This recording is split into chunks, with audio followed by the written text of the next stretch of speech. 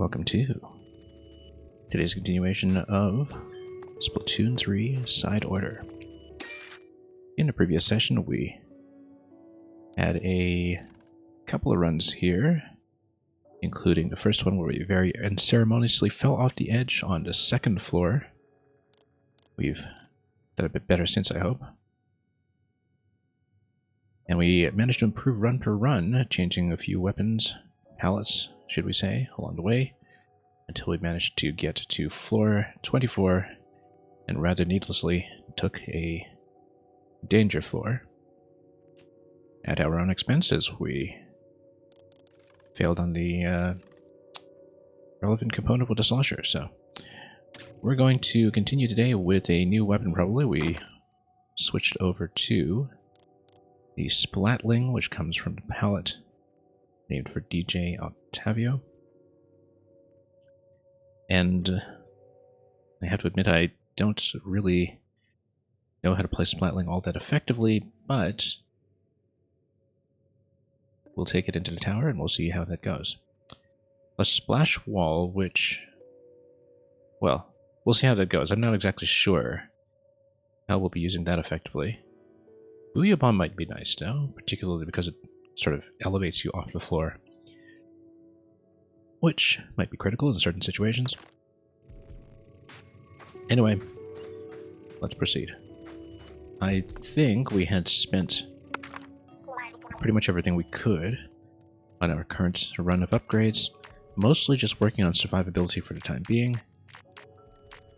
And so, despite having 2 slots on the Pearl drone, we haven't really extended her available range of abilities very much just yet, so that's something we'll be looking to do eventually.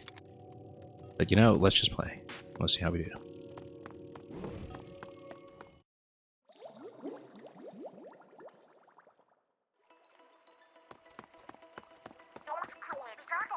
You can see what all the chips we found do in the color chip collection, and we know that. But let's just get a hang of the Splatling first. Ink consumption on the wall is pretty significant, but I'm going to dump the wall on top of one of these actually to see if we can get some sub-damage going on it. Just to see what it might do if it's stacked on top of the target dummy. If we can actually aim it properly, which is a bit of a tall order right now, I suppose. There we go. Okay. 360 from things going through the wall, so might be good for containing some of the smaller swarming enemies that come our way. So let's enter the elevator and see how things look. I think we're pretty comfortable with this setup we have right now. I mean, we don't really get much choice. This is just going to be our first run with the Splatling. Also, I noticed now that we actually haven't done a proper run at all with the dualies that we took through the tutorial tower. So that's something we want to switch it back to as a weapon set that's fairly comfortable, and which could net us a couple of extra keys. But let's get warmed up.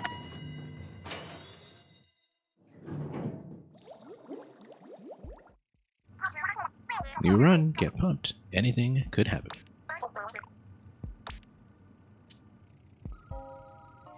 Okay, so let's take a look at how we're starting things up today. Careful aim. Yeah, so we've done all of these floors already.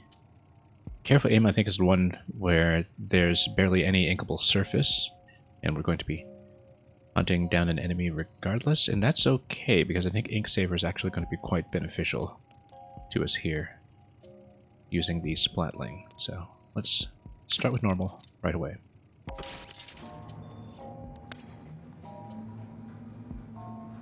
I realized I didn't really get a sense of the damage number on the Splatling with the target dummy. We'll just do that quickly before we hop in.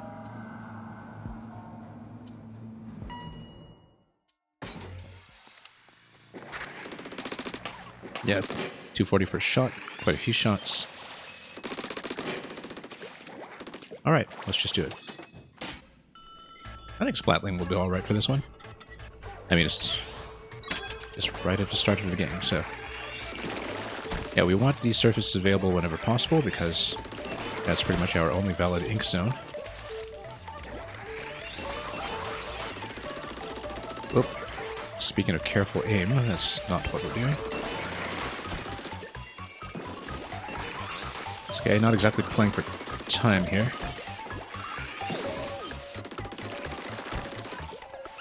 Let's just corner them. You know, Splash Ball might actually be pretty useful here.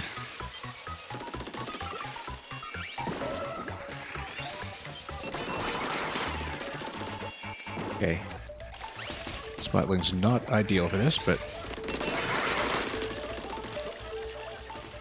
Should have zoned him out with another wall, actually.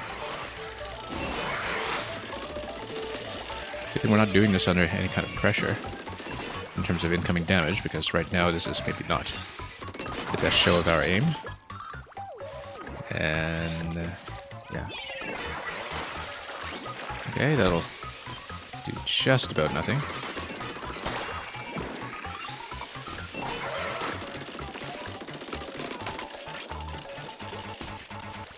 The ink consumption is not great, but one left. Yeah, we just need to sneak up on it, I think. We can see it over here.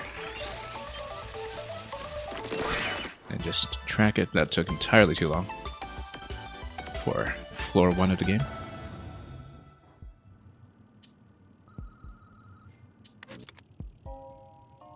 Drone Killer Whale, probably a good idea to get that going right away.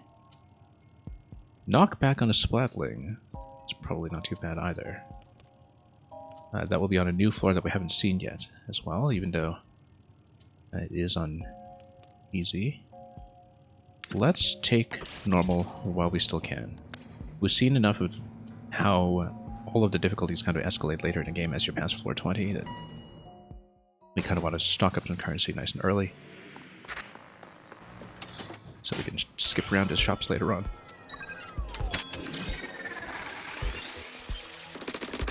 Okay. Whoop.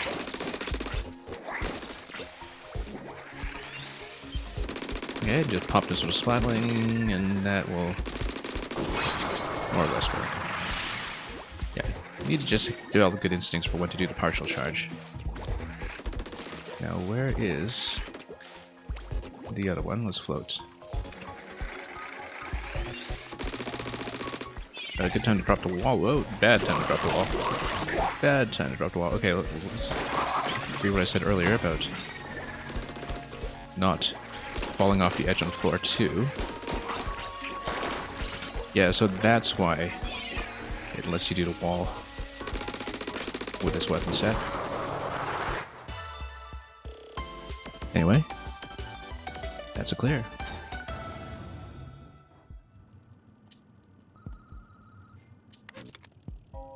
Splatling barrage, so that's going to be something weapon specific.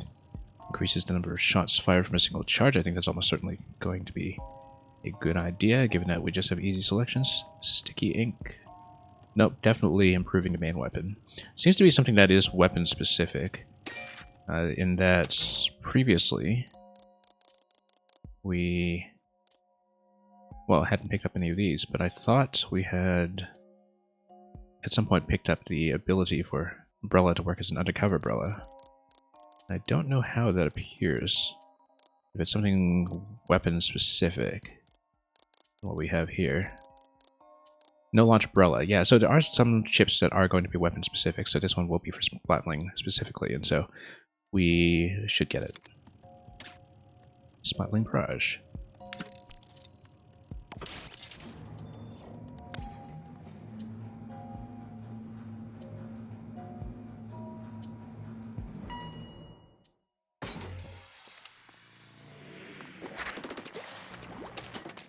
And this is going to be another round of portal combat.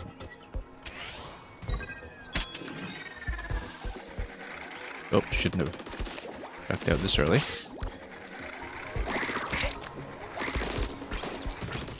Yeah. Now, as long as you have a clear pass, Splatling is pretty good for this.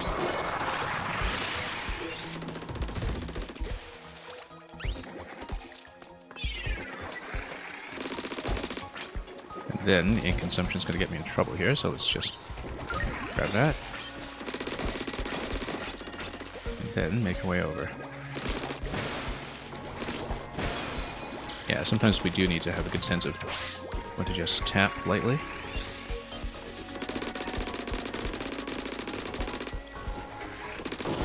We just paint that and we're done.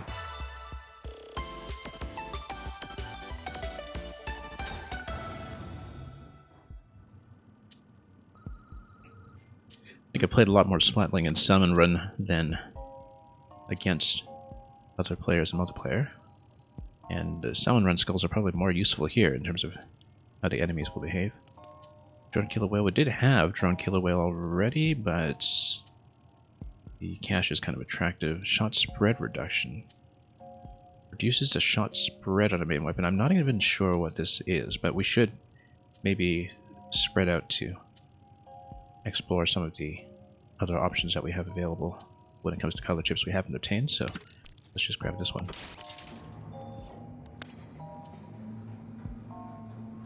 Basically accuracy, I think.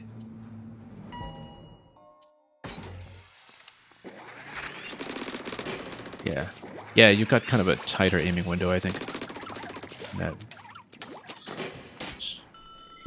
I don't know if that's something that's necessarily Splatling specific, but we'll take it.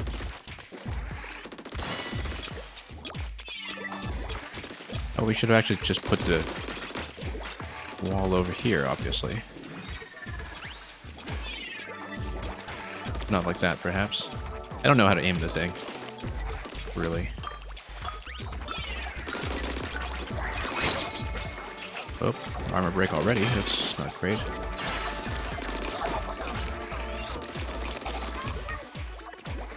Yeah, I shouldn't have expended quite so much ink on bomb just now. Oh, we're in a bit of trouble here.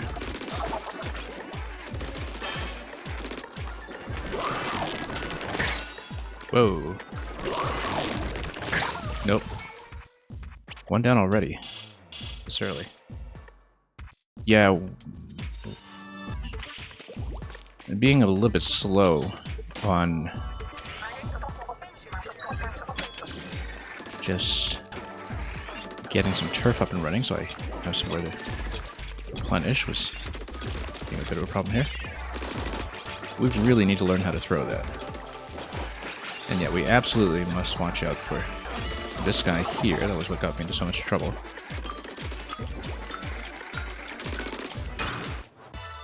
Okay. Losing one life this early, though, that's pretty awful. We'll probably, just for safety, get the replenishment on floor 5, even if it does miss out on floor 5, essentially. Main damage distant, though. It's not too bad. And special... Yeah, no, we need the vending machine. It's very unfortunate that we need to do so early, but I think we learned from the previous run is that we should play for mitigating risk.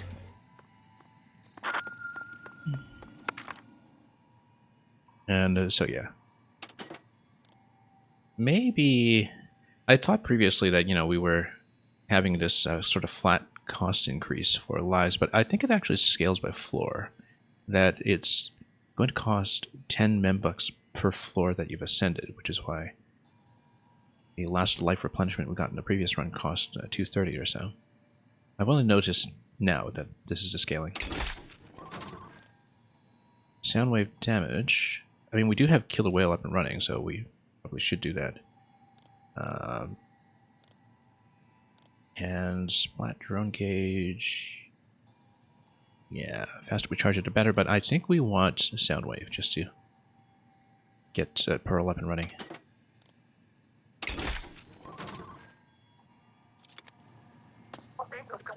Okay, let's go.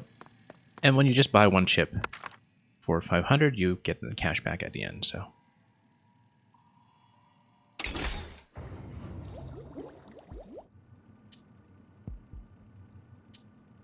And you actually do get the full 25 pearls for the 5th floor, even if you just go through the shop. There's no particular disadvantage to doing that, apart from losing currency rather than amassing it. Shot spread reduction even further. Or... yeah, main damage close might be good for getting us out of trouble, but I think we should maybe go for rewards at this point. We do already have the spread reduction, but you know, let's keep stacking it. Why not?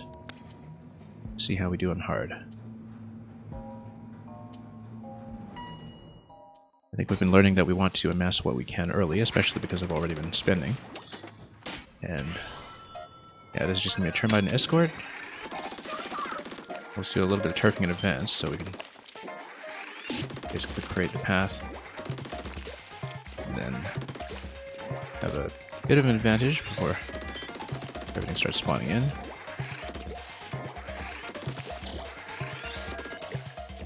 Okay.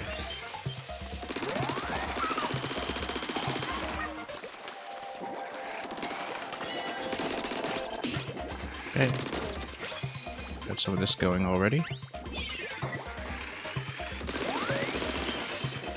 Don't forget that we do have the Booyah Bomb available if necessary.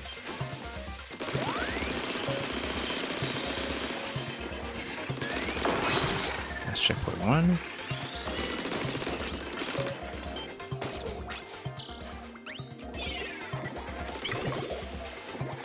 Yeah, ink consumption is going to be a bit of a problem if we're using the wall as much as we are. But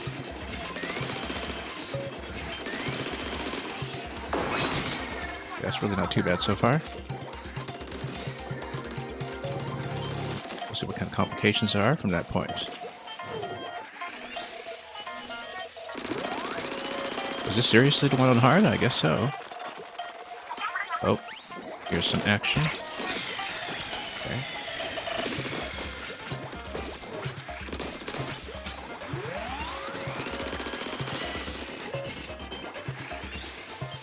Let's just push it through. That should be fairly simple. No problem.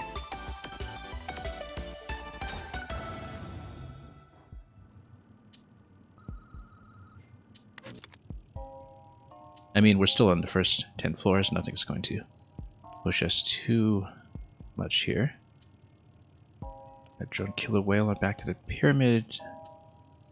Oh, this is the pyramid with the chase, not with the ball roll.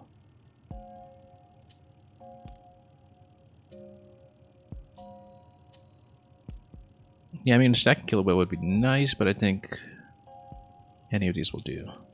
Let's go for this one. Just to spread things out a little bit. And get as many damage sources as we can going, given the weaknesses of playing Splatling when it comes to reaction time.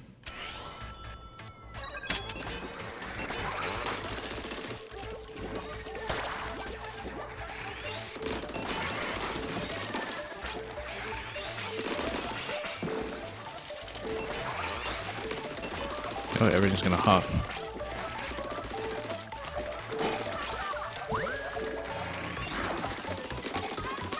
We haven't really been tracking a target.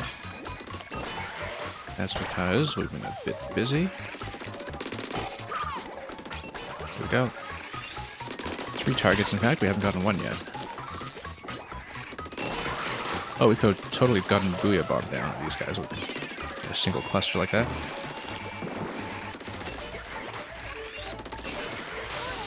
In fact... oh, okay. Yeah, so there's no Booyah charge, obviously.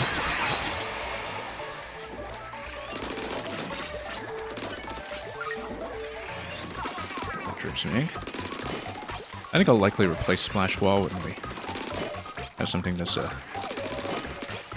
little bit better as direct damage to get out of trouble. We'll have to check shops for that when the time comes. Was that an armor break jump? Might have been. Oh no, that was just off the springing base that we took apart. Actually, should wall that off. Sub. Oh. Okay, let's kick that. And here he is. Yeah, the thing is, long charge time on a Splatling is not most conducive to this. Was I completely missing with the booyah bomb? Yes, I was. And I missed a can, too. Anyway, he's on my ink now, so that will do.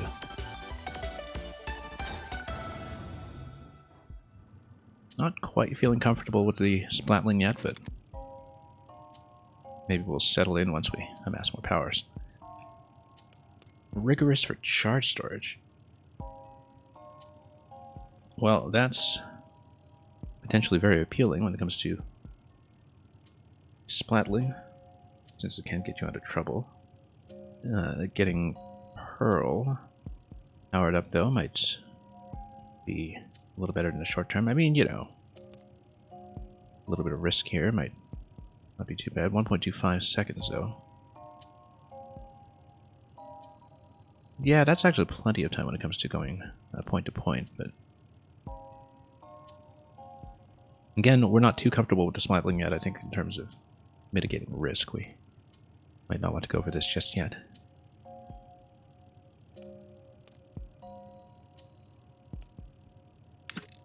Actually, that's a Splat Zone one. Yeah, we'd have to deal with the sprinkler and everything, so let's go for a Splat Bomb. We just want to get Pearl powered up first, because that's something that was a bit of a weakness in some of the previous runs when we just didn't put enough on her as we got into the later floors.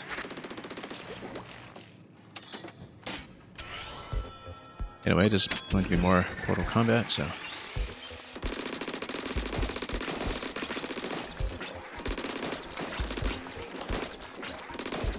okay, we've got ink problems over here.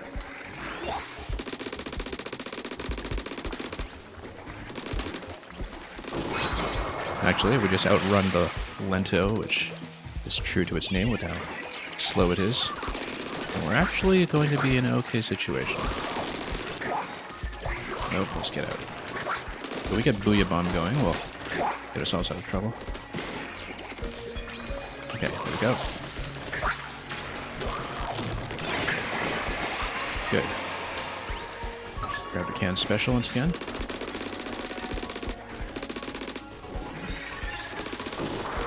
And that's both portals. That's done. Yeah, basically just needed to get into a clear area, build up Booyah Bomb, and get ourselves into a better position that way. So let's keep going. Quick charge, I like that. I like the sound of that. I mean, we're only going to get difficult choices at this point, but that's fine. Definitely quick charge, I would say.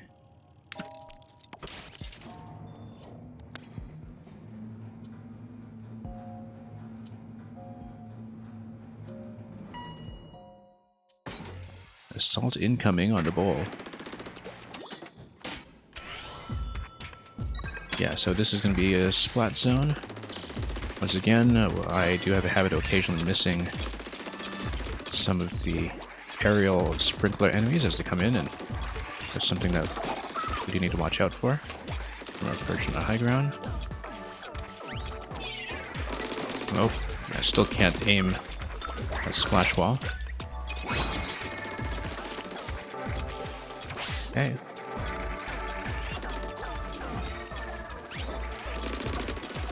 Again, let's prioritize the sprinkler from having advantage of high ground over here.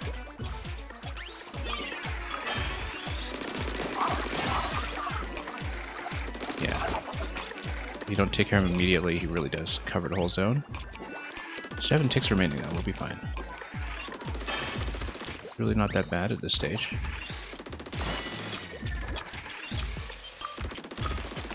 Only a couple ticks remaining, I think we should be fine. And then it is boss time.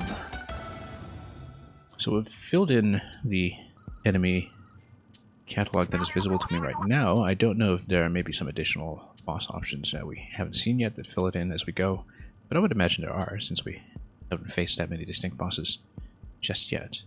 And of course there's no room on the page currently for the final boss, whoever it is.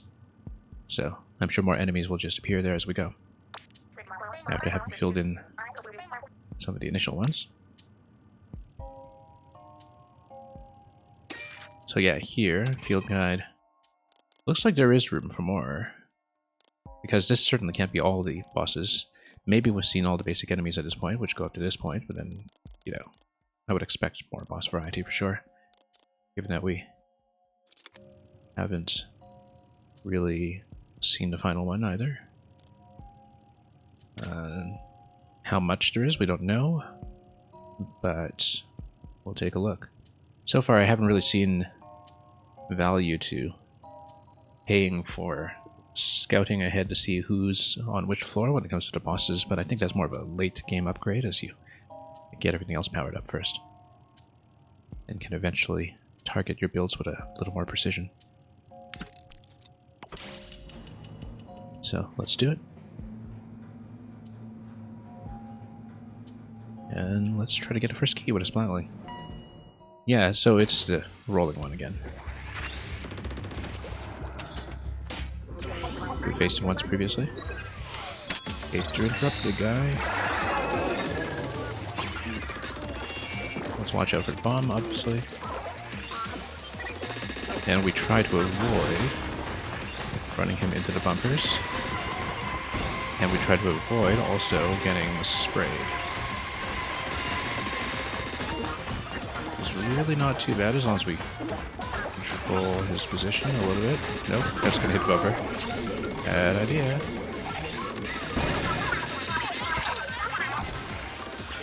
Yeah, I need to watch out for our floor here too. Ink consumption is being a bit of a problem. Splash Ball would be good against these guys theoretically, given that they're lightweight. We do need to get rid of everything first. I would say save Booyah Bomb for getting us out of trouble with the ads. Yeah. Especially because now we do have a little bit of ink to work with. Should have done a little more turfing there just to make some space.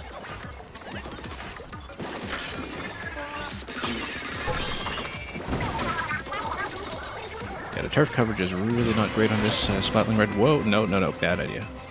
Can I get back in? No, just missed. Well, that was unfortunate, off the edge. The Electro Dude, welcome.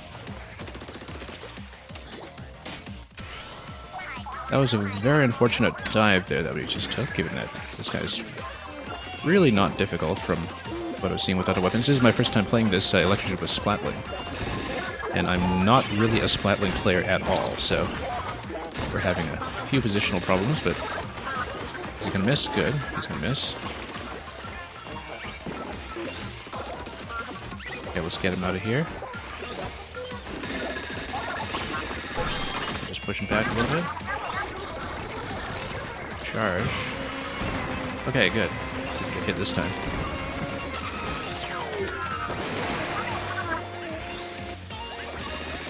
Okay, shell's open. Well, it doesn't... Oh, I see. Yeah, we do need to hit the weak point if we can.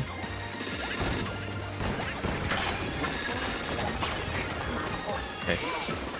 Oh, that's a bit of a waste of Booyah Bomb here, but...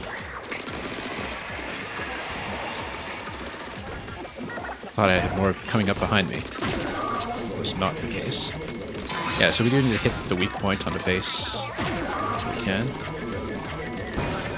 More bumpers? Yeah, we'll just need to watch out for that. Get a bit more turfing done if we can, just to get these guys out, and whoa. Make some space. Push him away from the bumper.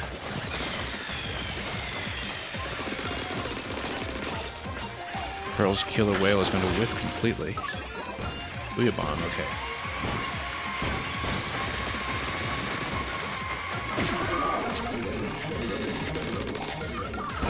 Yeah, we'll definitely save the Booyah Bomb for getting us out of trouble.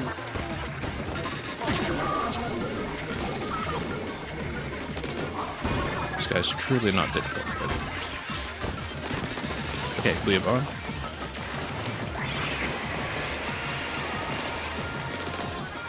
Maybe not the best clearance, but just push him.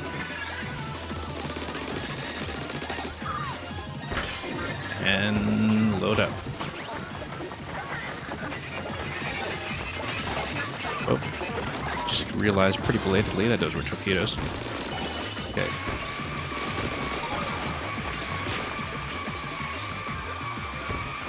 And luckily, that's not at an angle that's going to hurt me too much. Just get some coverage here.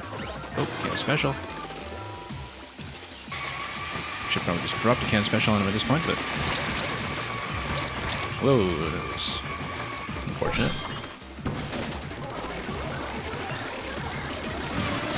Nope. Let's heal up first. You love how the boss samples Marina's voice? Yeah, they kind of do, don't they? Okay.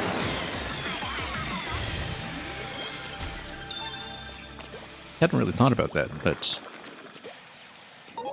I definitely noticed that at the end of the tutorial tower that the ink color in the tutorial boss matches Marina's clothes. It matches her new orange getup, which I thought was a nice touch. And also pretty neat, given that you start with pearly ink. Anyway, that's one key down for Splatling. Maybe not the cleanest here. And would actually say here that I should go to the vending machine to load up on that one life that we lost by falling off the edge. Have I gotten the ending yet? No. I just started today.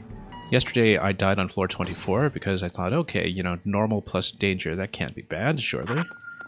On floor 24, it was pretty bad. So, we could have done better. Sound wave damage. Killer Whale's been getting me out of puzzle trouble quite a bit. Fizzy Bomb. Okay, the problem with Fizzy Bomb is that you need to kind of do that shake or whatever to get it started up, right? Wall has really not been effective, though. I feel like I should hold out for another sub in a couple of floors. Because Fizzy Bomb without a charge, I feel like it's not going to be that useful.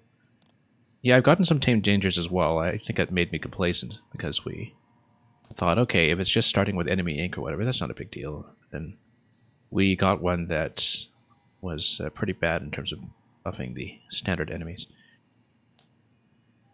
I think we should still load up and kill a whale, because right now I have a little bit of trouble here. I think we're going to hold off on the bomb. I'd like to replace the wall, but I feel like Fizzy Bomb is not going to be the answer. So let's just grab Soundwave, and we'll just grab one. Yeah, I gotta save up. Because the problem with Splatling is poor reaction time, that I need to get myself out of trouble quickly sometimes. I hopefully will be able to get a sub that can do that for me. You know, something like Burst Bomb would be perfect, for instance.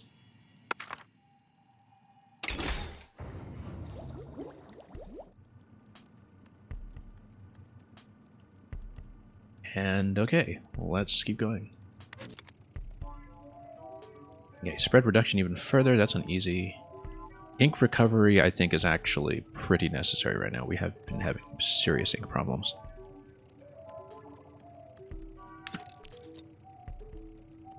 I played a bit of Slosher in my best run so far, and we stacked mobile ink recovery to the max, and it basically made the build work, because I was having so much ink trouble.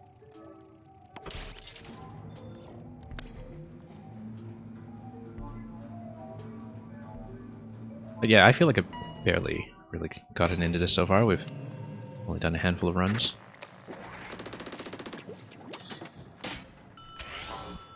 Okay, this is going to be tower escort once again. It's not too bad.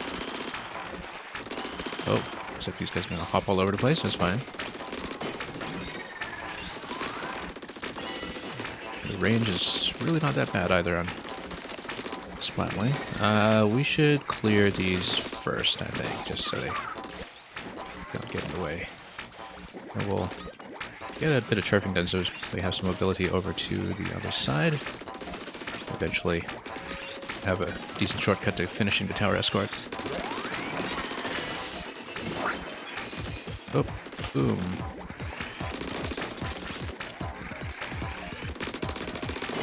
You think you made a mistake with the pallet you made with a charger? Yeah, I kind of wonder how charger's going to go. I don't have the charger yet. And Charger is one that I'm kind of concerned about in terms of my ability to play it, just given how bad I am at Charger weapons. But then again, you know, multiplayer and single player really aren't the same skill set exactly. It's much closer to what you do in Salmon Run here, I guess, when it comes to mass fights with enemies that have a set movement pattern. Whoa. I'm in a little bit of trouble here. Booyah Bomb, I think, is a good idea right now. Particularly as most of these guys are pretty slow. It wasn't as effective as I hoped it would be. Where is the towers up here?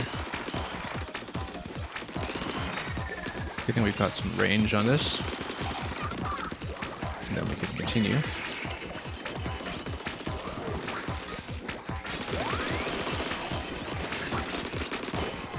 Now's a good time for the wall, which I always regret immediately because the ink consumption is terrible.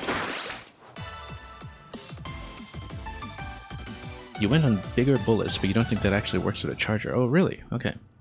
I would think that you would want to build towards something like the homing shot with a charger, actually. If that's something that you're able to spawn. Yeah, there are definitely a few weapon types where I kind of wonder how I'll do when I get to them, because there are a few weapon types that I'm really not familiar with much outside of campaign, where I get them in Salmon Run sometimes and I'm in all kinds of trouble. Ink Saver's probably good right now. Yeah, I haven't really played around with a charge storage yet either. But I think we aren't really in that many situations right now where I'm kind of charging and then swimming out of trouble. I think Ink Saver is actually much more consequential. And this is also on a floor that I haven't seen yet. So we'll see.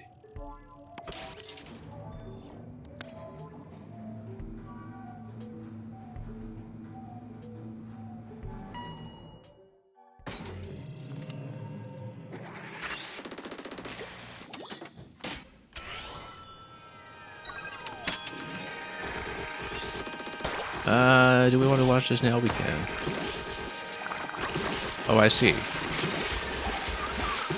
Yeah, basically you have to bounce around these guys and then... But then you don't get ink up there, you have to get ink down here. I see. That's an interesting map.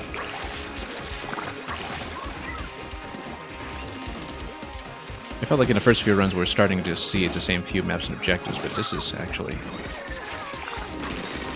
becoming an idea. Yeah, we definitely need to turf as much of this as possible, I think, before we really rush in there. So we just have more room to do replenishment. And also just keep things under control for a bit. Let's not go too close to the edge. One problem I have had is making a mistake of going too close to the side sometime and just getting hit by knockback. I've had a couple of issues with that so far. Okay, we'll keep this contained. Might even just Booyah Bomb this thing and get over it that way. Piercing shot would have been good right now, but we don't have that. Whoops. Get out of there. Oh, it's a spinny guy too.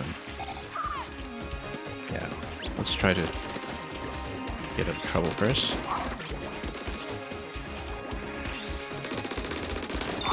Just try to knock out whatever we can. Killer Whale would be nice right about now. Let's make this and leave the enemy item in place. We haven't really been able to damage this very much, actually. Armor's broken already. Okay, we do have Booyah Bomb. Let's go Booyah Bomb. Actually, we should not Booyah Bomb against enemies. Whoa. Almost in trouble there. Broken armor up here is probably pretty bad. Oh yeah. Yeah, we should have gotten back into the ink there. This run is not going well. We've lost a lot of lives. We've had to replenish quite a bit of the shops. I knew going in as Splatling was likely to be a bit of a challenge, but let's turf as much as we can first, just to get things going. And from there, we just try not to get hit too much. Or we just let the enemies bump into each other. I guess it works too. But yeah, we really do need to pick a good time to just rush in and push all at once here.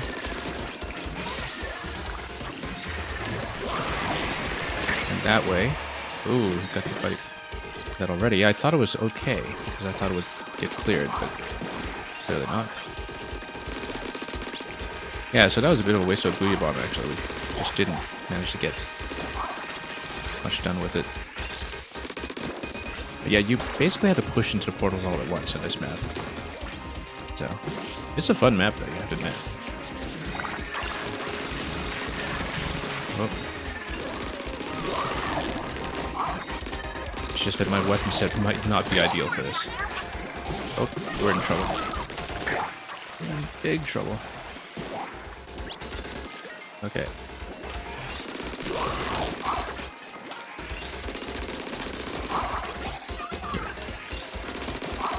That's okay.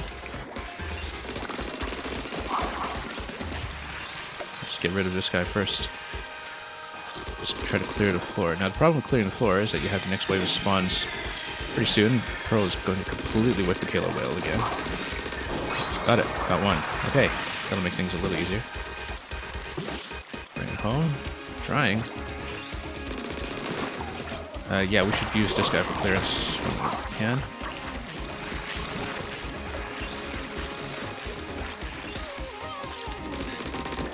Just get rid of him. And then push in when we're able.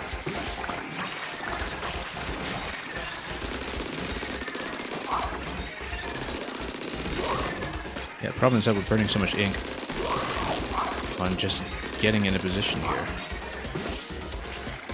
There's not much trip to cover for building up the bomb either, so.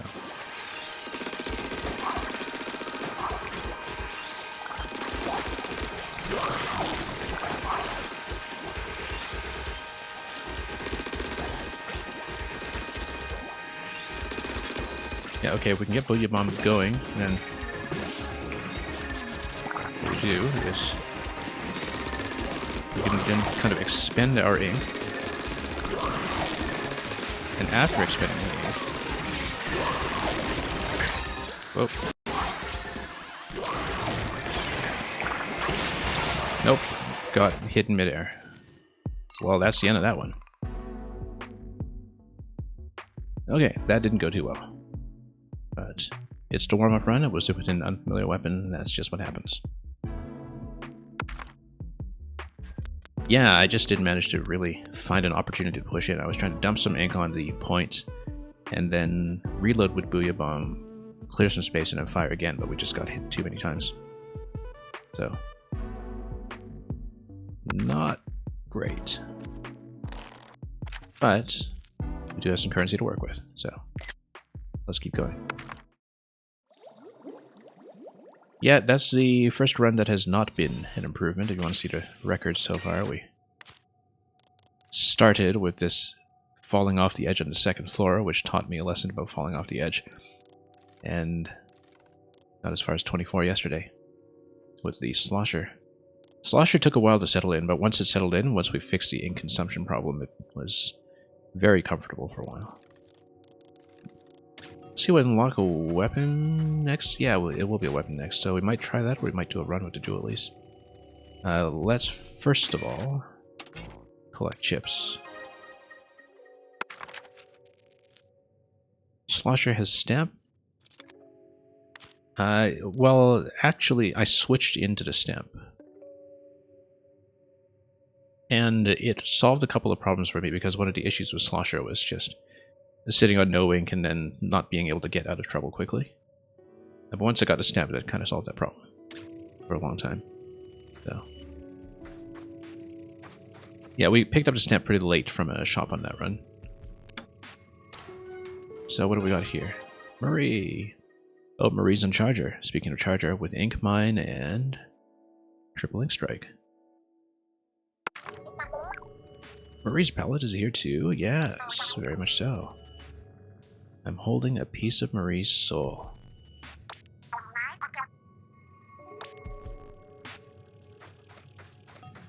No wonder Marina let things get out of hand. Anyway, let's see what we can upgrade. I've been kind of putting off upgrading lives, and maybe we should be doing that, but I've been trying to just prioritize survivability. First of all, Broken Armor Jump has been a bit of a disappointment so far, but we haven't really been getting much going on that. Lives would probably help at this point. Or a little bit more for Pearl to work with, although of course we have to get deeper into the run for that to really matter.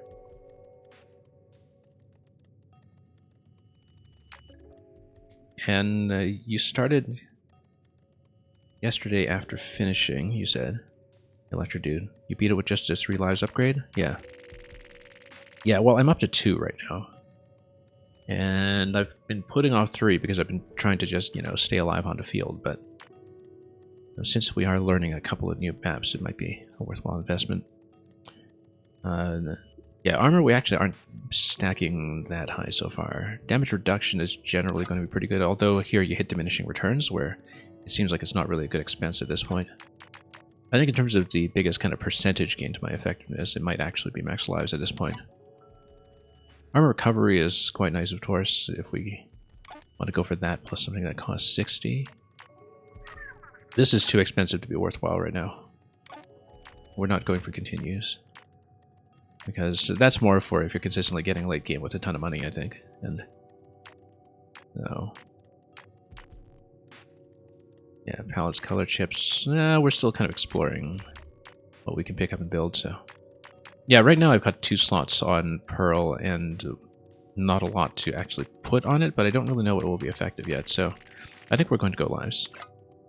And we're not really going to be able to afford anything else this round. Yeah. Yeah, everything else is 30 or more, so that'll be it. Anyway, let's keep going. In terms of pallets, let's just take a look here.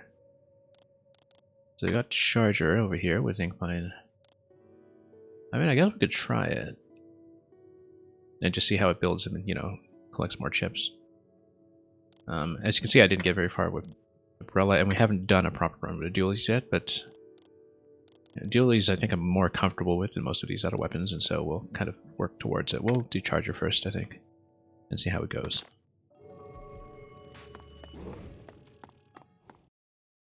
Charger I think potentially gets into trouble with some of the big group fights, but the damage is nice. And, hitting some of the big slow targets might actually be pretty good. Need to use the charge preservation. Oh, actually, it doesn't start with the charge preservation, does it? Like, you charge. Yeah, you have to actually spec into it once you get the appropriate chip, which we saw with the Splatling as well. So, yeah, occasionally we just need to kind of dump this as well. 480 per shot with no charge. That's actually still not too bad. We shouldn't be afraid of doing that if we need to get it out of trouble. So, okay. In that case, let's just go.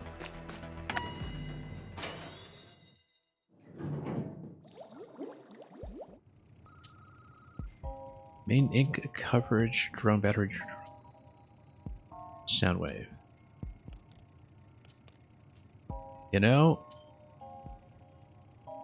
Let's start with a hard one. Why not? I mean, the sound wave isn't going to do anything for me just yet, but the currency would be nice to build up early.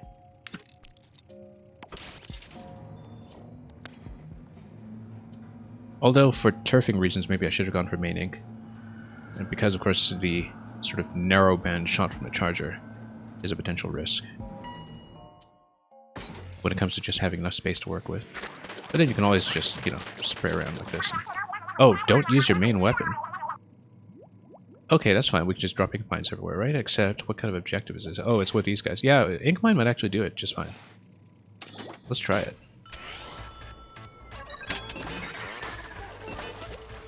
Except, of course, we have no turf. Yeah, ink mine might not be good if we have no turf. But we're going to use ink mine like this and then create some space. And hopefully have more ink to work with. You know what? Let's win instead. Yeah, you still get a decent bonus for just sometimes using your main weapon.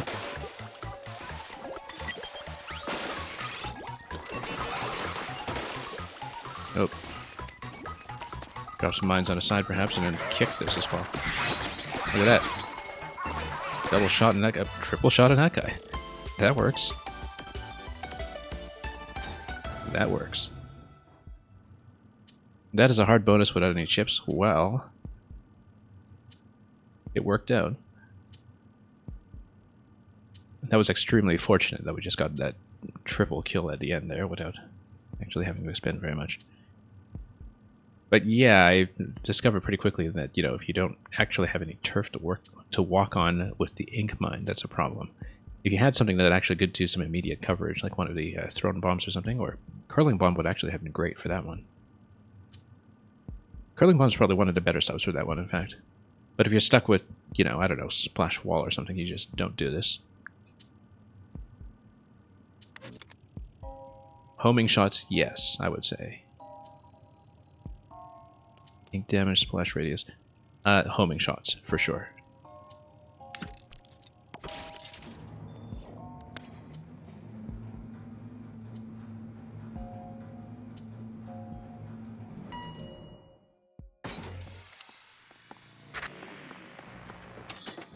Okay, destroy the portals. You know what? Let's maybe get some ink going first. Oh. Okay, clear some space.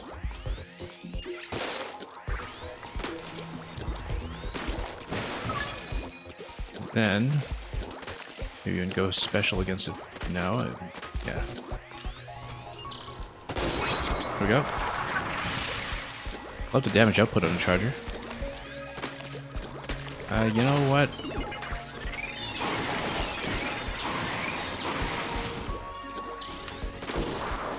That's pretty simple. You're curious how this works. How what part works? The homing shots? In terms of what the percentage actually does? Yeah, because I don't actually understand the percentage number on it, to be honest.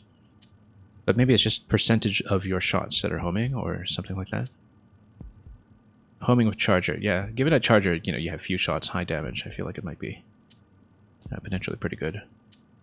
But we'll see. I know that my aim with the charger isn't the best. But the charger is one of those where I just don't have a lot of practice with it simply because, you know, it doesn't feel very effective in turf war, but I also am not comfortable enough with it to take it often into ranked. I might just need to do some ranked with it and it'll go better. Ink recovery is obviously good, but I think we need to... We don't actually have anything on Pearl right now. But you know what? Let's maybe do some spot stones. This is just with the tower. I think ink is okay right now. We might as well just build up what we can with Pearl. Just because the currency difference here is pretty significant.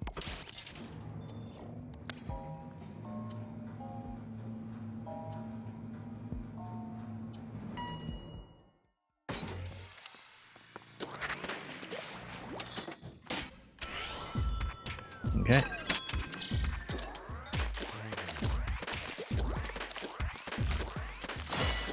Okay. Again, we need to watch out for sprinkler guys coming up top.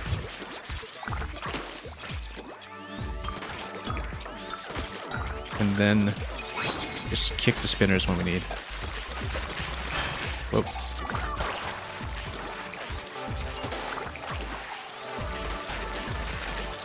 And just control the zone as much as we can.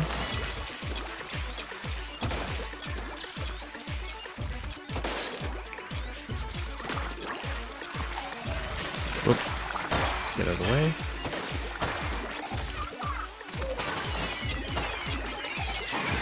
Oh, shouldn't have tossed that one off the edge, but that's okay.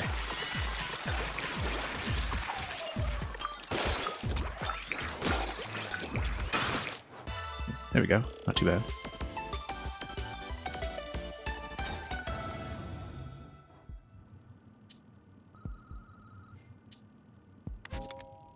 Not that we have anything to use that on right now when it comes to the charge. Disc piece, that's on rigorous. Splat ink recovery from defeating enemies. I think that's quite good potentially.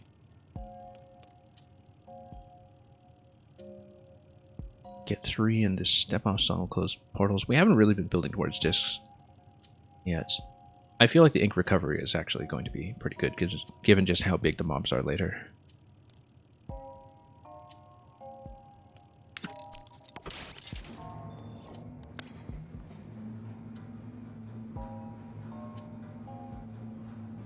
So let's see how this one goes. Explosion Festival.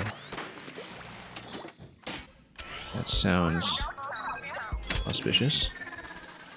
Oh, that's why it's an Explosion Festival.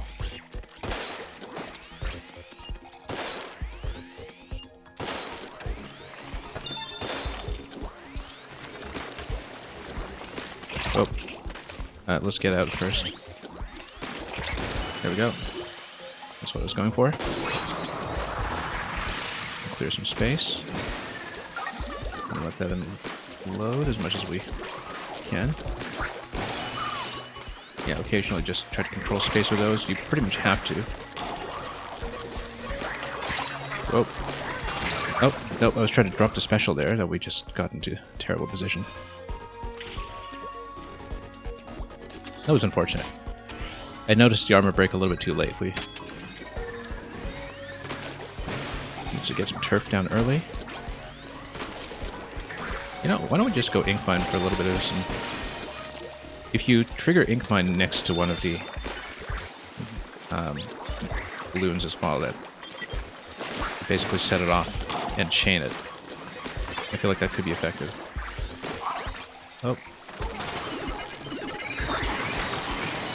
Let's just actually go for the portal for once, perhaps. I feel like I played a lot with Ink Mine back in Splatoon 2. I don't even remember which loadout. Probably one of the Julies.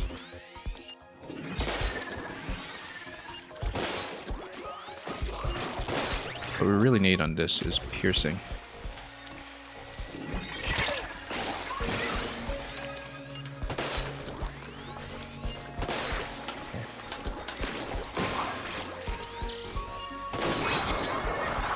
Yeah, too bad about going down by life there. That's really unfortunate. Where's the other one? There.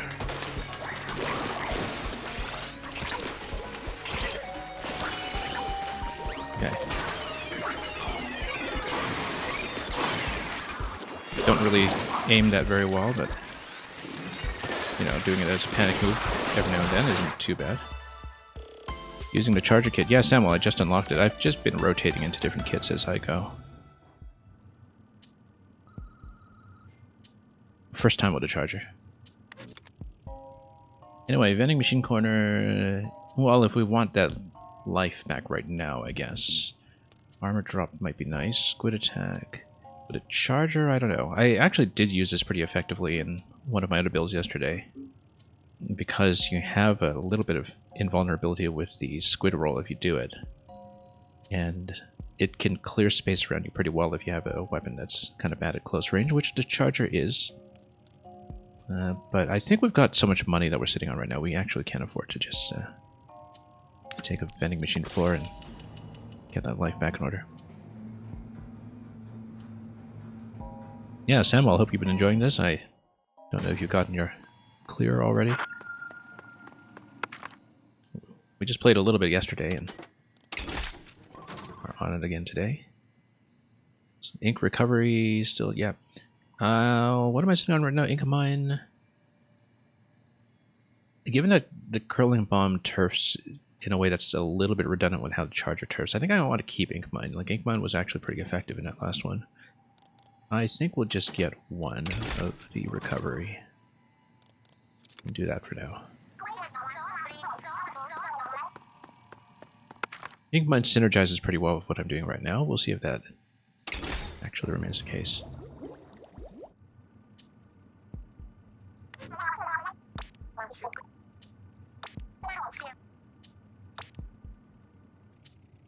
Okay. Hard is not a pursuit. That's with sticky ink. Might be good with a charger, actually, if you're keeping a distance. Turf Lucky Chain. We haven't really been taking advantage of the lucky chain very much. We're going to go hard. Well, we don't know what the bonus is. Let's see it. Yeah, I've only put in a few runs myself.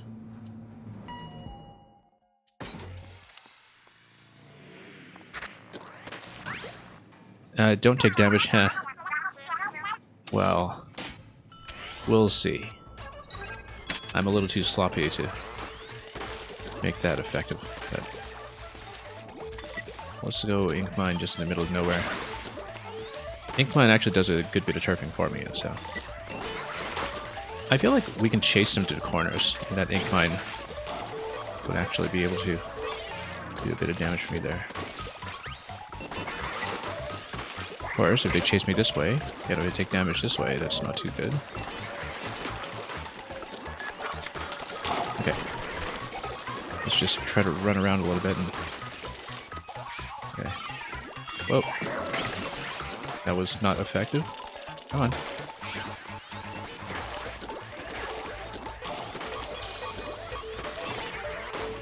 Yeah, we're using this. We need to get rid of this guy. There we go. Much better. Where is everything? Where did it all go? Oh yeah, these guys are here. There we go. Oh, was it not dead? Or, oh, okay. Yeah. Let's try this again. Where are these? Hiding out over here. There we go. That's a snipe. You got one good run with Umbrella. Yeah, I got... So, my story with Umbrella was this. Umbrella was actually the first thing I tried. On the very first floor, I picked up the ability that basically lets you keep the umbrella open and use it like an undercover umbrella, which I thought, great, I'm so comfortable with undercover umbrella. As you folks specifically know from going triple undercover once with me in Splatfest or wherever. And then on the second floor, I fell off the edge. And that was my first run in this game, was fell off the edge, second floor. So that was the end of my undercover umbrella ambitions for now. But we'll probably get back to it at some point, given that I have no keys in umbrella right now. But yeah, my deepest run so far was with Slosher. You especially like how things have started changing once you get to the higher floors. Yeah, I underestimate the sort of difficulty reading on the upper floors quite a bit, I think. We don't have anything on Pearl right now. So do I want to get her bomb or do I want to get her killer whale? Given that I'm on Charger, I actually feel like bomb is more useful for her. And we got 3 lives, we can afford to take some risks. Splash damage though. No, not. I mean, I guess Ink Mine does well with this. But we don't have anything on Pearl right now to take advantage of her charging, so let's do this instead. Yeah, to end on that embarrassing low note because it was like 2 AM, and yeah, at that point, maybe that's a sign to stop. For me, that was not a sign to stop because, again, that was my first run. What is this? Oh, it's another chase.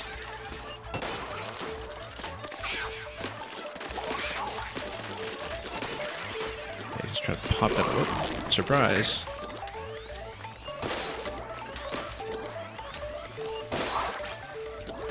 Okay. You know, the incline here is actually potentially good if we don't sit on enemy turf all day. Charging while you're descending in the air might be helpful, but I'm not really sure yet. I feel like we should ink our way around with Ink Mine more often when it comes to the pursuits. Okay, these guys. Surprise! Nope, he's even coming.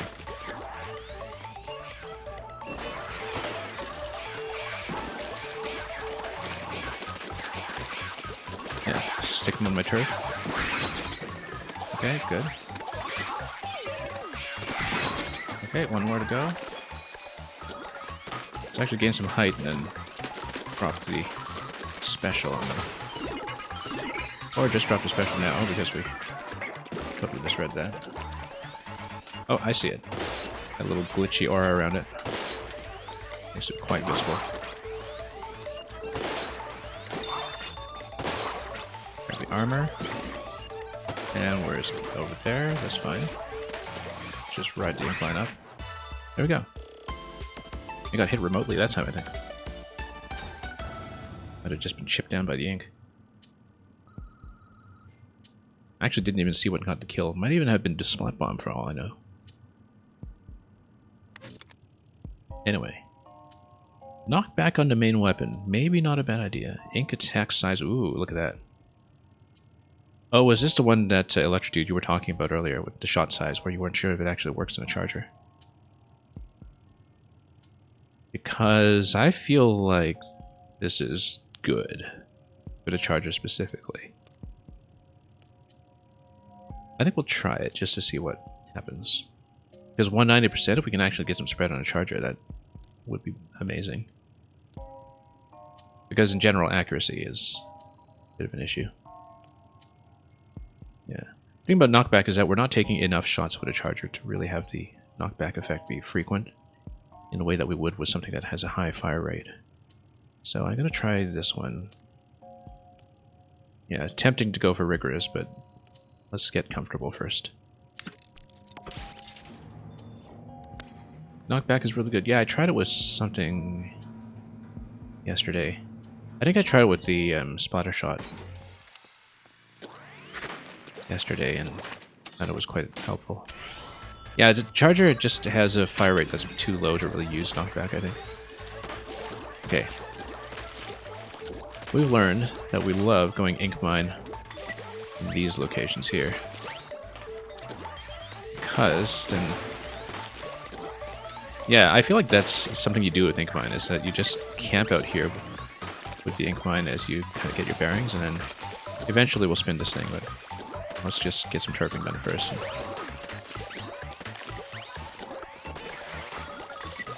Okay. And then just get some coverage.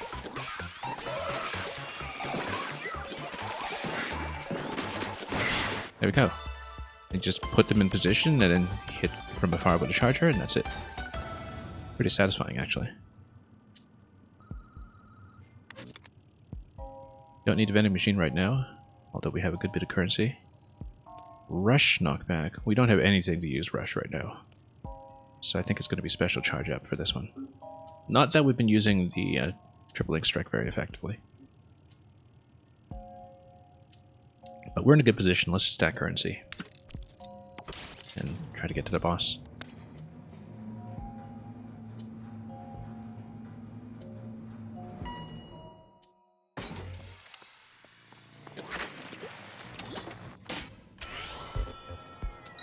Okay, destroy the portals. You know what, let's just put the mine down immediately. Oh. Oh, let's get out. Yeah, ink mine really gets you out of trouble with the charger, actually. I'm liking it a lot. Whoa. I say that, of course, after getting into a lot more trouble afterwards. There we go.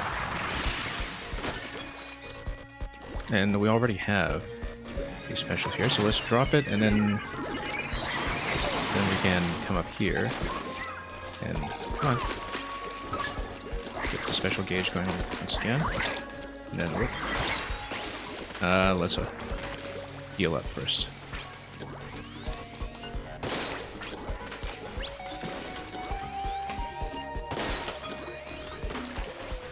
Just move around a bit.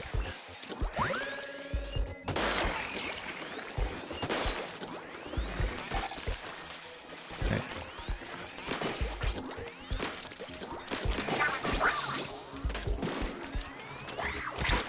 Whoa. There we go. Feeling pretty comfortable with this, actually. We should ink strike this one. Not that my aim is any good with it.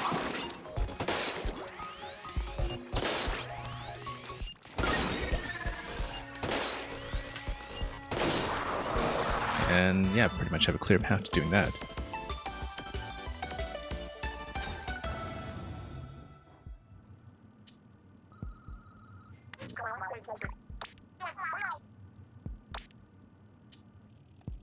Don't get cooked. Stay off the hook.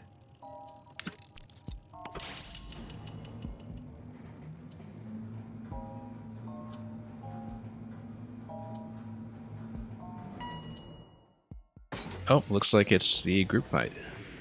We previously saw this one at level 20. I don't know how different it is on 10. But you still fight a group of 8. Alright.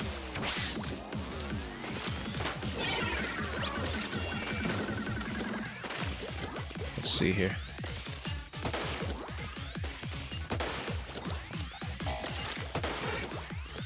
Go short range against me with a slosher, that's not going to happen.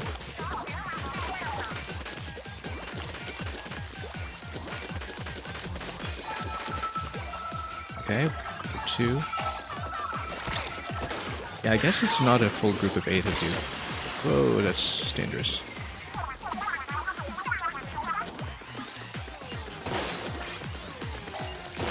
If you're fighting it here in level 10 instead.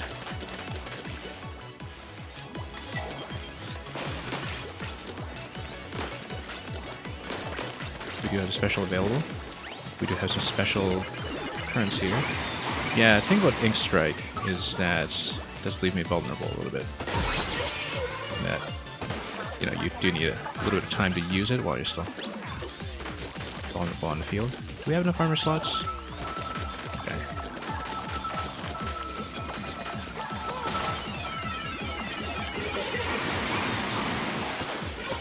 Oh, we see a group of 4 here, I see. Bit of a different distribution than what we saw the last time we fought these guys. Let's ink mine them, actually. What are they even trying to attack here? Oh, roller. Okay. Oh, let's get out.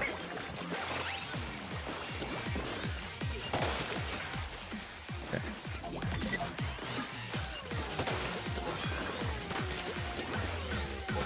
Well, good thing they are positionally very clear about where they are.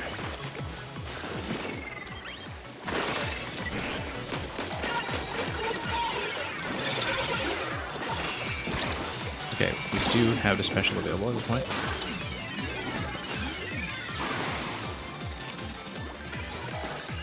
There we go. Popped one.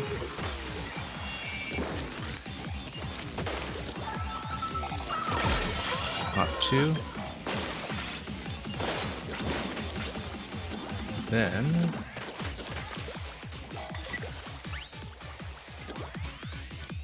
how are we doing here? Oh, got a umbrella on this.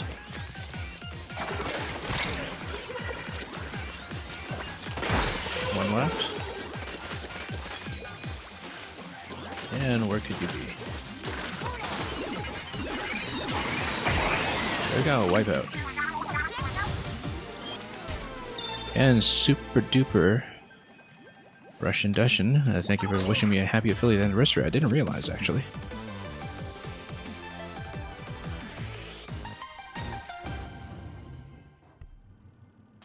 But I suppose it is. Okay, so that's 410 for you. We got the key. I think we're okay in terms of vending machine for now. Of course, as we get past floor 10, hard starts being a little more meaningful. Lucky chain window. Yeah, this is another splat zone. Maybe we'll go for it. Don't know what the bonus will be. And whether it's worth going for, but... yeah, I mean, on the other hand, we do have a lot of currency to work with currently, so... let's actually... yeah, sure, let's take hard. Why not? We can always regret it later.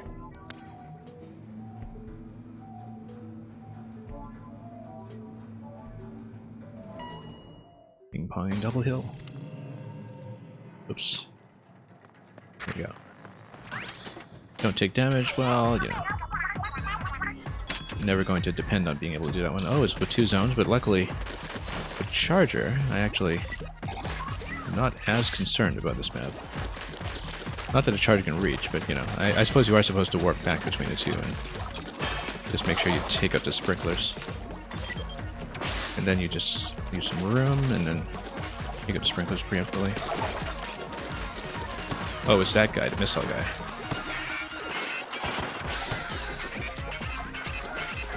Oh, the torpedo.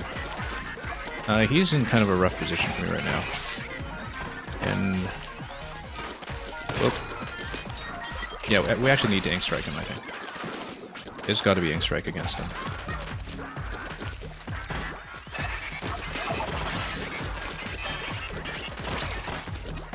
Well, we're in a bit of trouble here. Too many sprinklers.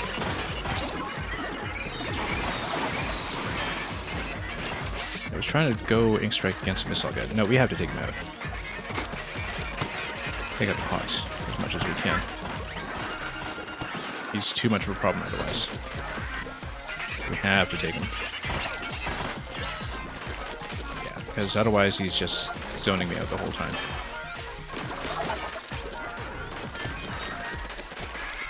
Okay. Special gauge up. Yeah, we're using it to take them out. Okay. Oh.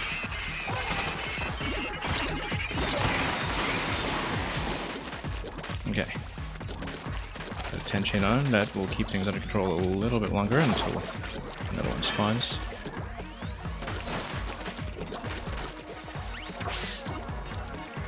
Well, that's a bit rough.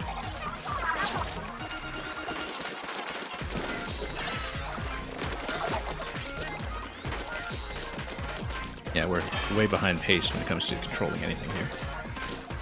Maybe we drop a mine over here. Perhaps. Oh, take this guy out quickly. Yeah, basically you need to control sprinklers on one side and then go for the other side. I think that's the idea.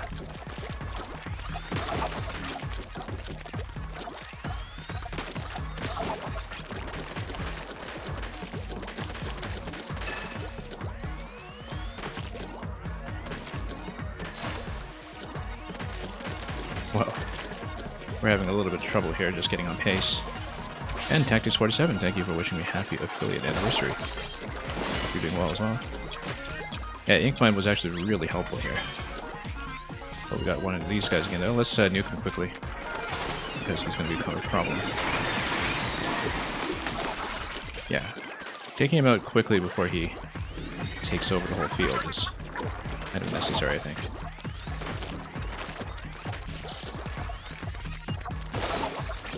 Take that out.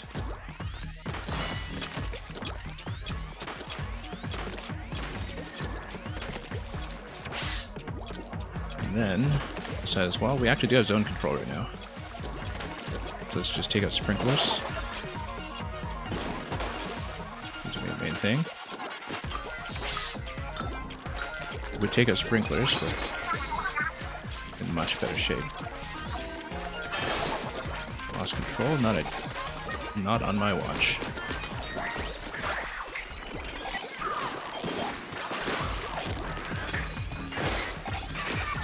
Oh, missile guy's back. We need to take him out. Take him out now. Yeah. Oh, wait, we actually still have one. Okay. Kind of wasted that one, but we'll take it. That's okay, we actually gained a little bit of time.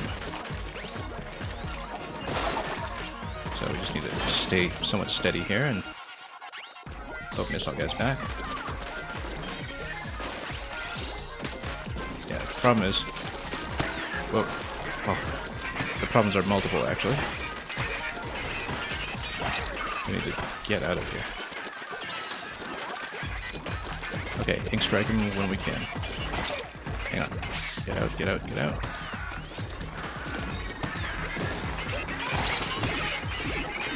Armor break on us. Let's... oh, yeah. No. I saw that was a bit of a problem, that we had an armor break, that we had no escape. Samuel, how am I getting more than one life? I upgraded it. It's an upgrade.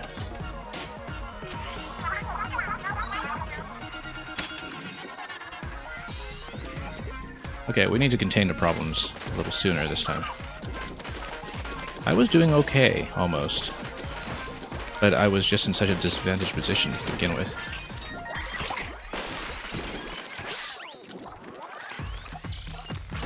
Yeah, sprinklers have to go down before you start inking.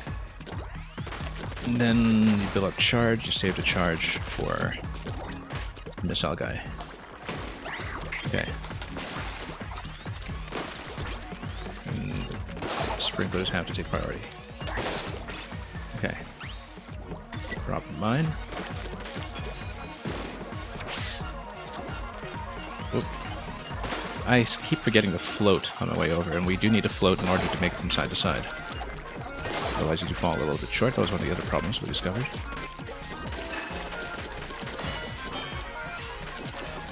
Do I start with the extra or get them later? I start with 1, actually. I was on 1 life for quite a long time. I've upgraded it twice to get up to a maximum bank of 3.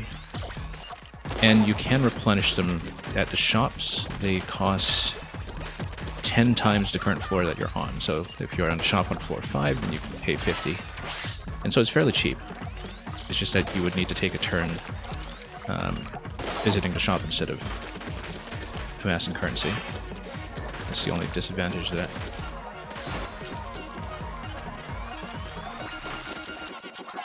Oh, sprinkler here. Okay.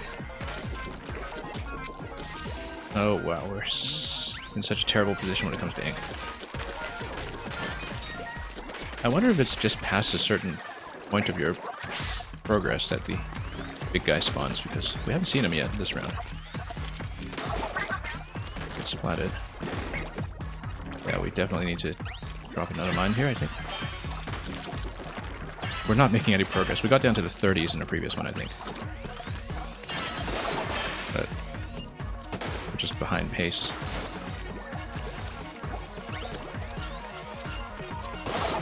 Yeah. Perhaps it's after you've succeeded up to a certain point with stone control. Now you... Oh, once again, forgot to float.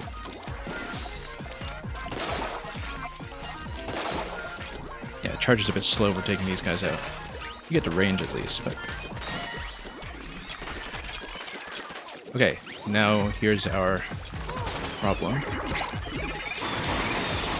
That's nowhere near what I need to be. Okay. But it didn't hit one of the pods, which is good. Got a disc, actually. That's good. Armor.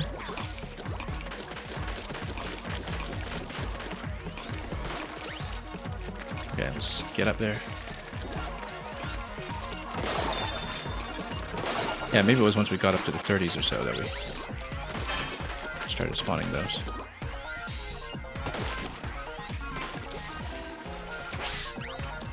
Okay, let's reorient. I keep forgetting to...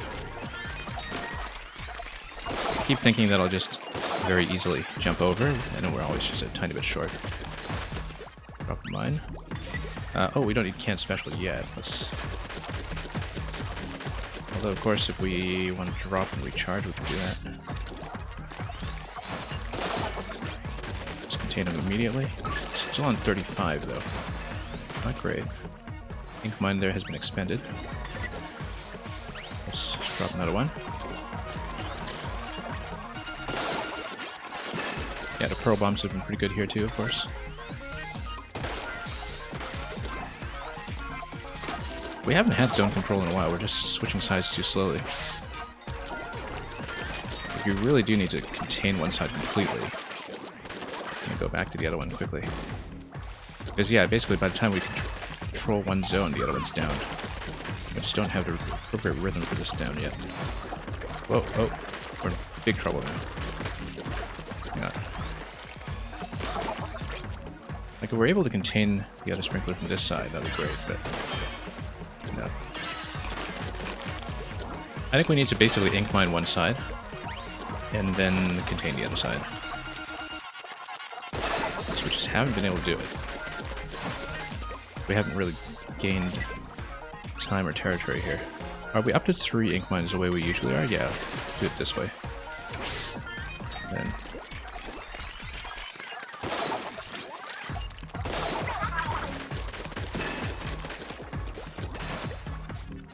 Bomb party won't stop. No, it's not. Okay. Drop some mines. Kill the sprinkler quickly. And we're out of mines, actually.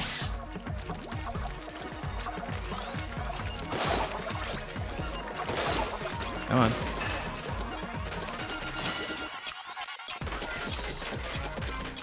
Okay, are we getting to the next missile spawn yet? We're at 30.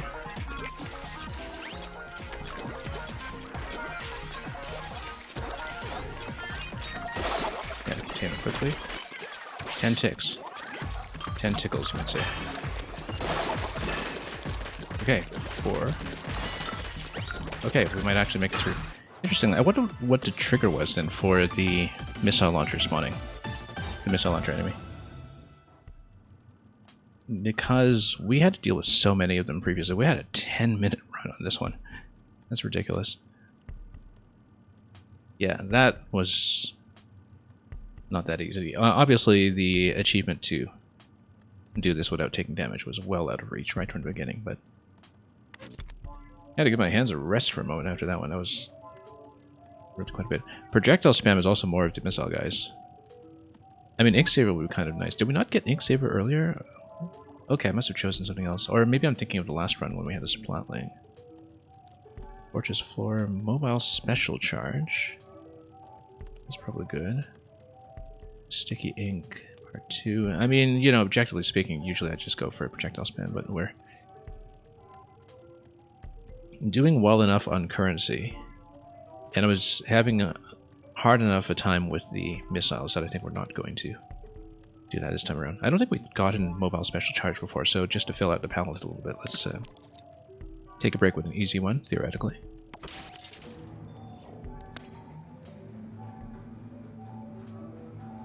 We're doing much better than usual in terms of money for the vending machine, so...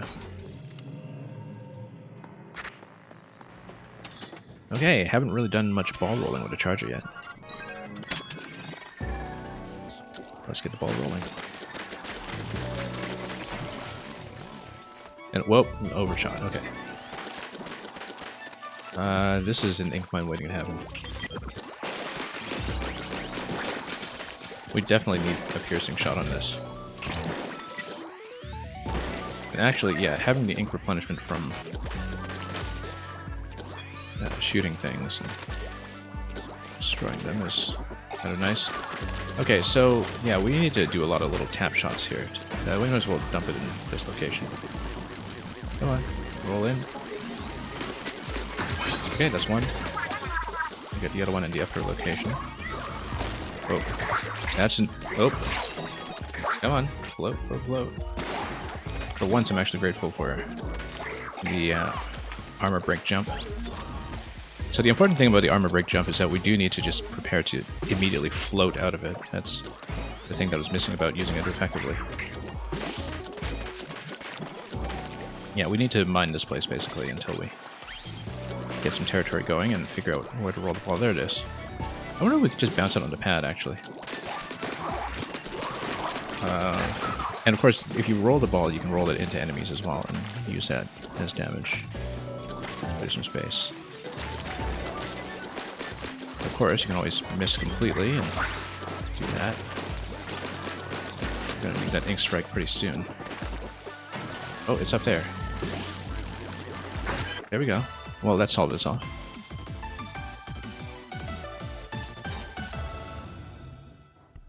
No wonder it was listed as easy. That just solves itself if you bounce it on the pad, it seems. So.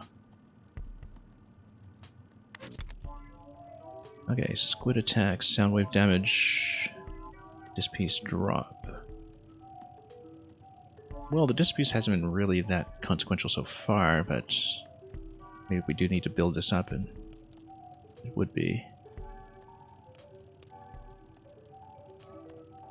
Sound wave damage, of course we could always just stack this and really... Do we even have Killer Whale? I don't think we do. I think we just had the bomb, so right now that's not even useful. Because I always pick this thinking that we're going to get Killer Whale up and running, but apparently not, so let's go disc piece, actually. I don't think I actually picked this bonus previously. So we'll spread things out a little bit. Reckless Switchback. Oh, I think I remember this one. Yeah, this is chasing 4 this time. You know, Ink Mine is probably good for this one, given that the paths are quite limited.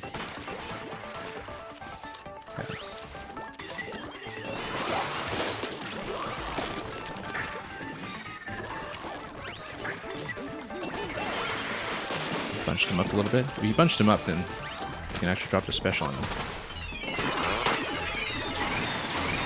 Oh, I should have led the target here a bit. Look at that, just bunched them all up in one place. Let's mine this location a bit. Oh, they stomped here. Whoa, no. Hang on. Oh. Wow, we're doing so well, too. We were doing so well. But yeah, corner them and ink strike them is probably the approach. Now, we are checkpointed past killing 3, so... Probably... Oh, it's a missile guy, no wonder. Yeah, we were just getting torpedoed all over the place without realizing it. Yeah, let's just get out of the area.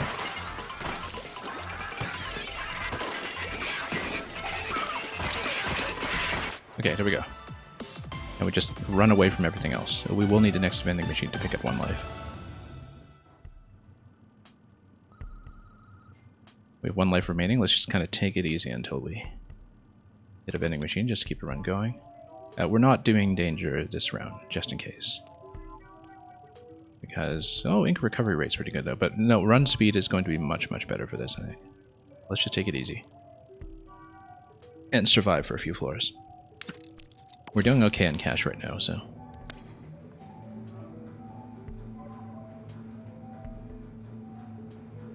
Let's pick up what we can. Rotational floor.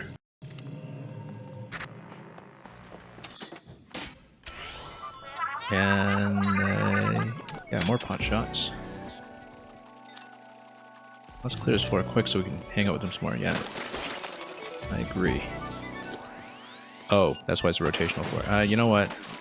We're just going to roll into these guys. Or maybe not. Yeah, let's just run away from them. Now, I wonder if the balls can go up the pads as well. Let's not stand on the edge because these guys have massive knockback.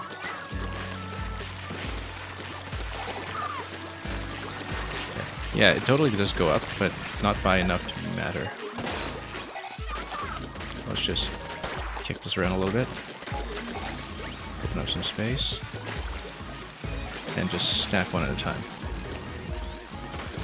And just get some ink going.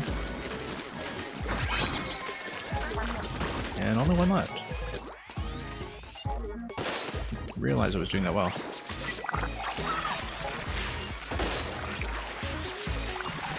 Oh. Get out. Yeah, we're potentially in trouble here. Let's play for survival for just a moment until we refresh. And then get back here. Oh, gotta get it to the top. Luckily, these guys don't charge at you until they're in shorter range, which means the charger is actually excellent against them because they don't even bother tracking you until quite late. It's kind of nice, actually, that they take so long to get to you. The charger just outranging division, essentially.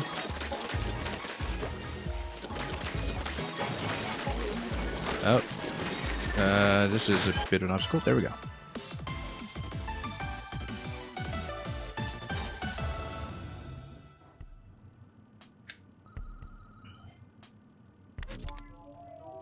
And easy for Inksaber sub. We've been using the Ink Mine quite a bit. I think we will do it. We'll eventually just, you know, wait for danger to rotate onto an easy floor or something. It is going to be a problem at some point, but we don't know how soon. Let's keep taking it easy until we can just refresh lives. We'll just try not to assume so much risk. Generally, when I'm losing, I have been losing to fighting off Horde Knight Kenshio, which, you know, is exactly what this game is set out to invite you to do.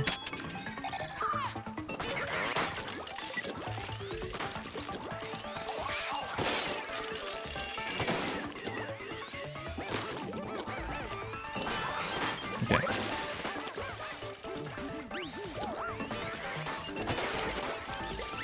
It's not quite in range. Just drop more mines. Now we've bunched them up again. We'll just knock them out this way. It's one down. Two down. Got a little bit of chaining on this too. You can see where the other one is. Or can I? On the other side, okay. We already have Ink Strike, in fact.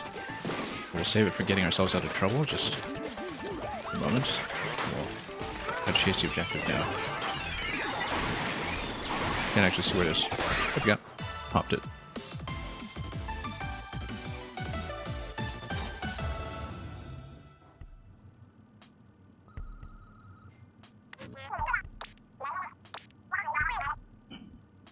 And, oh, going to have a 15th floor conversation again. New one this time.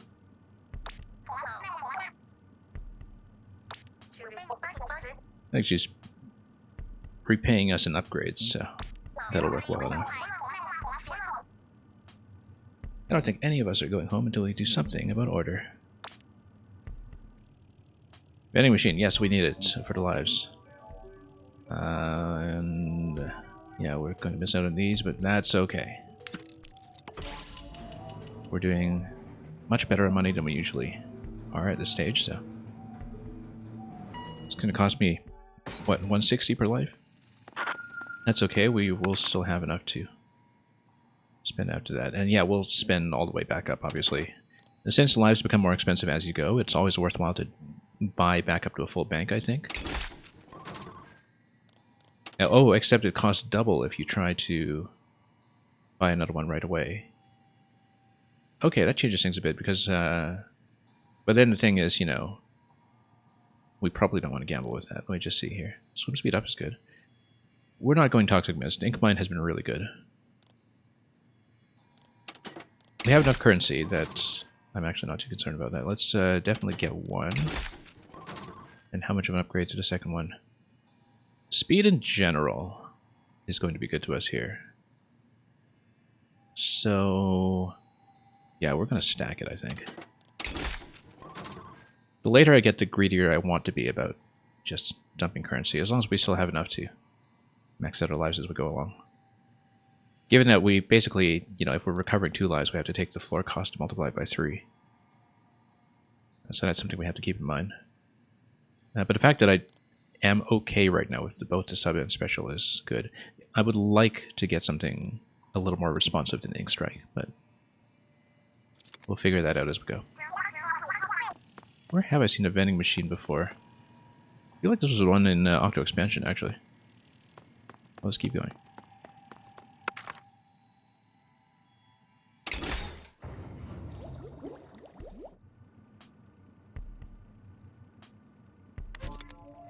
Okay, more Ink Saver. Danger Floor is still hanging around here. Main range, you know, that would have been useful for all the sprinklers just now if you just take charger range and extend it at an additional 40%. But I think we're doing Ink Saver, given how much I'm using Ink Mine. And given that we're just trying to play for survivability for a couple floors until we can rotate danger onto something less dangerous.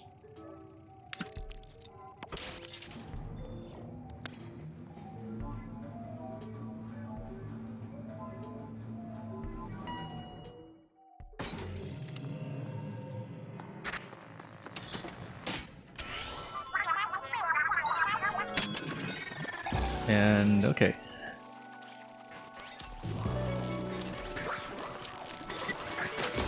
You know what? Let's just roll the ball over them. Look at that. Got just a piece out of that too.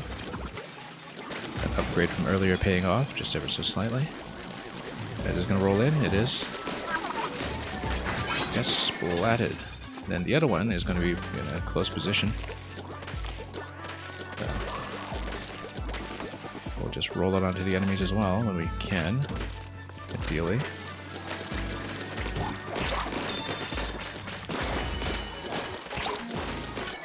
Got some armor here. Yeah, item pickups are getting going finally, so.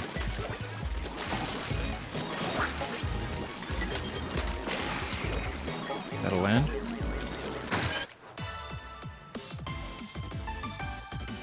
And it'll be quick.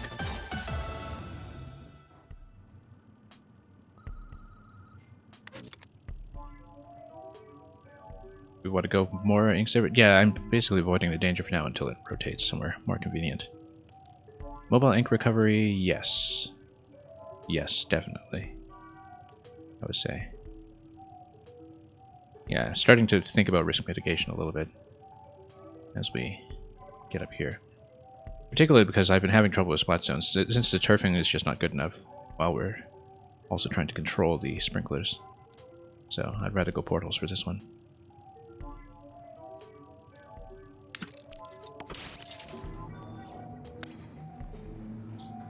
We do still need to get killer whale at some point. That's something I need to keep an eye on. Okay. Pardon some of the shakiness of the camera sometimes, as we sort of adjust how I'm sitting from time to time while I have motion controls on maximum sensitivity.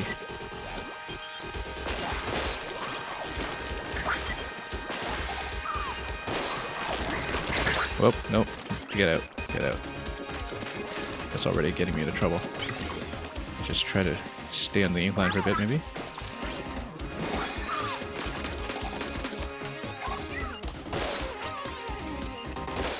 Yeah, everybody spawning from this position was far away, so. Got it.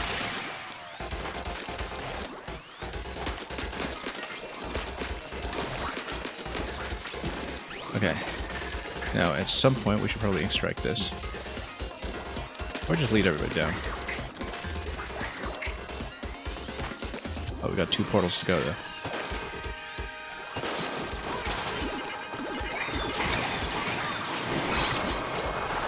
Okay, that works. Where's my last one? Wow, that's a lot of stuff.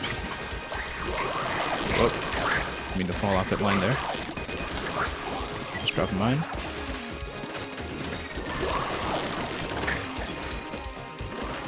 Get in position to just drop some of this. Where even is that portal? I didn't see it. It's not on this side, that's the end of the stage.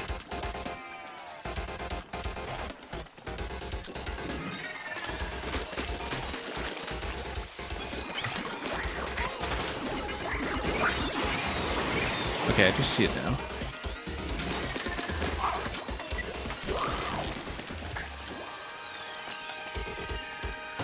Yeah, everybody's way out of position at this point. We'll just make them run up the switchback while we pop this. There we go. That's the objective.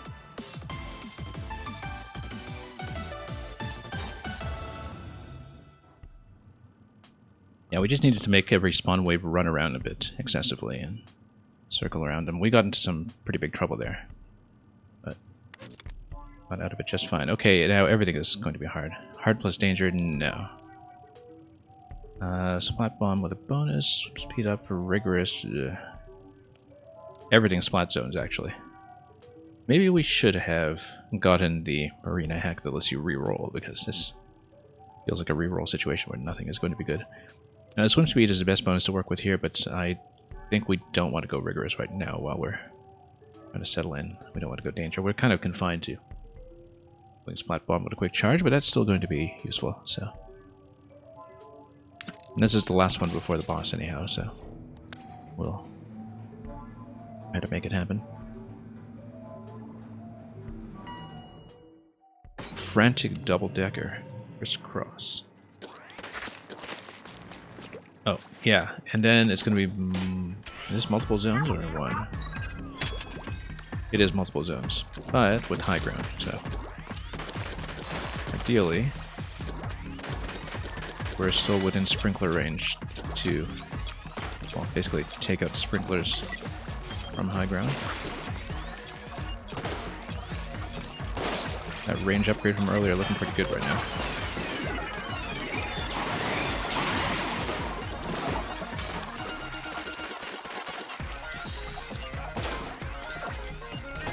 Yeah, the fact that we can reach the sprinkler at that point is very, very nice.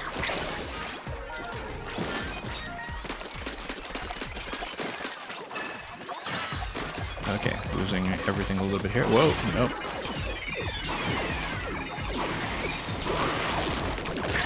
Whoa. We're in big trouble. Okay. Okay, that was not great. It's a tricky floor, yeah, that it is. There is an incline but down below if we need to go down to reposition ourselves.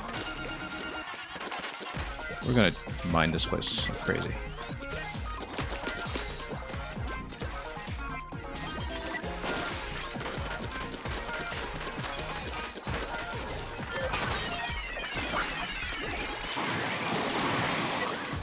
And then take advantage of the fact that we have ink replenishment on a special toxic mist. Not great. Yeah, let's go down actually and just activate the incline to get this sorted out. Oh, it goes around a long way. I didn't realize that.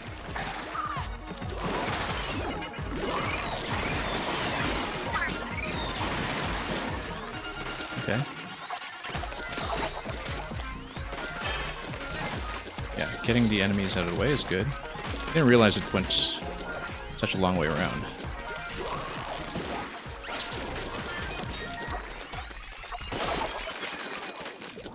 And then we can just get the zone out of here.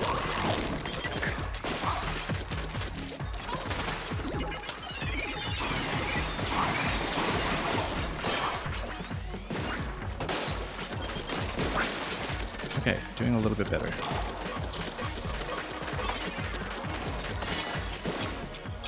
Okay. Again, as long as we watch out for the sprinkler.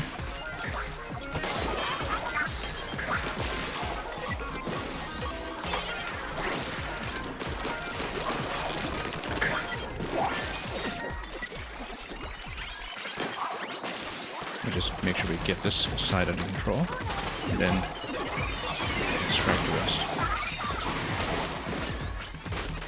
Again, the special, not really at the halfway point yet.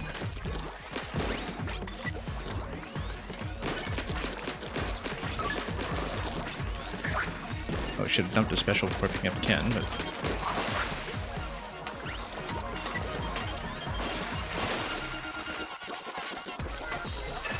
yeah.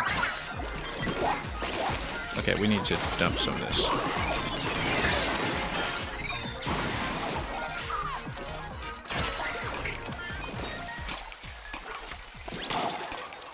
Okay, just trying to get armor going.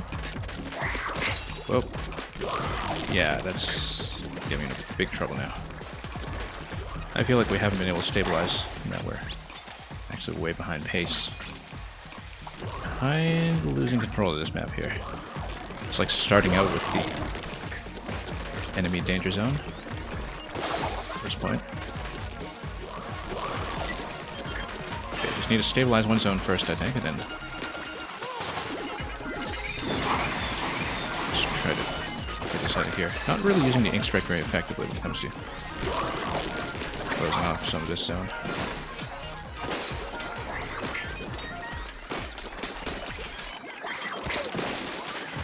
Just want to keep that locked down.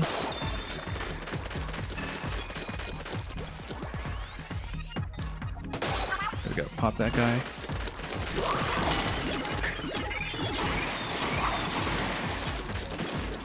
We're not even at a halfway point yet, so a lot of work to do here.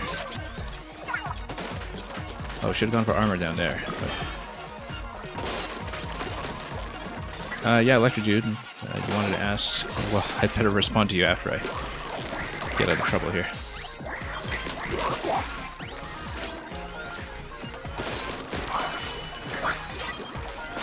Yes. Okay, 3 disc pieces. Good, good. Spawns are constrained. We can actually have some time to clean up here.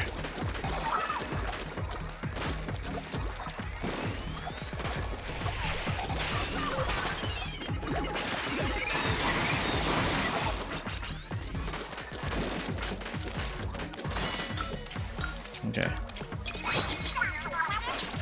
Final checkpoint. Okay, good. The disc pieces actually totally saved me there. Gotta watch out for missiles, yeah.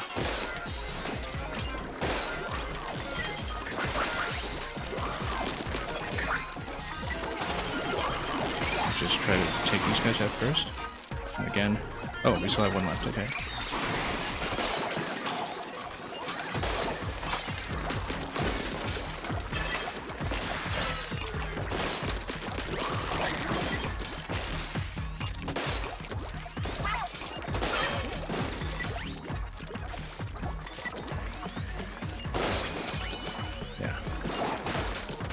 Get sprinklers down on that side.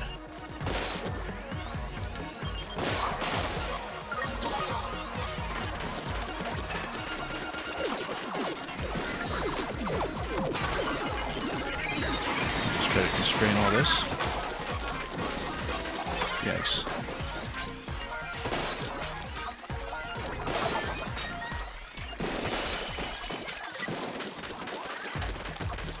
Oh, we do have a sprinkler down there that we need to take care of.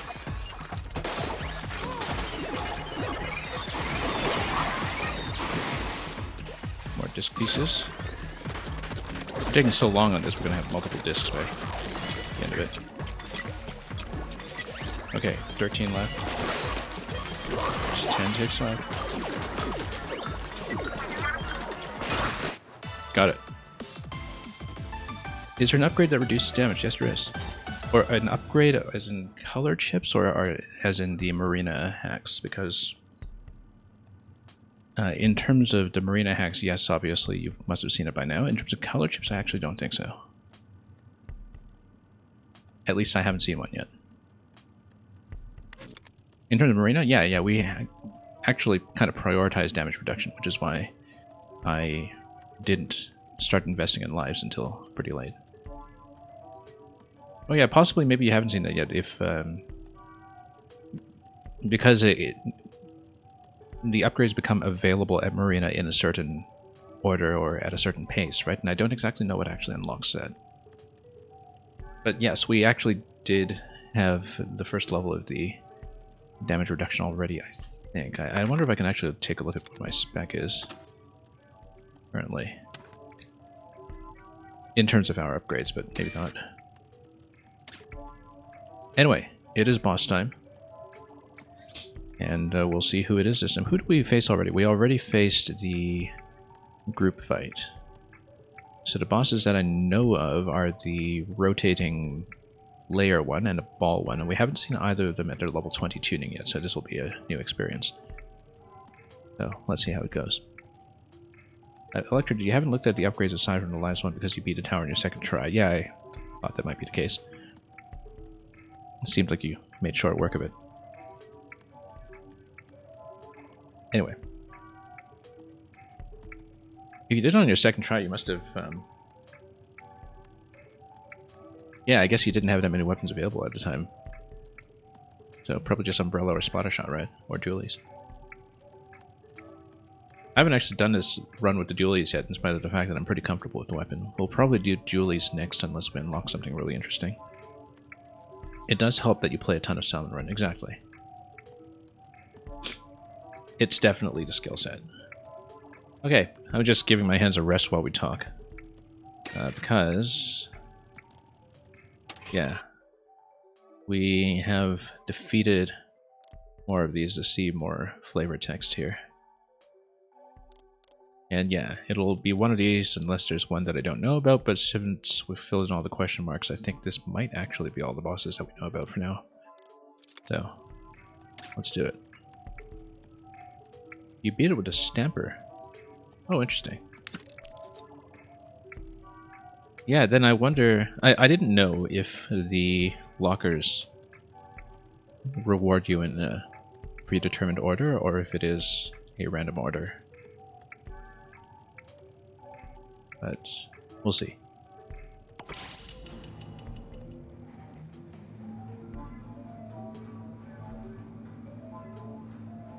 Weren't you telling me something about like an amiibo access to the stamper or something in Splatoon 2 Octo Expansion? Or this is just way in the back of my head that it was something with a stamper.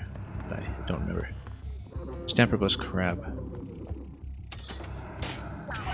Or am I thinking it was stamper as in the katana weapon?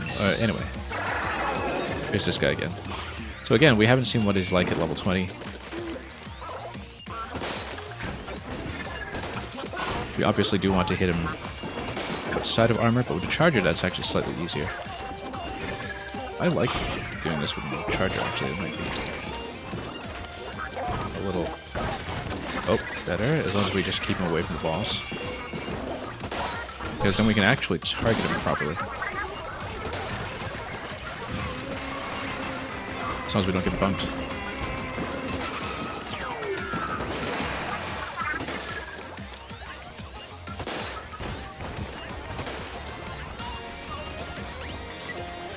Yeah, we'll save the specials for when we actually need them. We might need it pretty soon, actually.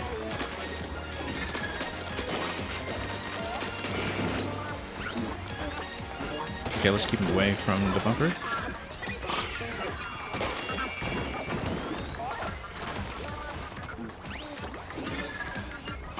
This boss actually feels pretty reasonable with the charger, because I can actually target him.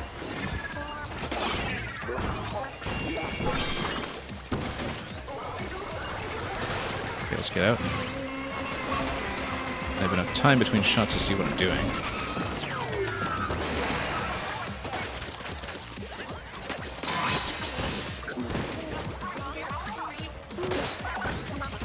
Yeah, we're actually not spawning much because it's so much easier to control him with the charger than with the other weapons. Okay. Oh, speaking of which, I guess we've got a bunker. Okay, let's get out of trouble here. Because the homing missile is a complication that we didn't have before, I think.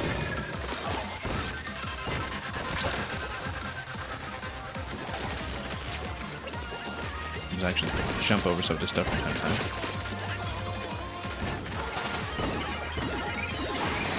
Okay. A bit of turfing done with those guys as well. Okay, I'm starting to lose control of the board a little bit here. Let's just put some turf down.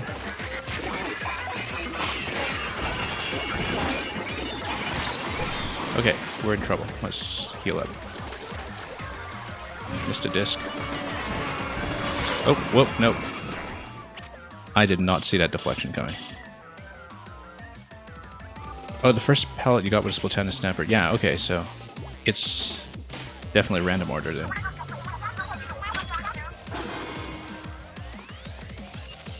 Yeah, because after the umbrella, I think first one I picked up was Splattershot, so... Okay, at least respawning from checkpoint does clear the board. Now, I am down to 1 life, which I didn't realize. So we have to be careful here. Particularly with missiles coming in. Yeah, I just totally got caught off guard by the deflection just now on the previous one.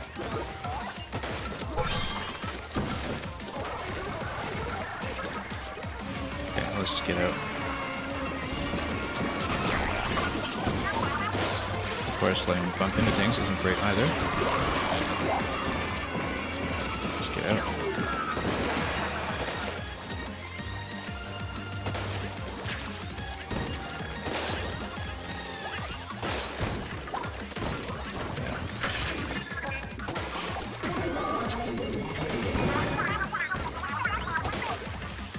Pushing more enemies at us, I suppose, so let's just stay out of range. Space. Okay. Grab the disc. Only one disc piece though.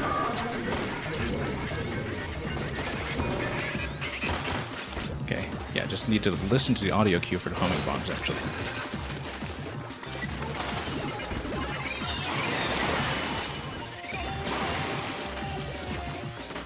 2 disc pieces. Yeah, taking out lots of ads for the disc pieces is actually a balanced strategy here. Get the launcher.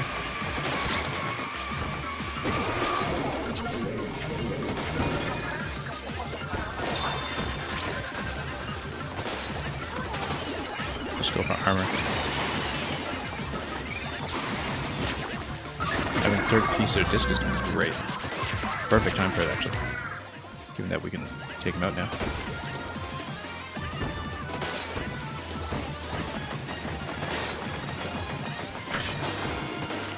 I just, yeah, save the ink strike though, I'd say.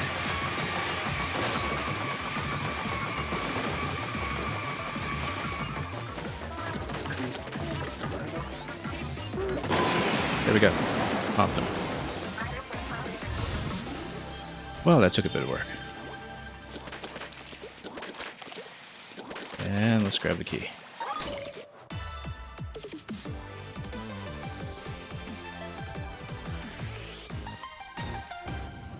Yeah, too bad about that 1 life. We do have enough cash to stock 2 lives past this point, but it's going to cost me between 600 and 700 whenever we see our next shop. So I think we see a shop after the boss, but let's check. Yeah, it's going to cost a little over 600. I think we'll see what we can pick up out of that. Obviously, we do still have the danger floor to deal with at some point. Maybe just cross our fingers that it rolls onto an easy level, but who knows. We do need lives.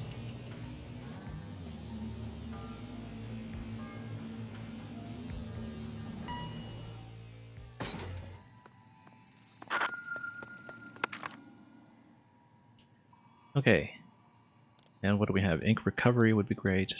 Drone charge. Again, we just have the bombs right now, but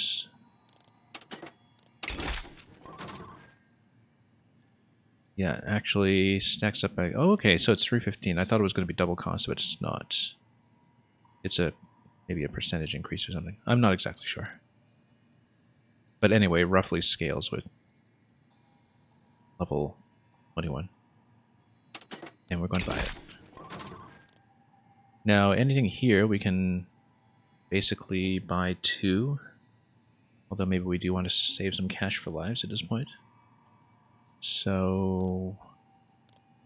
Or maybe for another special for that matter, because Ink Strike, I think, is not the best for this situation. Let's go Ink Recovery 1 for sure.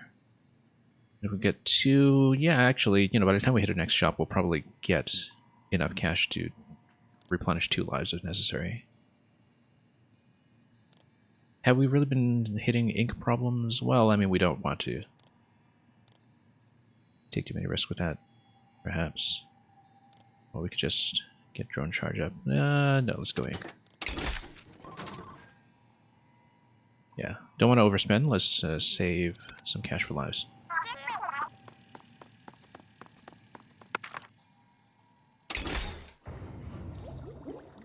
The thing about the charger is that some of the fights have felt much, much longer than they did with the other weapons. Especially the Splat Zone ones, where we really need to get situations under control sometimes. I think, you know, all things being equal, we'll maybe not choose to do Splat Zones, because that seems to be the hardest objective with the charger by far. Anyway. Well, what did I just say? We could do Splat Zones, or we could do hard plus danger with the tower. Main damage distant, though. Main damage distant. I mean, it is a charger. But hard with Splat Zones, I kind of feel like we're going to have trouble here. And it's only a 15% buff. I feel like that's not worth it for the problems that we're going to get into with a floor like that. We're going to stay on the easy choice for now, just for survivability.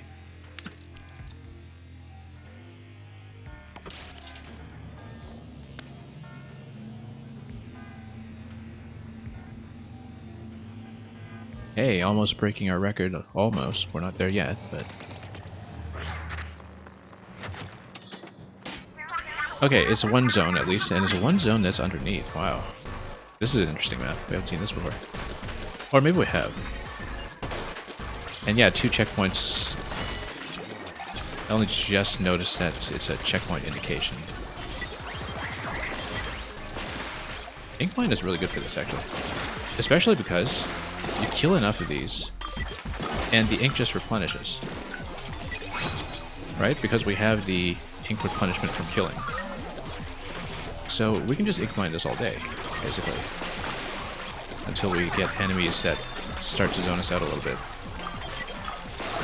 Like, we kill lots of stuff with the ink mine. We just totally cheese this. Hey, maybe spot zones are doable after all, as long as we have one zone. Not 2.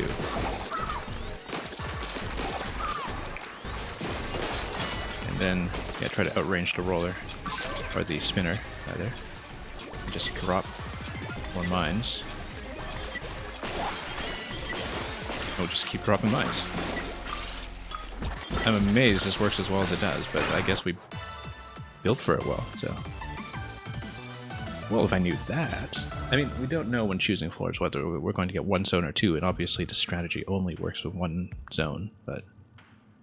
Yeah, because we're killing so much with the ink mine that we just get an instant refill on the entire tank. And we just chained it like that. That was easy. Wow. So, yeah, we should actually build around the ink mine at this point. Now, that doesn't give me a whole lot of choice here, though. Rush Knockback is not a useful buff at all here. Hard plus Danger is likely to be a problem, depending on what the danger zone is. And also, this isn't something that'll work with the mine strategy because it's going to be the tower movement. Main range with a charger. Tempting, because even if you have 2 zones, you can kind of control it with the charger, maybe. I think the easiest of these objectively, though, is probably going to be hard for the rush knockback. Even though, I don't know, unless we draw into a reef slide or something at the shop later, the rush knockback is completely useless. But I think right now we're just playing for survival, this late in the climb. Because rigorous might be a bit much here. Well, let's cross our fingers that it's one zone. If it's 2, we'll just have to deal with it. Yeah, and eventually putting off the danger zone is going to be a problem, but... Because the later we put it off, the harder the situation will get. Until we're forced into it later, perhaps. Yeah, it's one zone. So let's do the mine strategy again. Oh, except it was these guys, okay. So maybe that's not good, because... But we can basically try to block missiles. And then we just drop as many mines as we can. Okay. Actually, it would just block missiles. And then we just toss something here to try to open up the shield. Interesting map, actually. Really interesting map. We have armor available up here. We should actually grab that. Got armor? Yes, we do. We can special up there, too, but...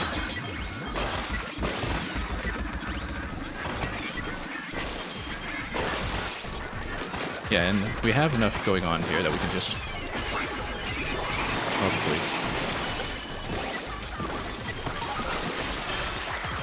Oh, lost control. Lost control. Okay, we're in trouble.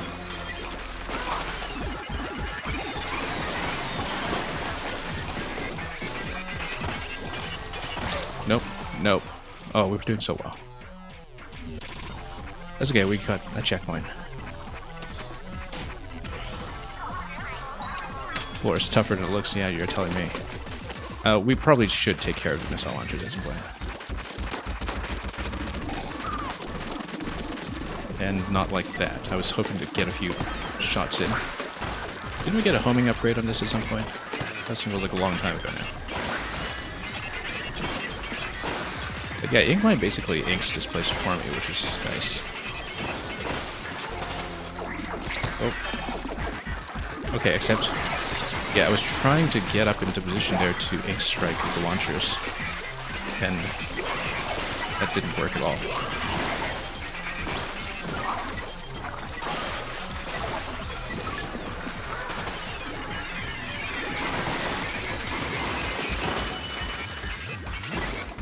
Okay, we haven't gained much time on the zone.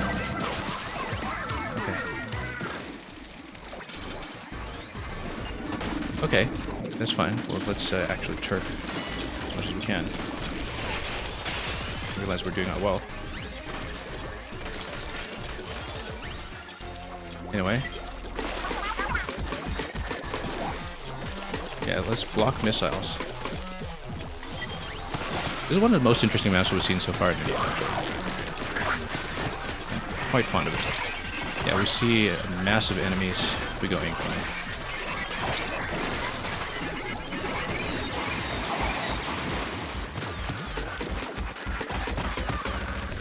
Then, oh, that's a lot of stuff. There we go. Okay, tied our current record, getting up to floor 24. Eternally Vigilant Soaker Blockade. Well, now we know about that one. We got a rush knockback that we are not using at all. Too bad we can't sell pieces like we can in some other roguelikes. Now, Killer Whale. We don't actually have Killer Whale. We should take it. This is about time. Yeah, I'm hoping at this point that danger just rotates onto something normal, and even so, as long as we can dodge it up to 30. If we're able to dodge it up to 30, then we'll dodge it. Because I've lost several runs, including the last one, to taking the danger zone when we really didn't have to. It just kind of restricts your amount of available choices until we get like multiple danger zones or something. Like if we get danger, rigorous, or a situation like that, then we might worry about it. But for now, let's just keep trucking along with 2 lives.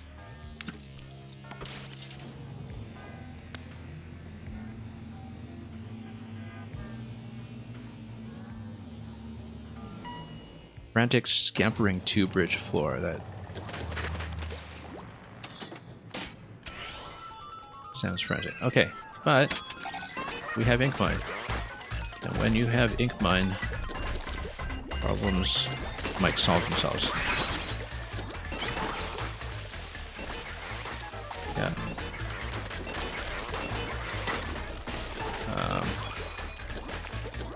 Now, where are we looking at here?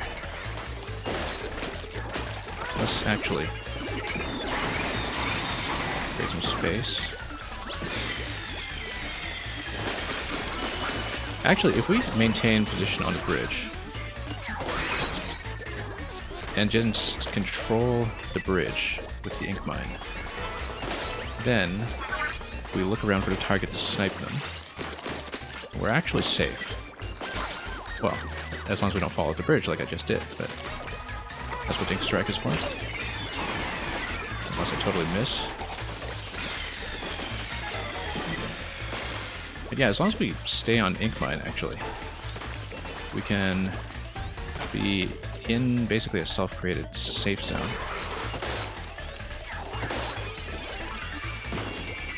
And then, if we can contain them, we just ink strike them and get out of here.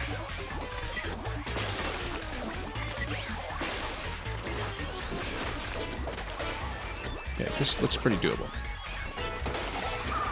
I might make mistakes, but...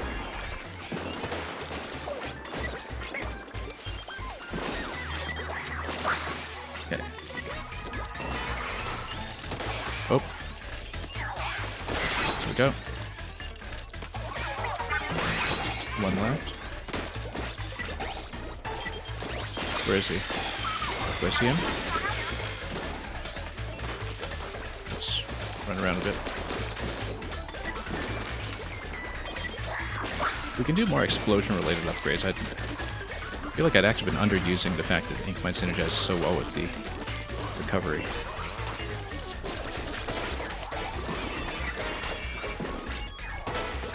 Yeah, we will of course try to ink strike out of this at some point when we can, but we got him.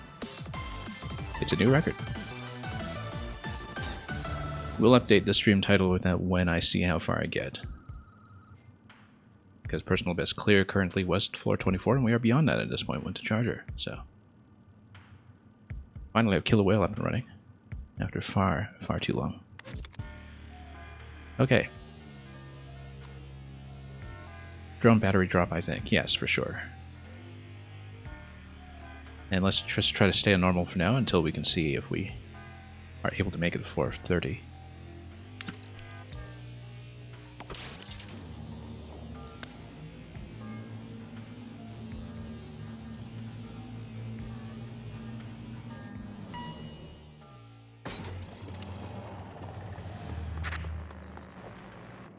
Destroy the portals. Yeah. And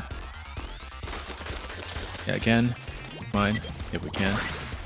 In fact, if eventually we just push forward and we just ink mine our way up to the portal itself, just try to get some explosion damage on it. And then this piece.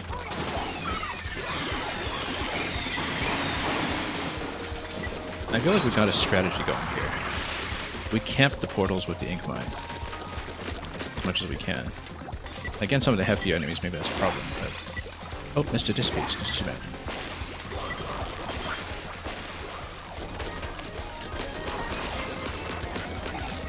Yeah, of course, we'll have some issues with missiles or something later on, but... Oh. Can't see a thing over here. 2 down.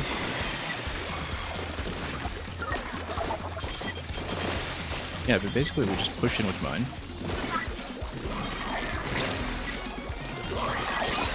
Oh. Got armor trouble here. Yeah, that's the problem, is that if I have an armor break, Ink Strike doesn't get me out of there. And so if we can trade it for a Reef Slider or something that would actually be able to work as an escape, that's much preferred.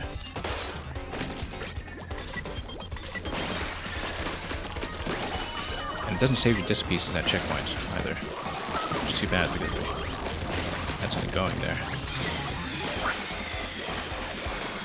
Okay. Really need to get some of those ink lines going as well, perhaps.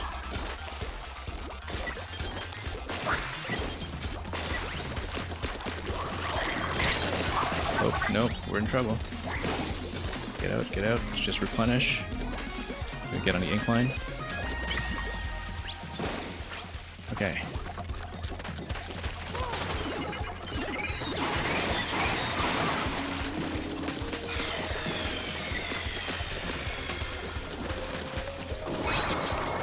Okay, one left. And we do have the ink strike open to create some space.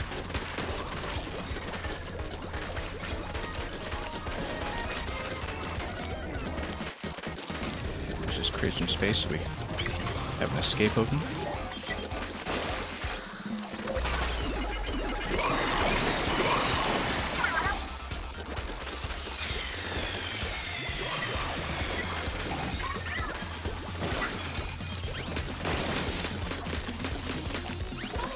Ink strike. Just finish it. Got it. And you only get 5 pearls for clearing floor 25, which is hardly fair, but better than nothing.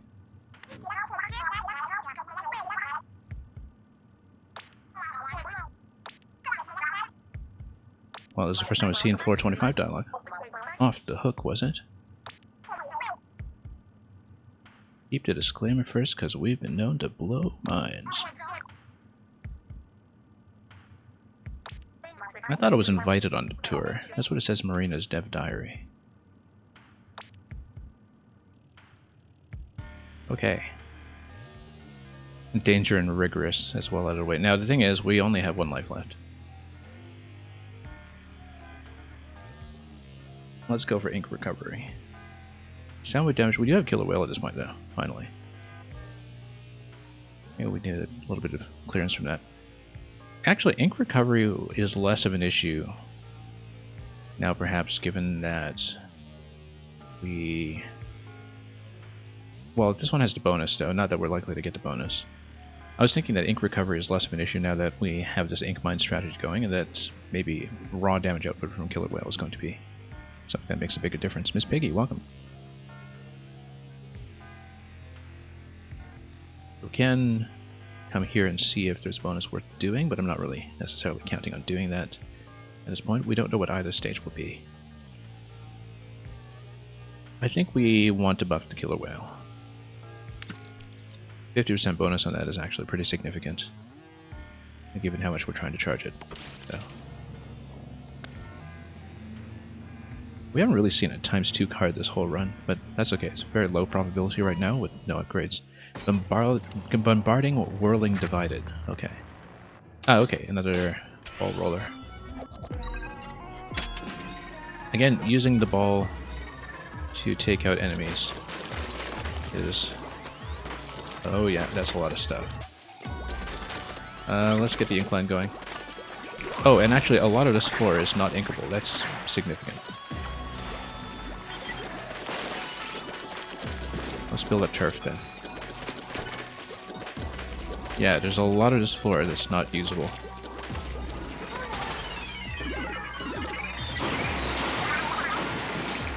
I'm dropping this right away because we have the canister. And then that allows me to start kicking things around. Then let's start to focus on the objective if we can. Yeah, because the ball rolling itself has to take place on non-inkable turf, or non-inkable territory rather. And we've got to keep that in mind as a constraint. Okay, there's a ball. Yeah, we can roll the balls into the enemy still. That's going to be beneficial. It's just that we won't really have any ink replenishment up to that point. Oh.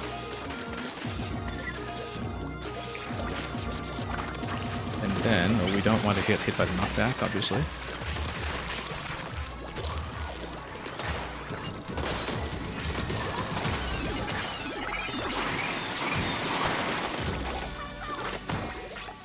Okay. Whoop. Yeah, it's only 2 balls that we need to land, but positionally it's a little bit difficult to get it going here.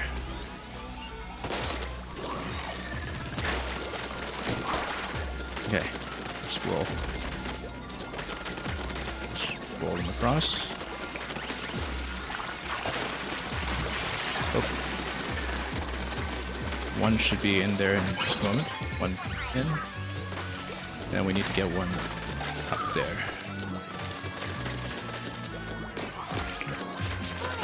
This is an ink strike moment. We should actually be spreading the ink strike perhaps, but... Oh, we're in trouble, okay. Let's avoid damage for a moment, so we can get this under control. Yeah, I'll answer chat in just a moment. We have to get this under control first. How's side order going though? It's amazing so far.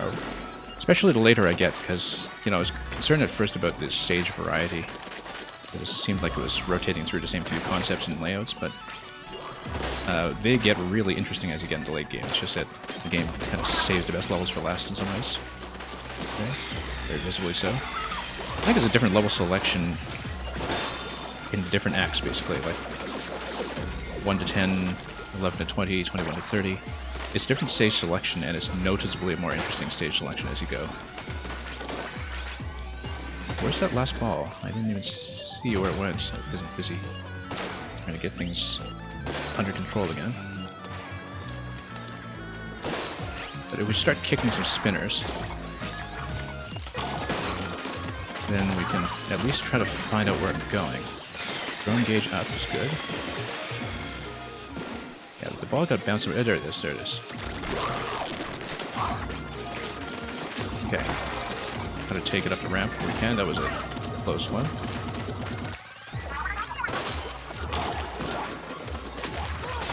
Let's just cover some territory. The ball got bounced all the way back. Hang on.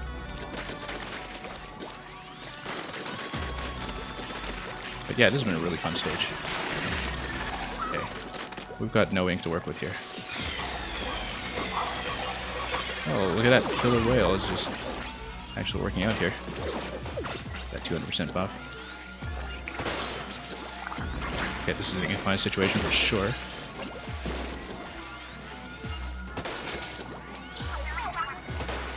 Come on. Let's pot these guys. Where's the ball? It's over there. Yeah, it's been bounced around like crazy, so I haven't been able to get it up around. This is an ink strike moment for sure. There's just too much going on.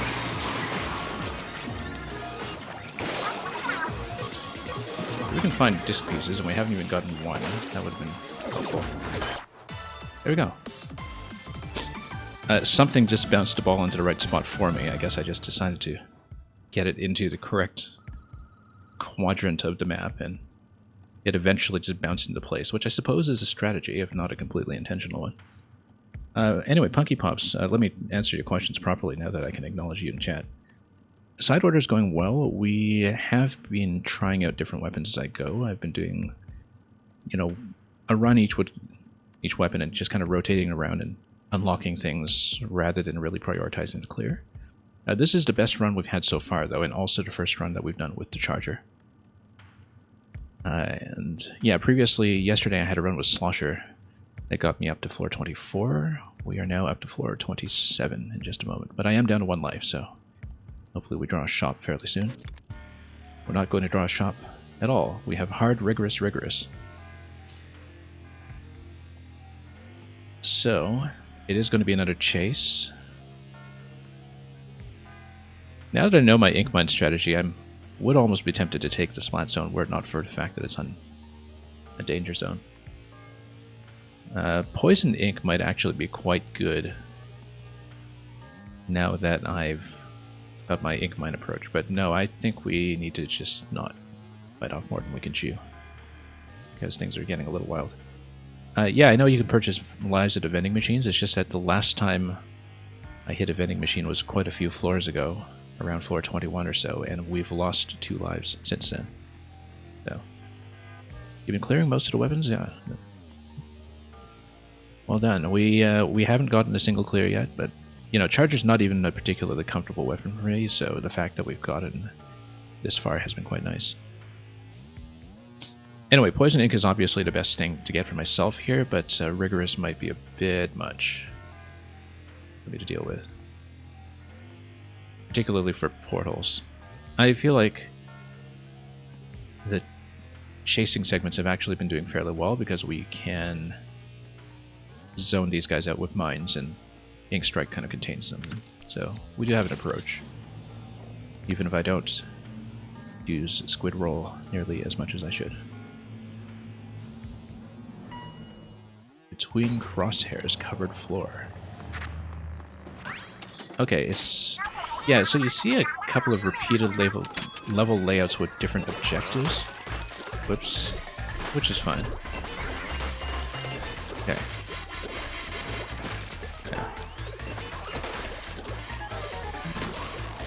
And then... yeah, we'll just try to mine this out as much as we can. Yeah, I get enough replenishment from killing enemies that Ink Mine has suddenly become very, very efficient. So that's been the approach I've been taking. Yeah. Basically, once you start turfing the floor, you can really start containing the runners, so... oh. Low ink, though. Oh, we're in trouble. And I've got no turf to work with here, so let's try to get armor back up first before we do anything. Yeah.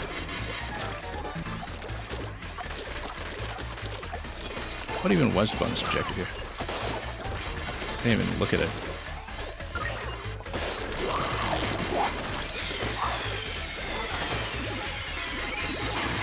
Okay, let's just contain a little bit. And just try to get these guys down. I don't have an objective down yet. Okay, just pop the head. Yeah, just trying to clear space right now to actually get going on the objective.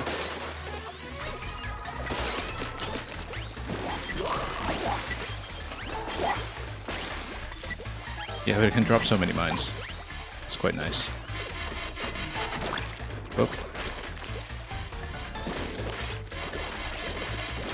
We should take advantage of the cover from time to time.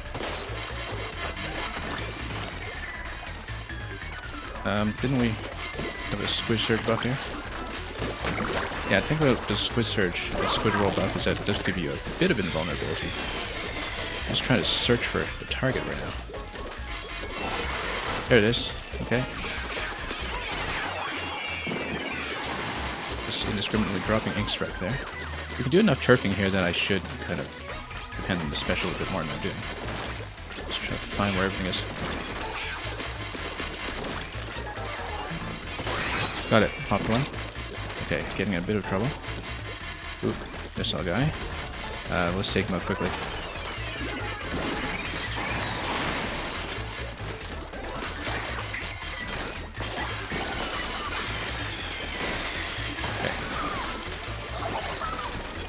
Checkpoint's not going to matter at this point. We've got 1 life remaining. Okay. Disc piece, however, is going to be very consequential if we can manage to get through.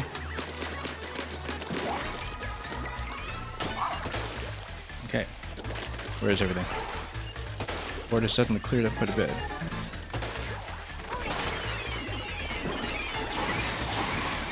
Everything with. Should have saved it for the enemy down here. Whoa, we're in trouble. Okay, let's just get out first. Not get shot.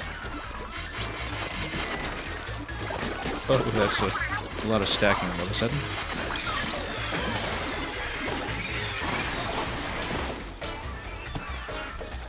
And, oh yeah, we still have one. Oh, torpedoes everywhere. Can't even see the objective at this point. Let's get out. Oh, there was one just a little bit slow in the chase.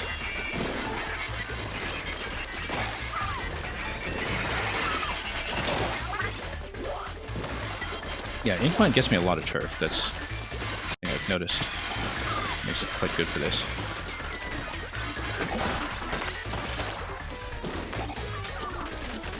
Well, this one's getting a little bit tense. We need to get that 10 chain.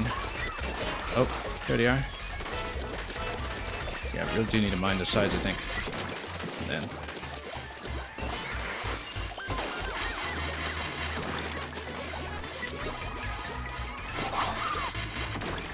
I've actually got too many mines up and running at this point. Where's the objective?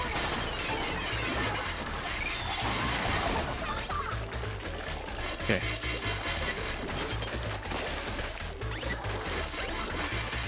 It's probably not a very pleasant viewing experience at this point with how jittery my motion controls have been here, with just how fast we're moving everywhere. But it's not the most stable camera right now, but that's alright. I can somewhat follow the action. Disc piece, if we can get the disc piece to just choke off the spawns for a moment, we're in a much better position. That sprinkler was a big part of the problem, I realize now. I didn't realize that before.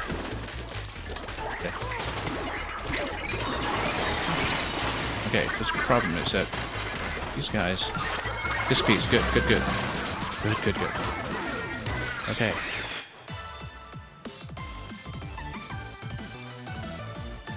Mr. Electrodude going to do some thesis work? Yeah, you take care as well. Okay, so the idea there apparently was just to sit on the level for long enough to get disc pieces. That was maybe not the intentional strategy. But, yeah, hands need a break for a moment. After all the movement involved there. That was pretty tense. Look at that, we're going to get an easy on floor 28. I think we're taking that. We need a bit of a break here. And we're getting crowded so much that main range on a charger probably isn't that useful at this point anyway, so...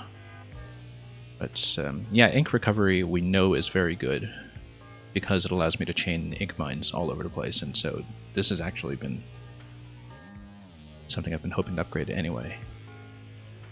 We'll hopefully get a shop after this because, you know, sitting on 1 life going into potentially the boss floor is going to be a problem, so cross our fingers for vending machine on 29, but for now, let's take 28.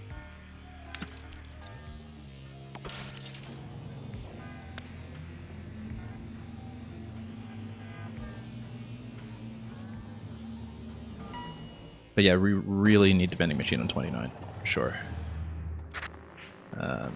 Sink the 8 balls. Well, this tells me it's easy. I don't know how seriously to take that, but... Or just send this one over. And then... can we just send this one over here immediately? No, we can't.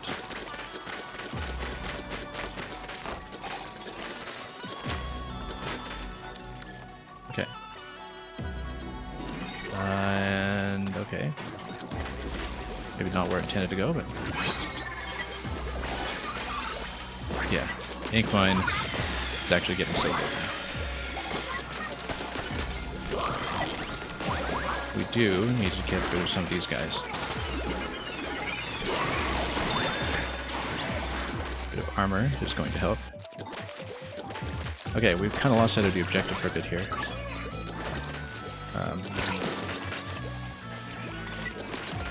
Disc piece is obviously good, as we discovered just before this. Okay, the ball's pretty close here. Let's just push it.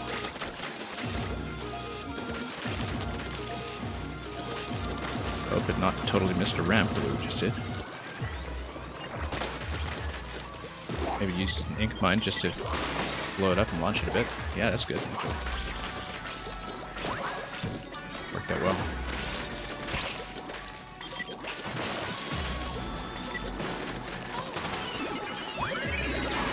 Yeah, I loved how much turfing the ink mine gets done.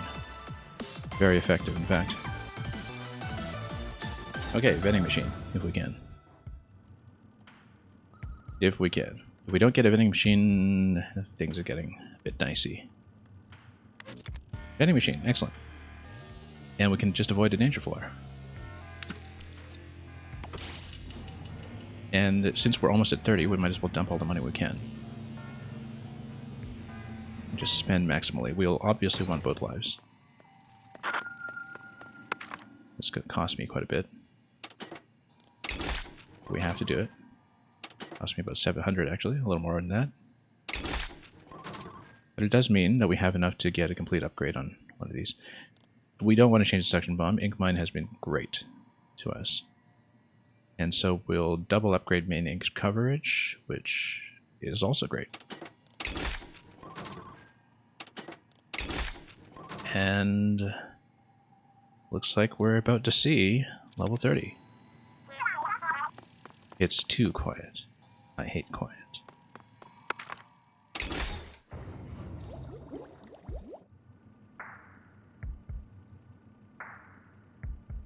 I'm just going to take it easy for a moment to stretch out my hands a bit after gripping the Joy-Cons for so long. That's what I discovered with doing After Alterna last week as well, is that, you know, Splatoon controls like a dream in small doses, which is how it's designed, where you just get killed off every now and then. You do get a moment to just reorient yourself. But with 5 to 10 minutes of constant movement in some of these fights, that gets pretty intense. So let's give this a bit of a stretch, and then hit the top floor. Order must be waiting for us here. So yeah, let's take our time to read the boss properly, use ink mine generously to do what we can. Without a weapon, forget that. Well, Marina uses her brains and her computer.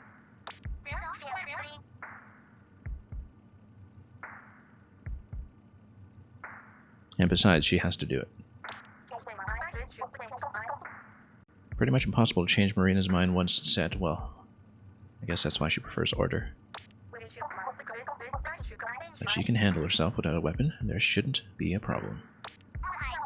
That's so sweet of you, Act. Alright, I can see when I'm outvoted. No big blazes of glory, though, okay? You got it, Pearl. And we still don't know what Act is all about. I find her extremely suspicious, but... yeah, I find this extremely suspicious of her, but I have all along anyway, so... let's see what happens. I don't trust her to keep Marina safe at all. Even if they are old school friends. Get hyped. Get psyched. Get ready for a big old messy fight.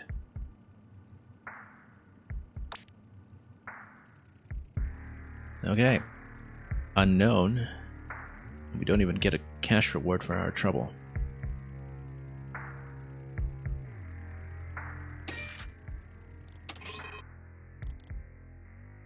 You know, let's read some tips here. In case there's anything new that we should know. Oh, no wonder. Yeah, so Sound of Toxic Mist was on our side when it was our color, obviously. I wasn't totally sure on how it was working mechanically. Don't try to run from them. Yeah, so we do need to take them out. Missile command. Because we were trying to run from them for sure.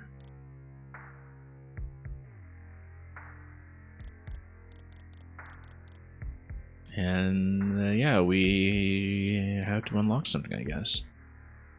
I don't know if it's going to be some variant on Marina Agitando, but of course we've filled in this card already, so I think it's just going to be a new card that we haven't seen yet.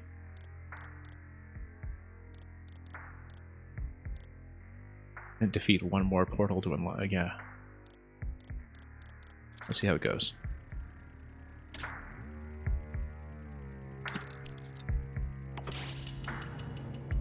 Or 30. Given how terrible I am with a charger in the main game, it's kind of amazing to me that our first floor 30 run is going to be with the charger. Oh, that looks like order. Order, order, order in the court. And that is quite the sound system. Look at that. That's fancy. Exactly the kind of thing Marina would rig up. Anyway, let's go.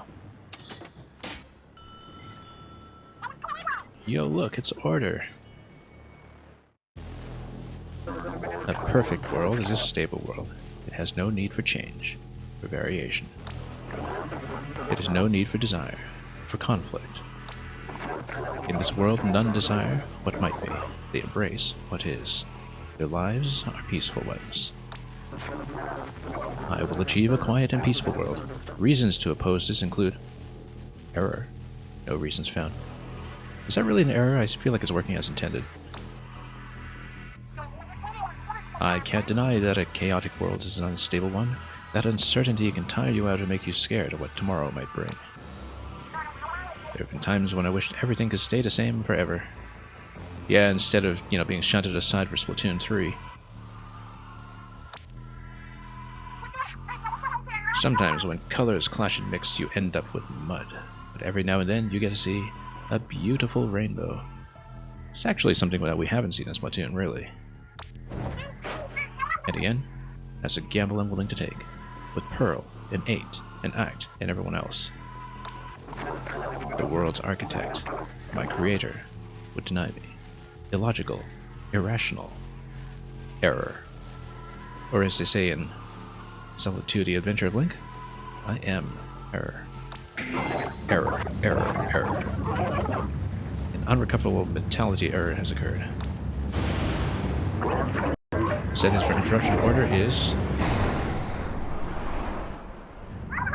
Actually, I didn't read that. Anyway, tentacles everywhere. Overlorder and Magistrate order. Okay, let's turf a little while and figure out. I see weak points. Yeah. And watch out for the attacks as they track you. Yeah, let's just figure out. They basically work as portals. These are the same portals as before, yeah. Let's get inclines up and running and get a path to the inclines.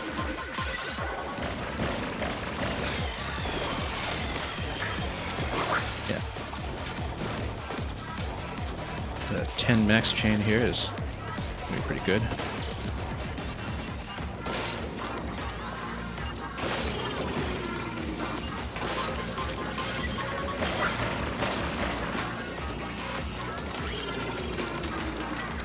Okay, let's drop some mines.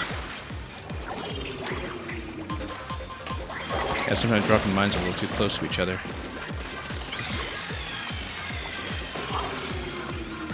Okay, one down. Let's take care of that last portal. Last portal? Did we already take out a few? Seems like we... Okay. Oh, there's only... yeah, 2. I thought there were 4 for some reason. Totally misread this. Okay.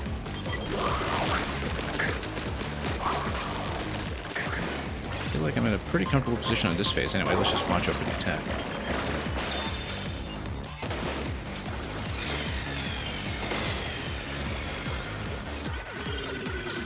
I actually never got any kind of charge preservation on this charger.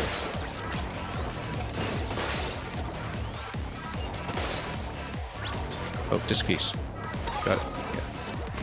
Very necessary. It's got me out of trouble so many times.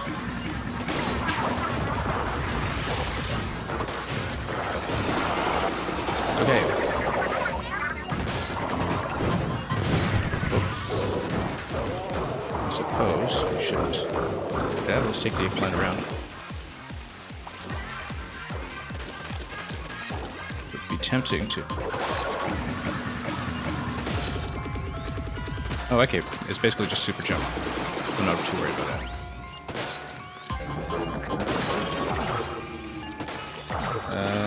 Let's stand back a little bit. Drop some mines. Chaining this many ink mines is actually so nice.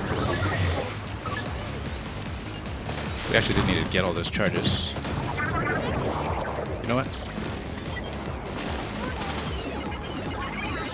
Let's just drop this right away and just burn that portal down as quickly as possible. And then at least reduce the problem.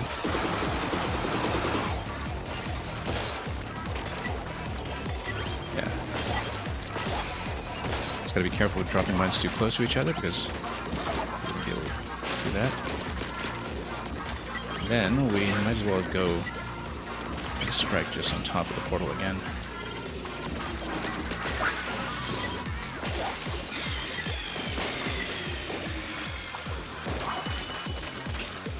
And then, oh, is that a disc? Okay, let's not get too close. Okay. Was that an armor break? It looked like it. It wasn't totally clear.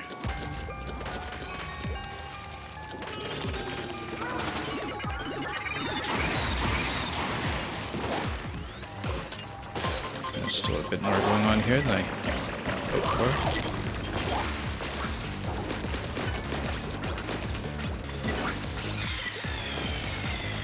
Armor up.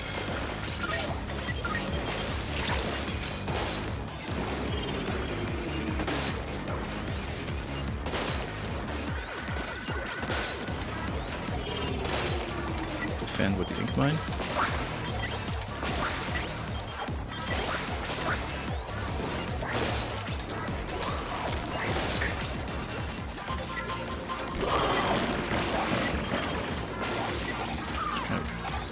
Get there.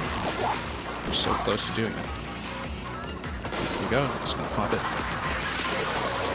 There must be one more portal. Yeah, that's gonna super jump everywhere. Let's head over. Not too close to the edge. Not too close to the edge. I think we've developed some reflexes for not falling off the edge at this point, and our checkpoint had passed a couple of portal breaks anyway. Okay. Let's just open up some space.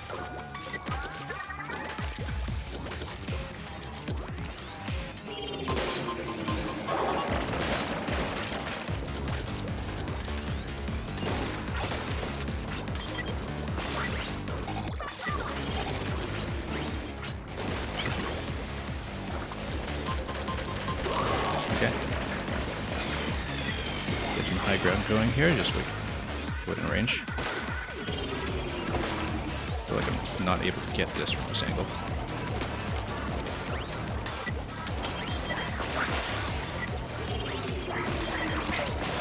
Yeah.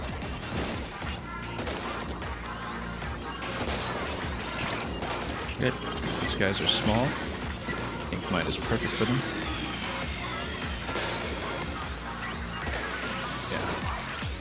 Yeah, we're kind of being blocked by the corner there.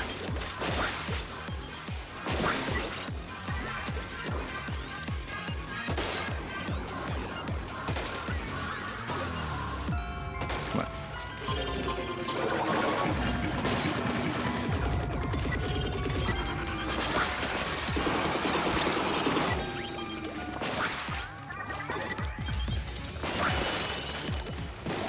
You know what?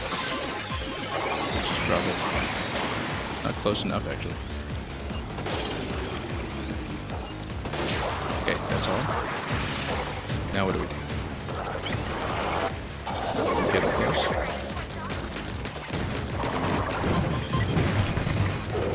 Oh, no.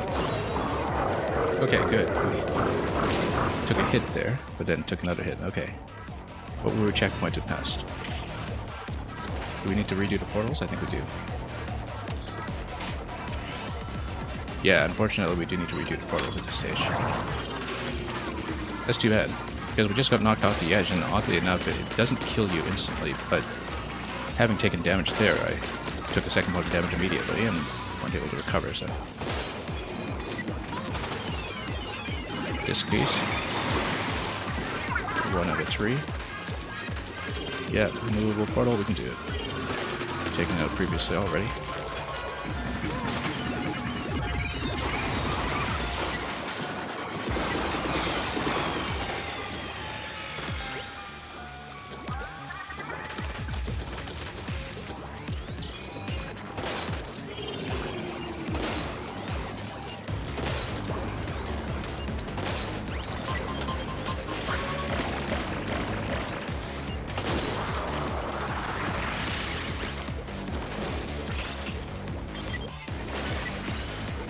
Using Ink Mine to build ink is actually just perfect. Noted that many times by now already, but it's still good.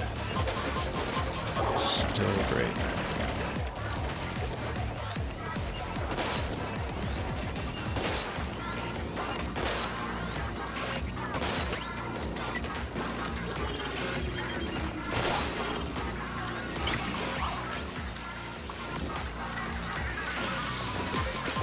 Yeah, too bad we never got a piercing shot, but you can only get so many upgrades, I guess.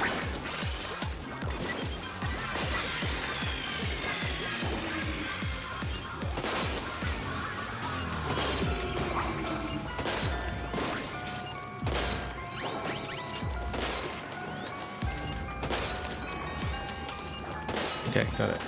No? Almost? Good.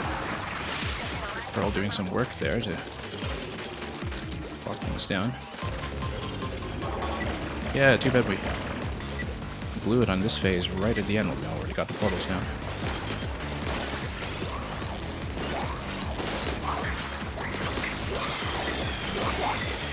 In general, standing too close to the edge is not going to be beneficial here.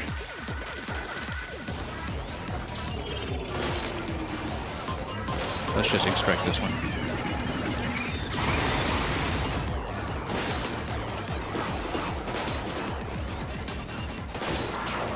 Good. Now it should break him open.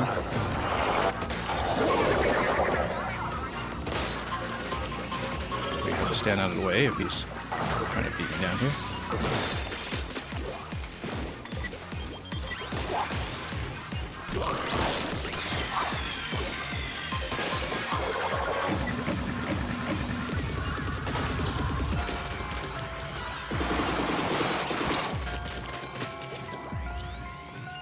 Why don't you drop the special armor?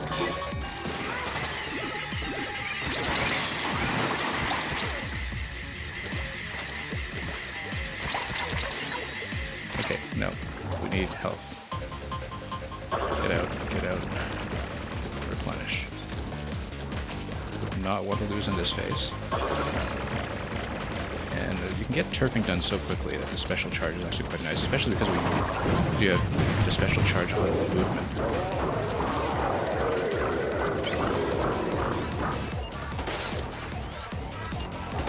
Oh, we're getting more crazy.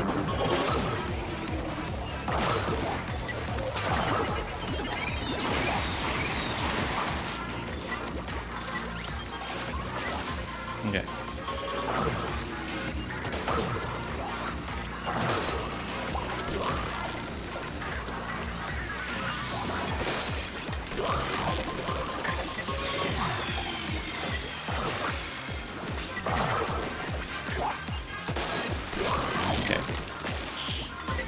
Rotate over here. Oh, there's quite a lot going down.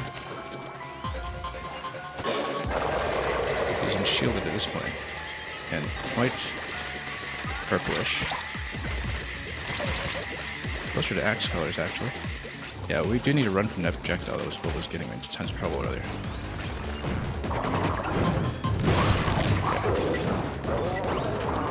Oh, that's gonna come down. Hang on. Oh, yeah. We've got plenty of time to dodge that. We should dodge that. Just replenish.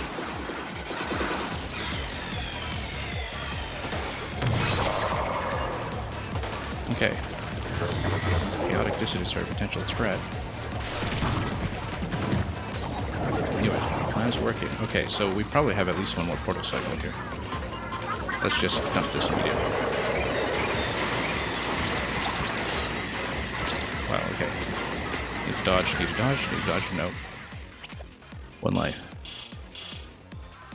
Well. But we are checkpointed past the next portal, right? So I think we're okay. There's a lot of portals ahead.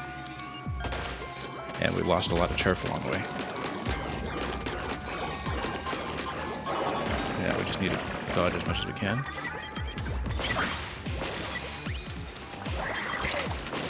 In fact, yeah.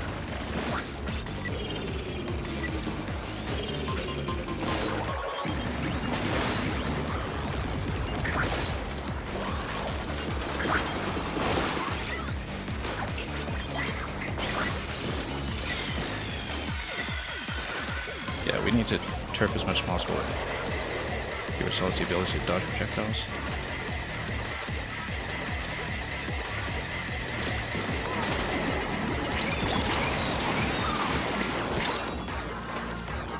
Nope, nope, nope, that's down.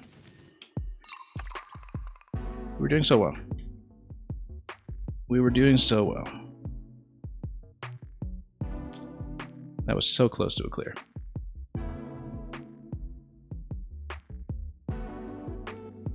Well, personal best, 30th floor, but no clear.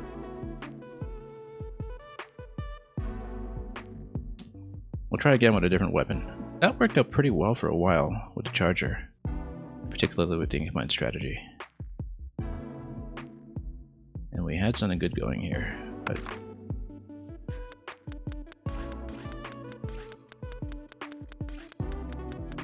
pretty sizable amount of cash, at least for our high score so far. I do want to continue. I feel like my hands kind of need a break, but early levels are at least comparatively easy, so we'll see what weapon set we unlock next. We might actually go back to the dualies next, but we'll see what works. Yeah, let's just knock back stuff either way, and a little bit of more efficient ink mining there, or just even, you know, turfing ahead a little bit when we had to reset at the end might have solved that somewhat.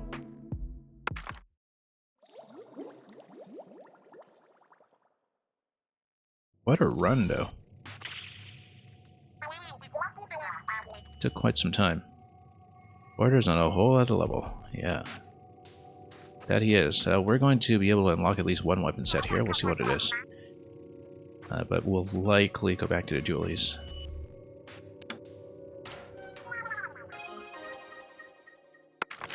Got some pearls.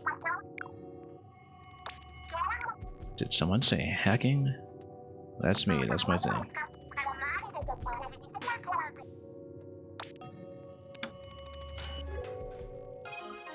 Sheldon's palette. Oh, it's going to be a brush. But it does have ink mine. But a brush is so short range, though, it wouldn't work against half of the stuff I was doing. It does have ultra stamp, though.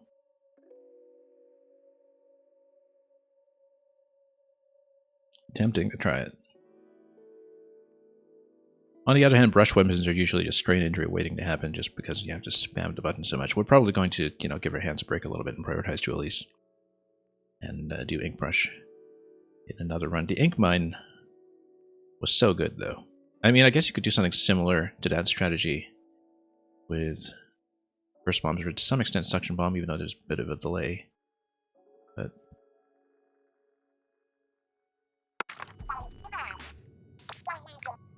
where did he move to again? Splatsville? Here's one interesting thing, incidentally. So in Splatoon 1 Inkopolis, in Sheldon's former Ammo Knight's shop, there were these two sons of his, I think. But as of this expansion, one of them is no longer there and has moved to some mysterious other location. So we'll find out what that is, but I do have my strong suspicions. Those poor saps in Splatsville. Yeah, we've heard it all. Okay, so that's all for our locker keys. Let's take a look at new color chips. We got quite a few. Got up to 300. Oh, that's a nice even number. We might be able to spend quite well on this. And let's see if there are new hacks, too. No new hacks, but yeah, we'll prioritize something. Floor reset seems like, it might have been useful near the end there. Drone ink mine. I mean, I'm liking ink mine enough that maybe that's helpful here. Because if we don't have an ink mine in our initial loadout, then we can at least have a little bit extra to work with. Ink strike, however, is good as well because you can get multiple specials potentially going on her. And one that is a little bit better in terms of turfing than the existing special. Yeah, we should think about powering up Pearl and saving enough to do that. But for now, let's see. Attack damage costs this much, 200. I feel like that's beneficial. Max armor. Recovery. Broken armor speed. Yeah, I mean, every bit helps, I suppose. Damage reduction. I think 3 lives is pretty good, just given how expensive it is to recover from that.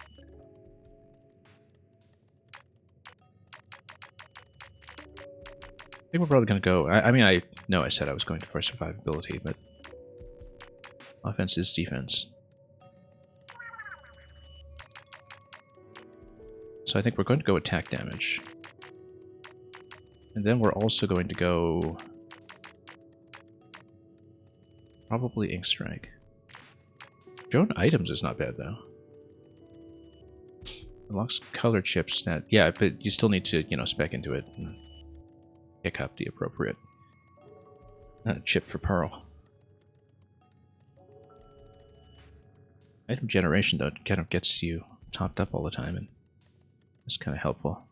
Now, we only do have 2 slots in Pearl, but at least we might have some options. So we go either... or we could get 1 additional slot and then ink mine. Or something else that costs 50 or less. Burst bomb isn't bad either. I mean, we actually kind of want something instant on her, in fact. Now that I think about it, because... yeah, splat bomb... kind of takes a moment.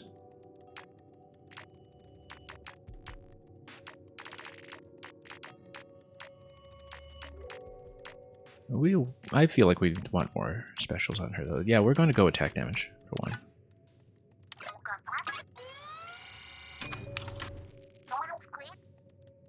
The thing about ink mine is that it doesn't stack well with having your own ink mine, because I think it would be something that zones you out of that. Armor recovery is really good too. Armor recovery is really good, in fact. So if we do armor recovery and then one of these ones, Inkmine Sprinkler, Burst Bomb. Sprinkler might be useful too, actually, because then it gives you a little more turf to work with to get you out of trouble. But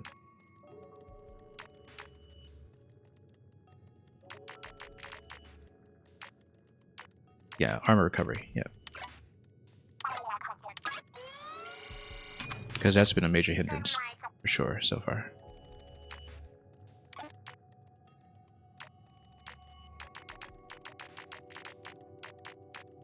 Let's go Inkmine.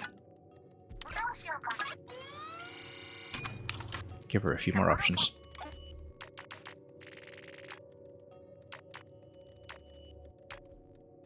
We actually probably should have gotten 25th floor vending machine, now that I think about it. Because that's the point at which we need some lives. But I looked at it a bit too late, so that's okay. But yeah, I mean, the thing about chargers is that we spent a lot early on because I lost lives a lot too, you know, just trying to get settled with it. Oh, we can actually still pay 10 for vending machine reset.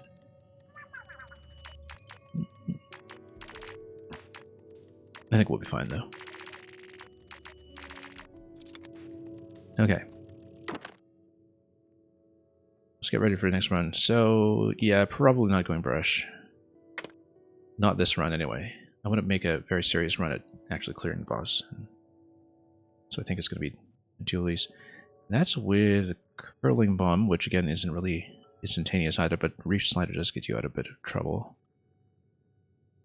Yeah, the thing about this loadout is that, you know, I'm not that comfortable with the main, but the...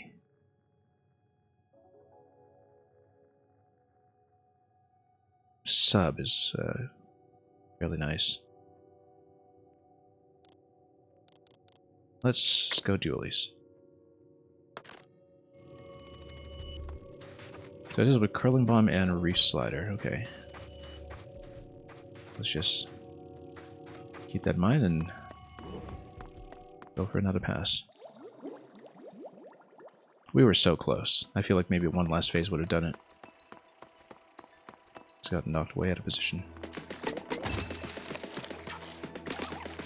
Yeah. A little bit of min weapon damage. Having a 40% increase on the base damage is already going to be quite a nice boost, I think. And then we just test out the Curling Bomb damage here. Should be probably something about 1800-ish. Or, well, I mean, needs to be within range, of course. Yeah, and it kind of slides in and does damage as it goes. Let me just check out the Reef Slider damage again as well, just to get a good sense of it.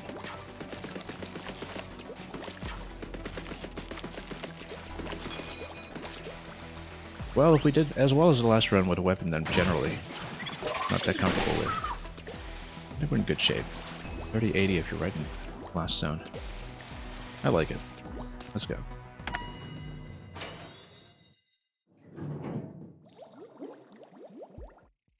Yeah, for something like Julie's, we'll definitely want to pump range if we can, knowing how some of the later fights are going to work.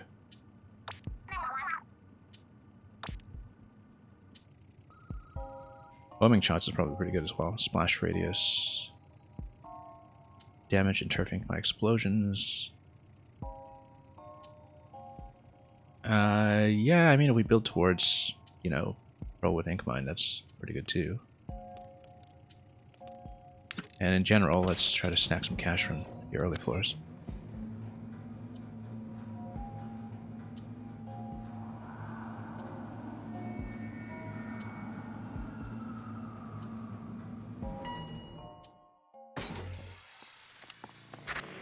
And you've always been going for the fortune chips.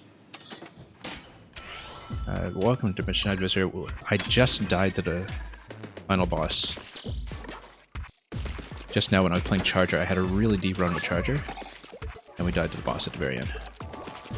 And I had a good strategy with it worked out as well, because like basically we got to the point where Inkmine was paying for itself, because I was just getting so much replenishment off of it. Yeah. We haven't done a proper run with dualies yet outside of the tutorial tower, so I'm going to do it now. And this weapon is a little easier for me to control, and I do need to give my hands a little bit of a breather when sending auto fire. So the next weapon we drew was actually Octobrush, and I was thinking, okay, I think my hands are not going to survive playing Octobrush for 30 levels after playing Charger for 30 levels. It's a bit much to ask me. Okay, we're really low on ink right now. That's something that we need to keep in mind. That with nothing going on right now with really, really low on ink.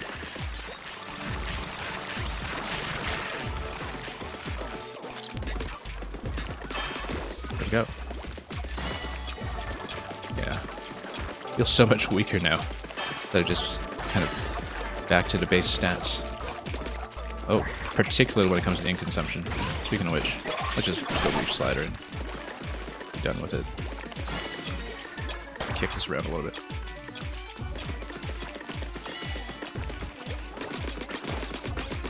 Every time I start a new run, it's a bit of an adjustment just to get back to how bad the ink consumption is early on.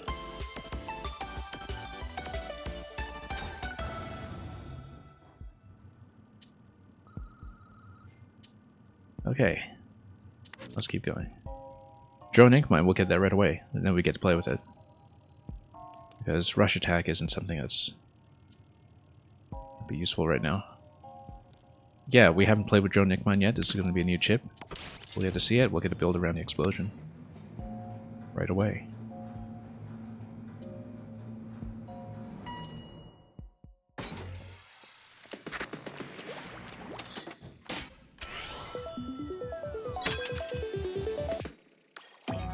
Okay. Well, that's pretty simple enough. Yeah, right now the ink coverage with the dualies is not great, but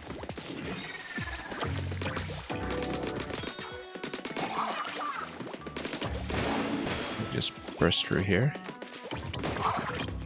The stages get so interesting getting into the later part of the game, though. I was kind of impressed with how much the level design does pick up. Where is the ball? Where did it go? I don't even see where it went. Did it get rolled all the way back up or something? Or oh yeah, that guy's just playing with it. He bopped himself with it. Okay. Oh, no wonder. I probably boosted it back. Yeah. Okay.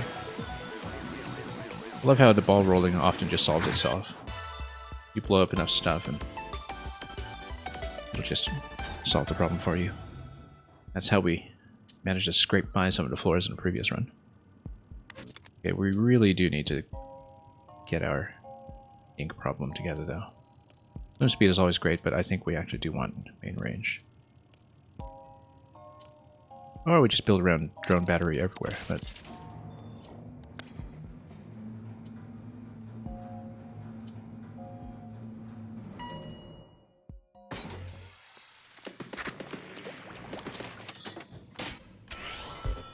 okay.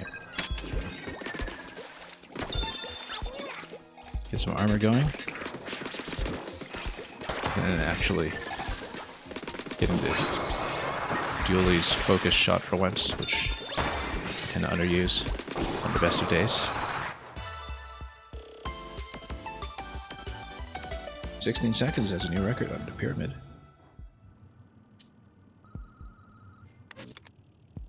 Main ink coverage? Yeah, probably. Although having just gotten distance. I mean, yeah, we want more inking efficiency. I can see right now that the dualies just aren't dropping enough. On the other hand, turf lucky chain. Well, I mean, we need to cover more turf first. That's a pretty significant bonus, though. If you want to take on rigorous this early. It's a lot of cash. Very tempting. Inking in the ground adds to the lucky chain. You know what? Could be a very short run. Let's try it. I haven't done rigorous this early in any other run so far. And we have a shop coming right up after this, so if we lose a life or two, that's okay. You're saying that's a great badge to have for those builds? Yeah. So, Bashad, have you actually gotten a clear on this yet? And if so, congratulations. If not, good luck. Okay, let's get out of position. Whoa! Getting into trouble here. Alright, let's actually get out of here.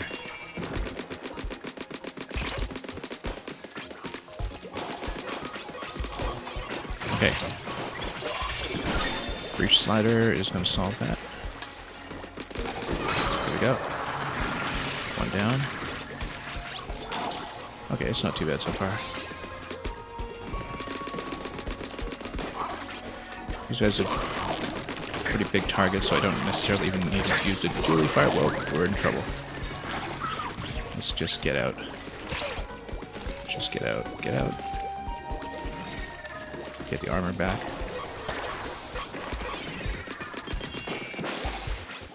Yeah.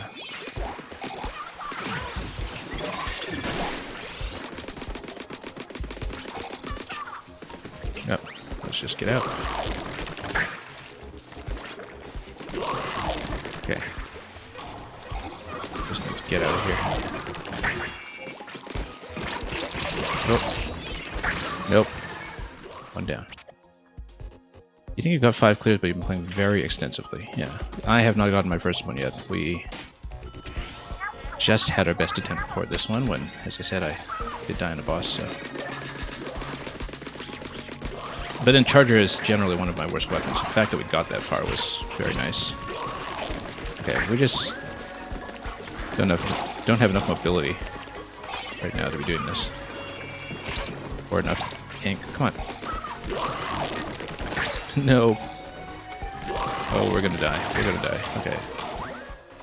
We're gonna lose this run right away just because I decided to take Rigorous this early. That's okay. You know, you learn these things as you go.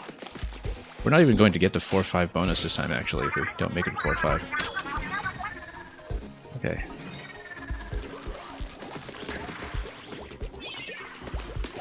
But we need a lot more turf.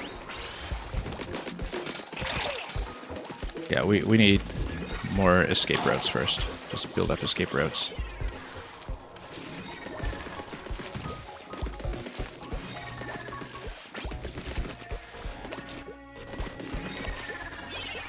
Whoop. Oh, we're getting flanked here. Yeah, we'll clear with Reach Slider when we can. And just build up and let Pearl do some work.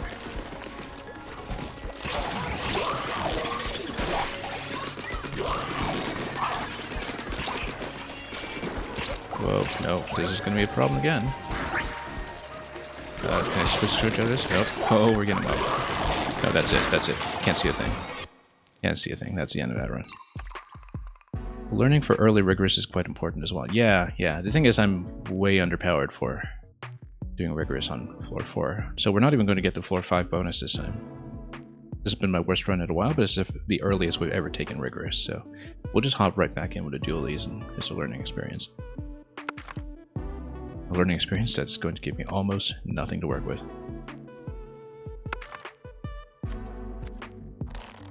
Whoops. Maybe we can afford something on 30. This build was looking promising too, with the ink mine with explosion and everything. That's okay. It's important to get a sense of what I'm able to do. Let's see what we can upgrade with 30. Not much.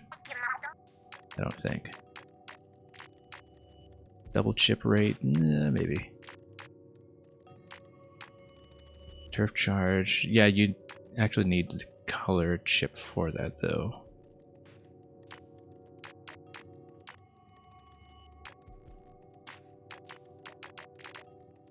We don't care about revealing the bosses, I don't think. Weaken enemies, that's only for the lower difficulties anyway, so it just gives you speed. Discount on the vending machine. I actually kind of like that, even though...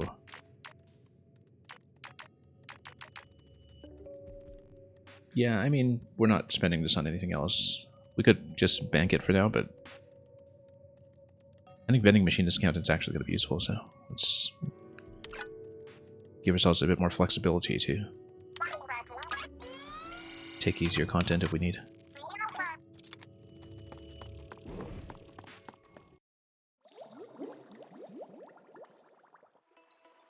So yeah, it's been a lot of back and forth in the record so far, as you can see. It's starting with falling off the edge on floor 2. I just went 24 yesterday, and then today we've only gotten up to our third run so far, 13:34. 4.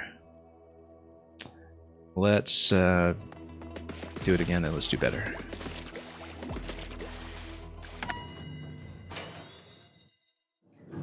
Yeah, we just got crowded in that corner in the last map. So we're at a bit of a disadvantage, starting at 0 on cash. Turf Lucky Chain. You know, early on, dodge roll with dualies deal damage. We haven't actually taken this before. Ink Saver is always great, though. But this is also going to be a new map, so we might as well see it and learn it. We're underusing the dodge roll. And some of the attack-related chips do give you invulnerability that you normally wouldn't have, as we discovered with the squid roll. Oh, I guess the best run marker here is for your weapon, not overall. Anyway.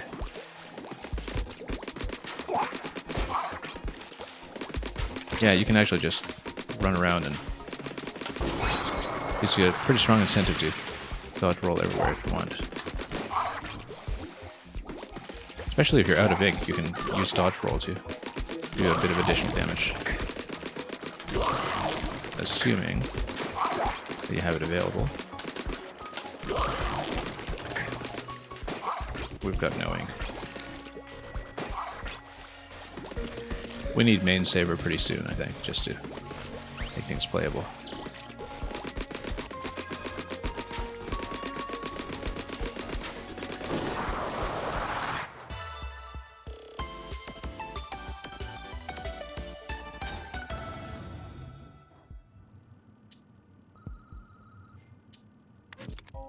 Okay, this beast drop was really nice last time, but we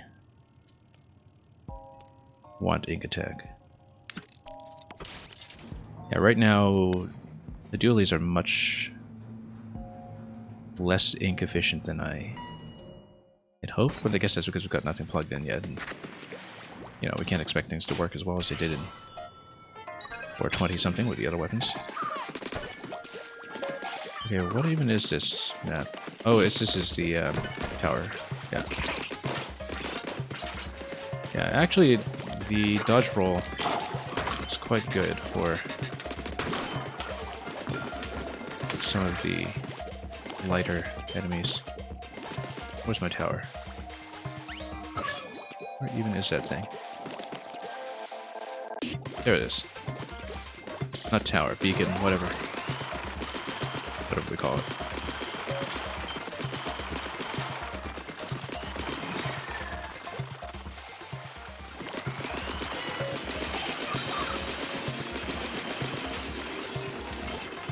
Okay.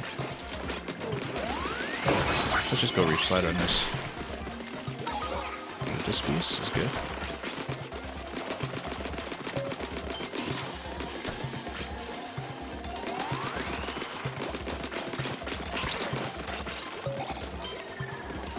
Okay, let's get up.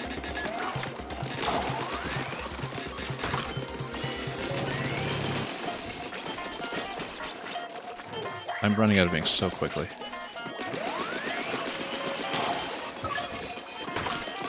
Anyway. Easy map at least.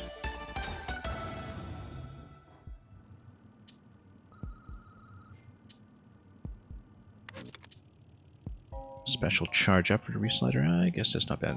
Main firing speed is decent, although the ink consumption is already pretty bad. Swim speed up is not a bad idea. Let's do main firing speed. I mean, ink consumption is a problem right now, but at least we get some damage output going in. That could get us out of trouble.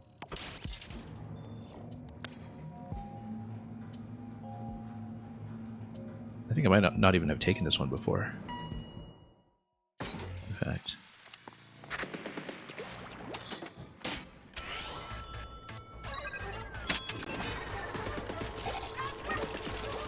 Oh yeah.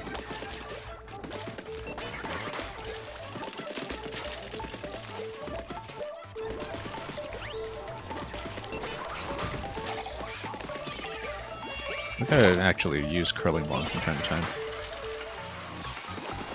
You know, so we can create some movement with it.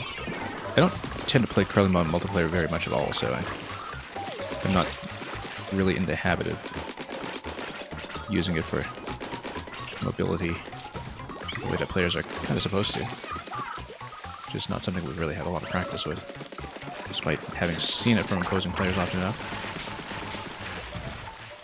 Okay. I didn't need that, but that's okay. The thing about these guys, you know, we just turf as much as we can and corner them. Okay.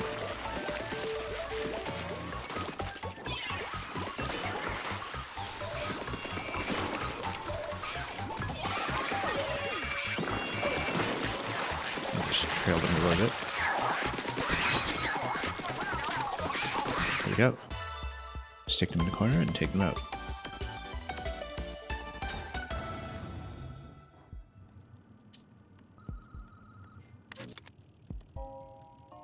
Anyway, we've seen all of these floors before. Can special drop if we really want to depend on reach slider. That's actually pretty significant. It's 2 times.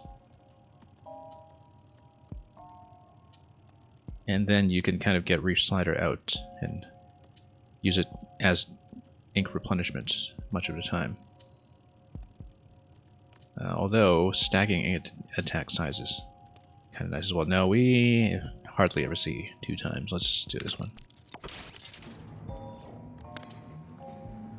Yeah, because Reach Slider is, among specials, a get-out-of-trouble tool.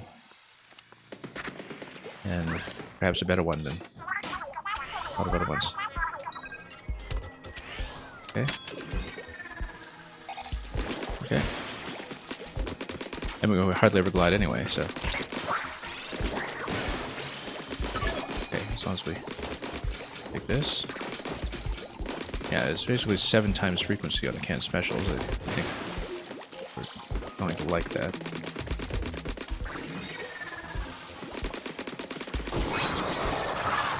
And that's going down.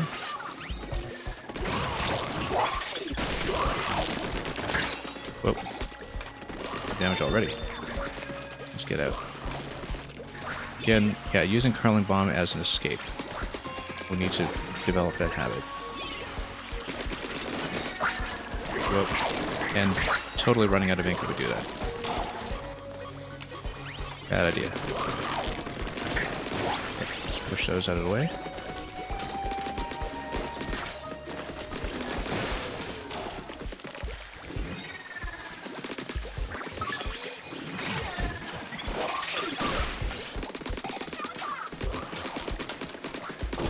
Okay. Yeah, the canned specials are kind of nice when you just take everybody out at once.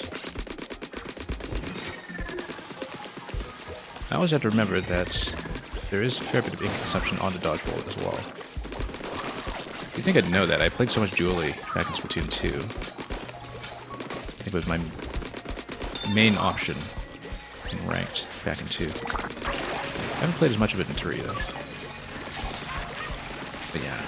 In spite of having the dodge roll available, just given our ink consumption problem right now, we shouldn't rely on it too much. Yeah, the nice thing about getting the special gauge up so fast is that you can really chain it and go one reach slider into the next. I might replace curling bomb once we get the build going and see what else we can plug in. But Ink Saber sub is probably going to be good as well. Splash radius, though. That's helpful. Rush knockback on this. Well, push enemies further with rushing attacks like Reach Slider. That's rigorous, though. But it does apply immediately. And if we're building around a Reach Slider... You know what? Let's take it. Let's learn it. Taking a couple of risks here. Probably betting off more Norwegian Chew, but this is early enough that...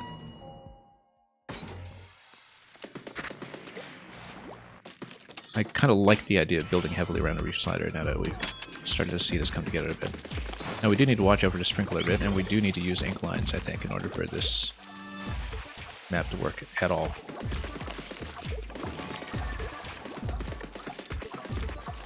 Yeah, because these guys are always such a problem. Oh, you actually do need to glide here, yeah.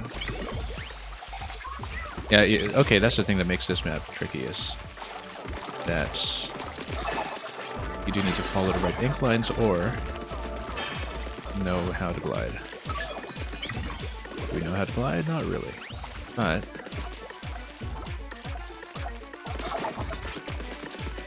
nice thing about dualies is that I can pop those guys pretty quickly. Then we can kind of take these out as we go. Just establish more ink lines. Yeah. Lost control, that's okay. Let's make sure we get back to it. Yeah, the range on the dualies is something that will put together.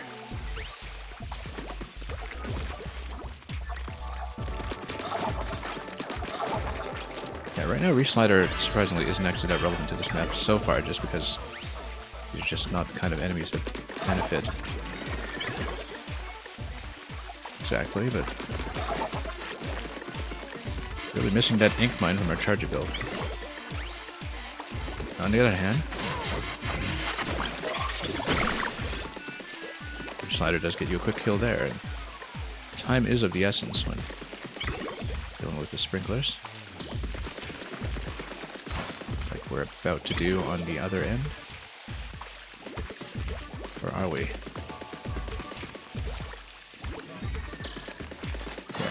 You just don't have much of a habit of using the glide. This is what happens when you play a couple hundred hours of Zelda without the paraglider too. It's just you're not used to gliding. Even when the game just explicitly gives it to you.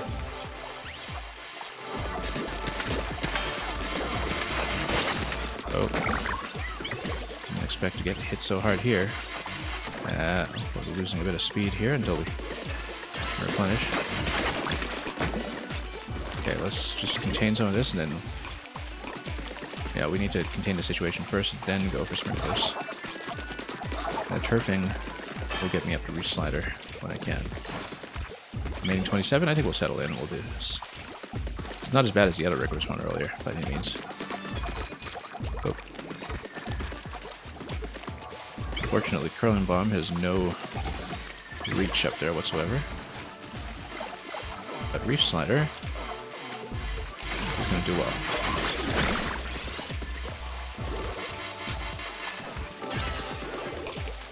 Okay.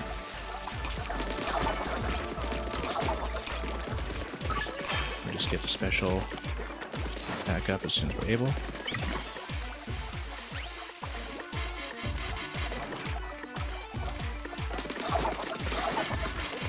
Yeah, losing a little bit of ground here. But we can get up here. We take out these guys before we have too much trouble. Have I even beaten the Rigorous 4 yet? I'm not even convinced that I have. Okay. Did I totally miss? I totally missed. Went completely on that one. Anyway, there's 4 ticks left. We just need to control the other side and I think we're good. Oh. Yeah, just have no muscle memory whatsoever for it. Some of this. Anyway, losing a bit of ground here, that's okay. We'll make it. I'm a bit more confident about this one. Just need to take out the other side, and after a few ticks will be good. Get the camp special up. Again.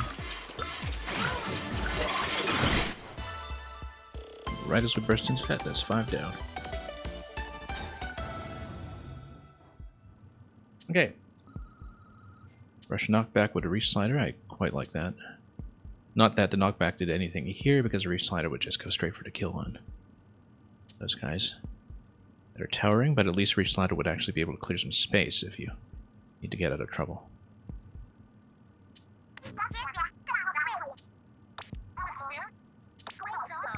Recording all your runs, yeah. Oh, yeah, I guess if we really wanted to go straight for the story clear earlier, we should have actually made for a continue on 30, but I wonder if that would preserve the color chips or anything. Anyway, I didn't even consider that because we just never go for continues. Thank you for that, Der Bescheid Visser, but we are only on floor 5, of course. Lots to go. But that makes up for some of the deficit from not having had the floor 5 clear bonus coming out of the previous run, so. Splat ink recovery. Yeah, ink has been a problem lately to the point that maybe we should grab that. We don't have anything on Pearl right now, though, do we? Whoops. Or we could just keep on going for Can Special. And just chain reach slider all over the place. But what have I got right now? Yeah, we actually don't have anything on Pearl right now. So maybe we should go for the ink mine. On the other hand, Splat ink recovery, we discovered previously, is really good in conjunction with some of the subs. Not so much the curling bomb, but playing it with ink mine earlier was just incredible, so. I kind of feel like we have enough ink problems that I actually do need to go for this, despite taking the hit on the cash.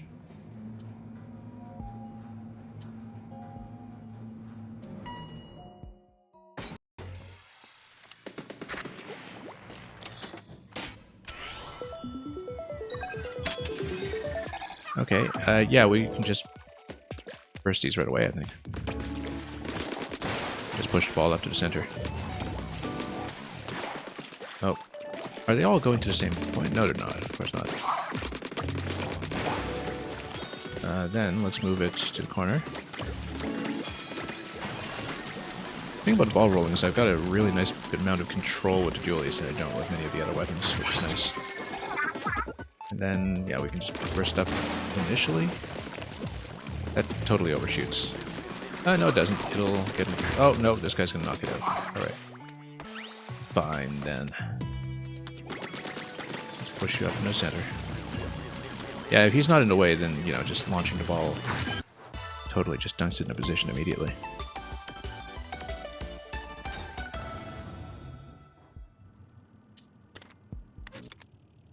We don't need the vending machine yet. Rather farm cash for now. Homing shots would be great. Sticky ink is not too bad, but I don't know if we were really doing that much turfing yet. I think homing shots with a dually would actually be nice, because sometimes we just don't have the dodge roll up and running, and we do need a bit of accuracy. So yeah. Still don't know what the percentage means, whether it's percentage of shots that get tracked, but for now, while we don't need to spend on anything just yet, we'll just continue to amass our bank. It's going to be a portal map.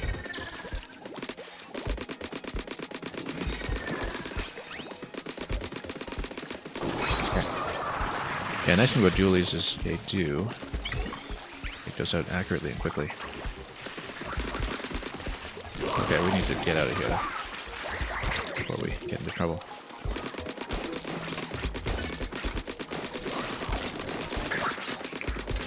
You know what, let's kick this. Oh, whoa, that's a problem. Yeah, let's recharge first before we do anything. like recklessly take a reach slider in or something like that.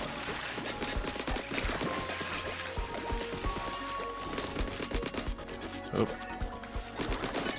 You know what? Let's do it.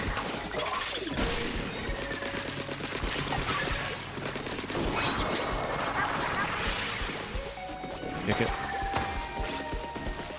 Very satisfying to kick accurately. And we're pretty close to having enough turf for another reach slider, so...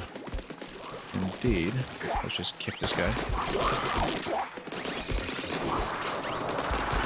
That's it.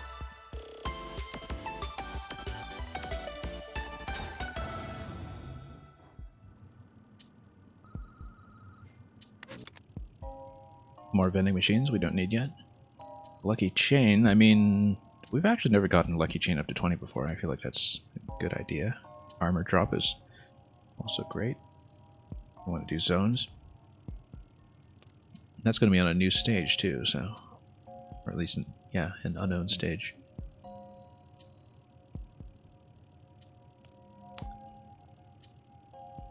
Let's go for lucky chain, in fact.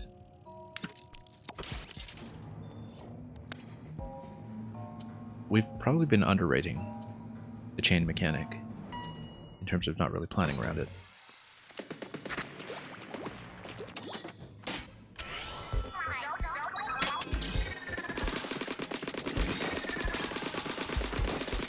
Don't really need to do the dodge roll into this just yet. And yeah, the nice thing about getting so many kills is that the ink replenishment is something that takes care of itself for at least a little while. Let's go inks. Reach slider. Reach slider is very nice there.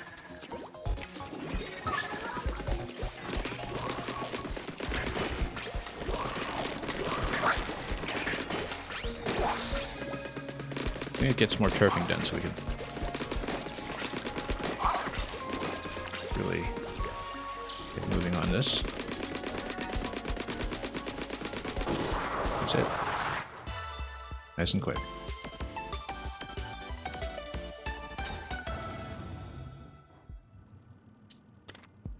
Didn't get anywhere near that 10 chain, never mind 20, but that's okay. Ink attack size, rigorous. Splash radius, or vending machine. Well, we want to take rigorous to time with me now, but yeah, we currently don't have much going on with explosions, apart from just the enemies exploding, I suppose. But actually, no, reach slider is an explosion. So yeah, we should take that. We should take that for sure. If we're really pumping the reach slider as much as we can, this would definitely contribute. Well, I think so anyway. Ooh, power color chip. Let's take a look. Oh, wow. Ink damage, splash damage. Okay, we basically just need to wreck everything we can. What even is the objective on this one? It's zones. Look at how much comfortable everything is.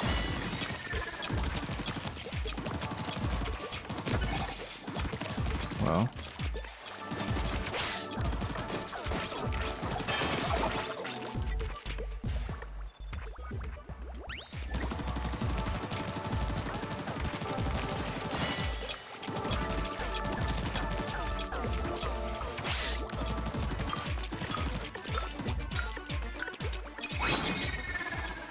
Final checkpoint yet. Let me just make sure we get everything we can.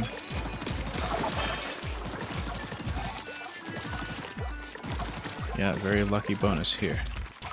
Can I have some ink, please? I guess that's what reach slider is for. Because when you have an explosion plus all that damage from color shift saturation, that gives you about 9k damage on the reach slider. Well, okay, we'll take that. And then we just power it up right away in the event that something tries to come down.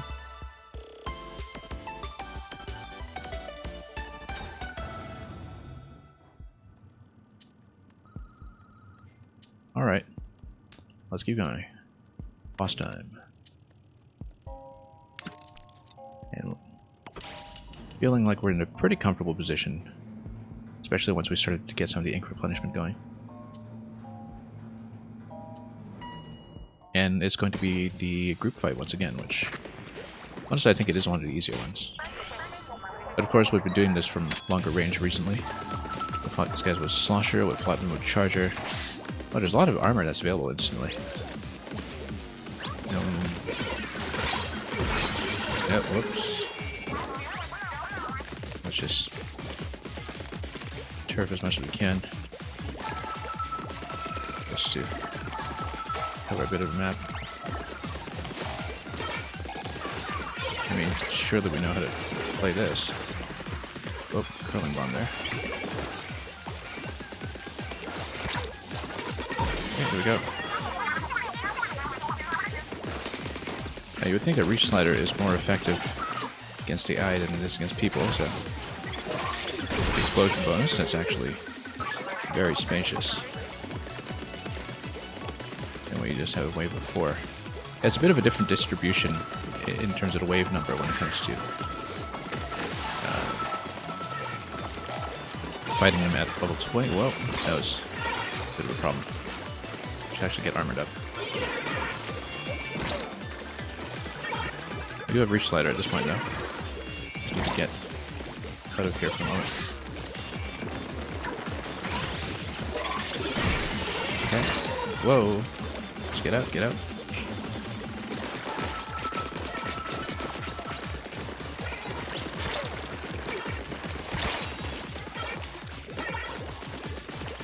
Get out, get out. Nope.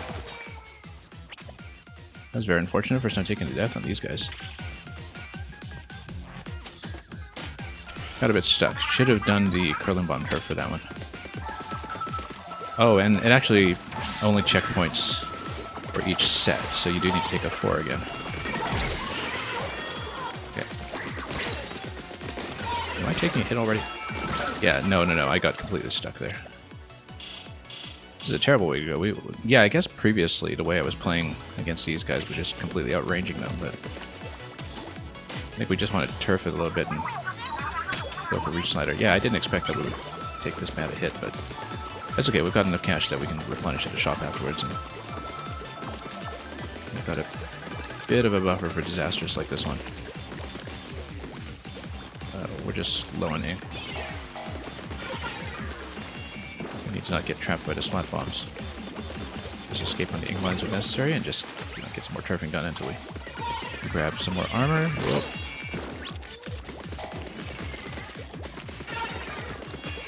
Okay, got Reach Slider up and running. Let's let him group up and take him out from there. We don't have a single one down right now.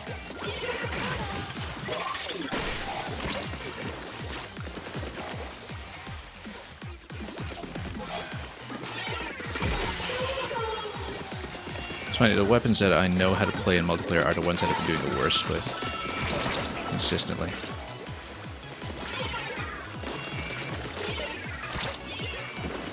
Okay, special.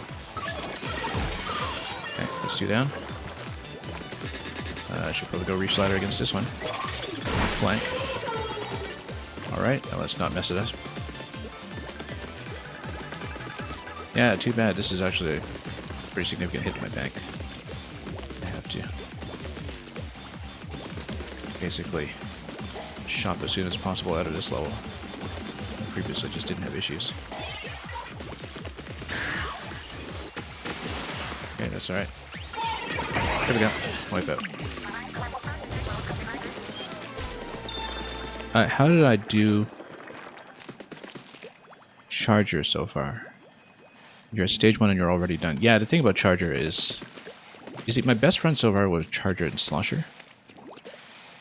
And in both cases, they had to get through a really difficult initial hump.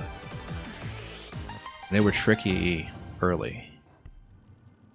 And the thing is, I'm not a Charger player at all in ranked or anything, and I usually kind of dread getting it in Salmon Run. So it was sort of surprising that I managed to take it up to 30, but eventually we kind of settled into something with it.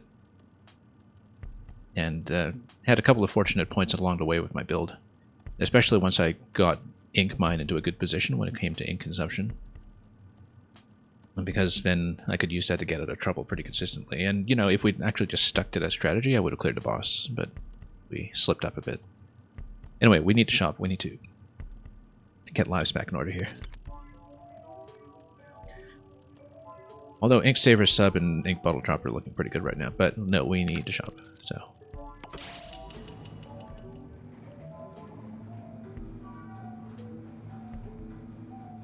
Yeah, Charger was fun, though, but the problem with Charger is that some fights took a long time, particularly Splat Zones. Splat Zones was a huge problem. Where we had a couple of Splat Zone fights that were like around 5 to 10 minutes. Because, you know, I'd just be falling behind in turfing constantly. Anyway, made damage close. Oh, that's going to be good. Kraken Royale. I'm not as experienced with it. I guess it actually is good with as an escape weapon as well, but I like Reef Slider. Risk controlled it. I mean, the main issue with Reef Slider is actually just multiplayer people know how to deal with it and run away, which in Salmon Run or in this mode is not the case. So I actually think we want to stick with Reef Slider. I just don't have enough experience with Kraken Royale to use it effectively, I think. So we're just going to stack main damage. And we're going to stack it twice. Yeah, we'll hold off at a special for now. I like Reef Slider the way it is. I think I probably want to replace Curling Bomb, though.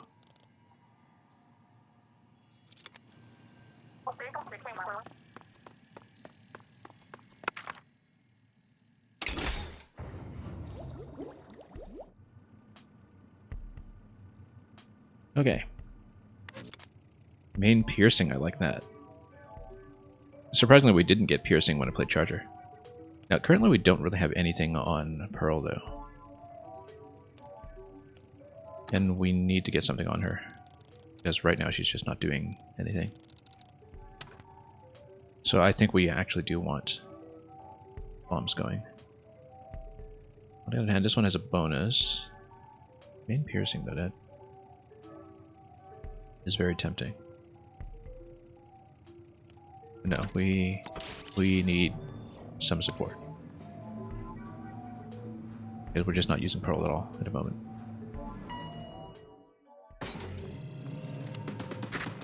Just put it at a bit of a disadvantage.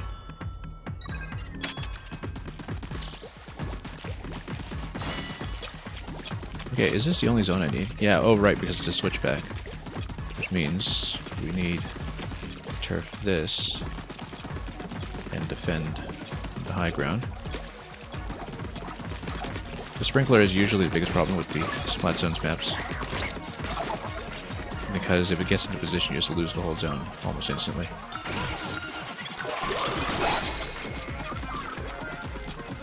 But yeah.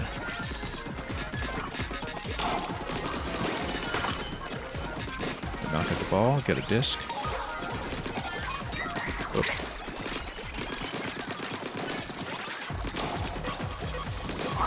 Okay. Get a bit more turfing done for the Reach Slider if we can. Control. Good. Alright.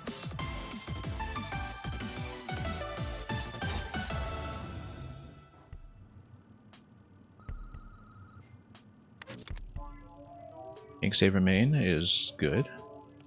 Mobile ink recovery is also good, and if we get rid of danger now, while it's still on normal, I think that's probably advisable. Yeah, Ink Saver main is also tempting though, because we kind of need it. But no, I think we need to clear the danger zone while we still can.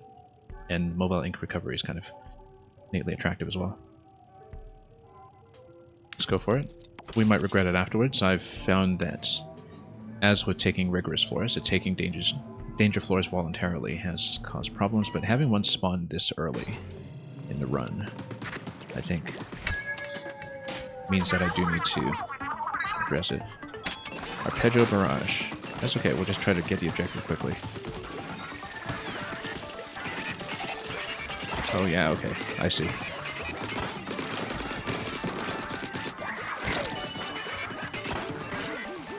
Get a disc. Yeah, we just need to make sure we pop the missiles as they come. Then we do it. And just build up reef slider afterwards. Whoop. Get a can. And just figure out where everything went. A reef slider might be pretty good for this objective. In fact, we can get everything to bunch up. Oh, we didn't get everything to bunch up. That totally whipped.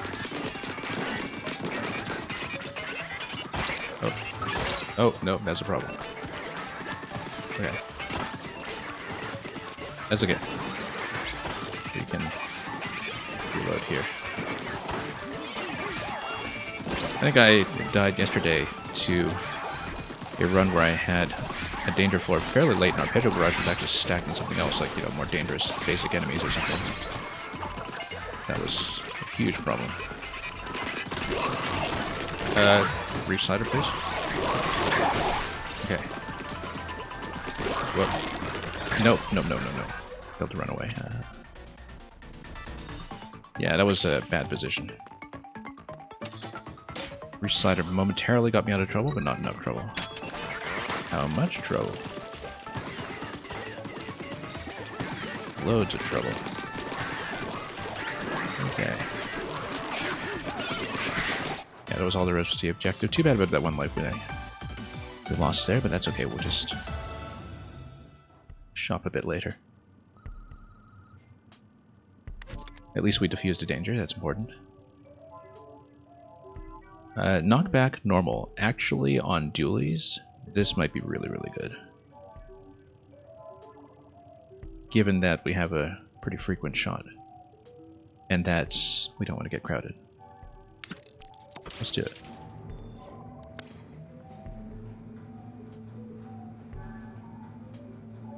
Anyway, this is going to be continuing our best run with dualies so far, given that our previous best was, what, 4?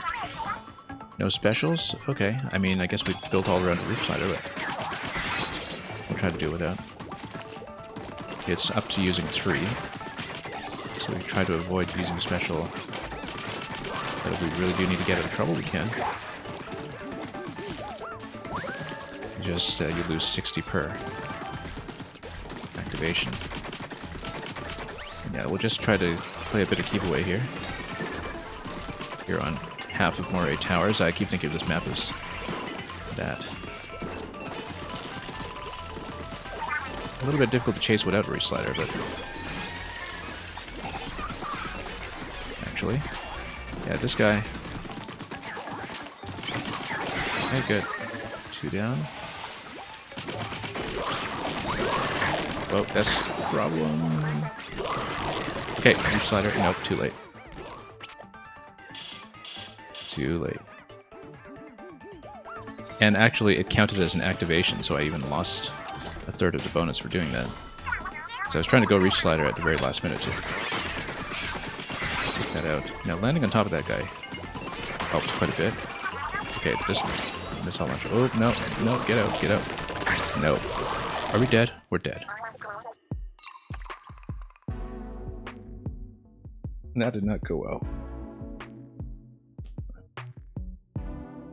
Maybe we should switch to brush or something. I'm going to try to stay long enough in the stream today to get it clear, but, you know, that might be a bad idea in the making. We were doing well, it's just... that was a rough one to lose to.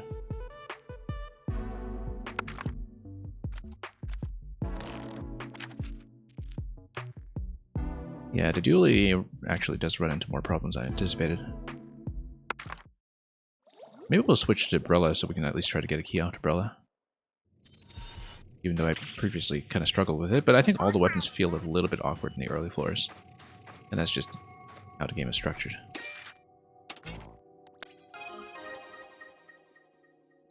Because right now we're trying to kind of explore for keys as well. Building a palette as we go. You won't regenerate. Oh, they won't regenerate if you ink the ground at their base. That's not something that was clear to me. Don't get caught in a pincer maneuver. Okay.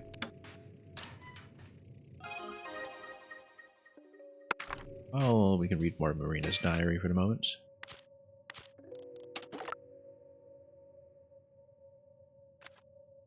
Oh, whoops. Hang on. There you go. Pearl is in rare form. And, okay, so here we see sort of afterlife of Splatoon 2 story. Notice the timestamps on these, by the way. That's over 4 years ago, kind of lines up with when the final fest took place in Splatoon 2, roughly, I think. And so this kind of gets into part of the timeline that's closer to Splatsville. There's real progress in the octoling movement to make it to the surface. And yeah, we haven't learned too much yet about Kamabo Company. And apparently they were the ones responsible for corrupting the Octos, as well as operating the deep sea metro. Sanitization. It's possible that everyone I knew at the training program or my old job has been sanitized by now. That's the thing, is that I find ACT to be terribly suspicious. But we didn't get through the final fight, so we didn't know exactly how she was going to play a role in all that. Project members name pending. I think she actually kind of kept the name. But a new arena poster for the locker. We'll think about a locker after we've do more of this. Anyway, I think we actually are going to change weapons here and try to get some initial keys going. Here's the thing about Sprinkler and Inkstorm, is that I also didn't know how to use effectively, but maybe we just need to build into it and find out. Was pretty happy with Inkmine and Ultrastamp for that matter. It's just I'm not a brush player at all, but then of course I was also not a charger player, so we shouldn't assume too much about that.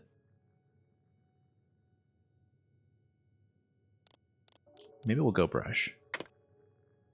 Because at least with something like the Inkmine or the Stamp, we can kind of use that. I'm just kind of concerned about range on this, but...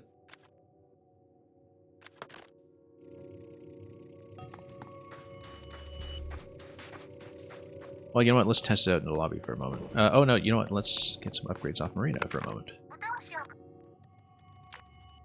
Damage reduction is probably good at this point. Armor, we've only been stacking so high, so...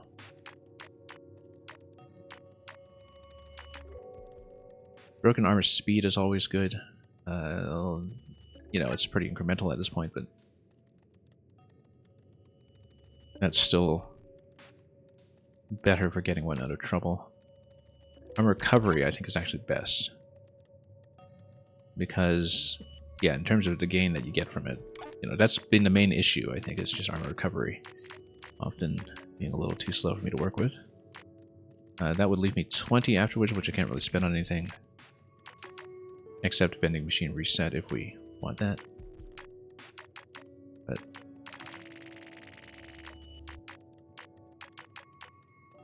in fact, maybe we can preview what the reset cost is. 800? No, we're not doing that. You'd have to be going for something very specific or be very unsatisfied with the vending machine to have that be worthwhile. So that's definitely not a priority. Okay, in that case, let's go for armor recovery again. Yeah, it's the survivability within the attempt that kind of matters most to me right now. So. And it's just 150 to finish that up to 4 seconds.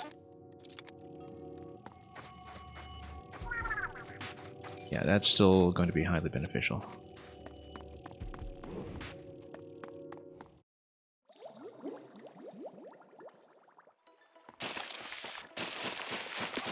I mean, the range is pretty good, and the damage is pretty good too, actually. I'm just not a very experienced brush player, but given how close quarters a lot of this is, really the main thing that was concerning me about doing the brush earlier was just, I find that in general, brushes are kind of a little physically demanding to play in terms of, you know, just pressing the buttons. But then you potentially have a way to kind of get out of trouble here as well, and just bump it like you're playing roller or something. Octobrush specifically, I never played much of. But the thing is, we have ink mine on this, which, if we can get the ink consumption going, is fantastic. We might want to generally not choose stuff like splat zones, though, until we get the ink mine up and running. And then Ultra Stamp sort of gets you to reposition. The only thing is that, like, this build would be a little deficient in terms of range, at least at first, so we can get some kind of range upgrade on the Octobrush so we don't need to stand so close. I think we are in better shape. But the damage output is great. Yeah.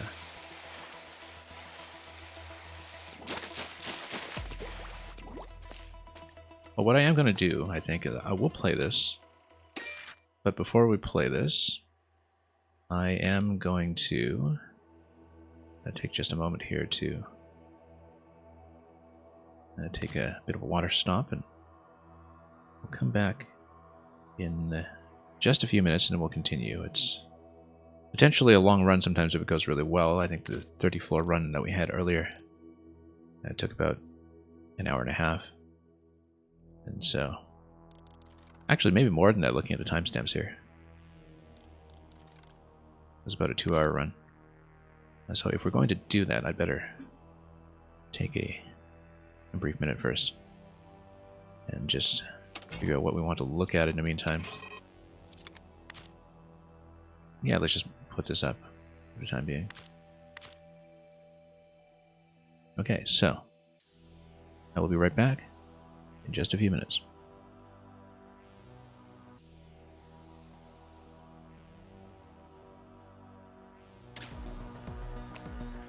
Alright, so, Octobrush.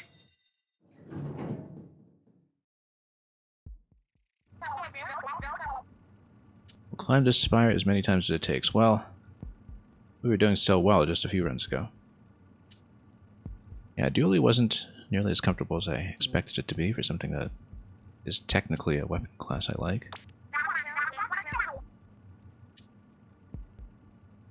But our success with various weapons has been pretty counterintuitive, so let's see how we do. Okay, moving ink speed. Increases movement speed when moving and inking with a roller or brush. I feel like that's probably necessary. Knockback is pretty good, though, for this, potentially, but maybe taking out hard right away with no color chips is not the best idea.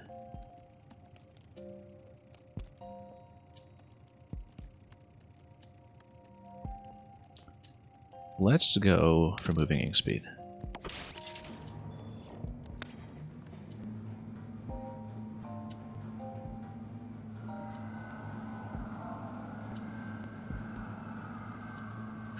So yeah, like I said, not a terribly experienced brush player. And hopefully we won't have fights go for 5 to 10 minutes or so like they do with the charger, because I feel like that's just going to wreck my wrist completely if we do that. Okay, special gauge up right away.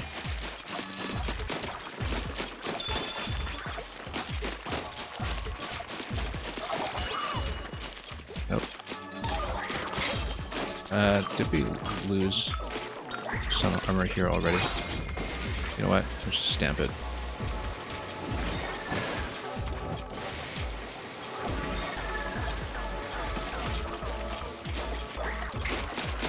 Yeah. Didn't we have ink mine on this? We did, so why don't we use it? Because we have no ink. Okay, let's recover first. You know what? We have a brush. Why don't we just recover this way? Escape. Yeah, we kind of need to develop proper methods for playing with brush. Because again, I don't have a lot of experience with it. So the rhythm of just kind of inking and refreshing is not really something I know. But we can just brush this way perhaps, and then we also have stamp if we need. The range, as you can see, is already a problem, which is why I told myself I should not take splat zones. It's too much of a problem.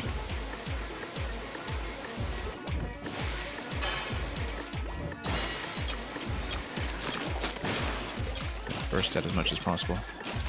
Okay, let's drop some mines while we're still able to.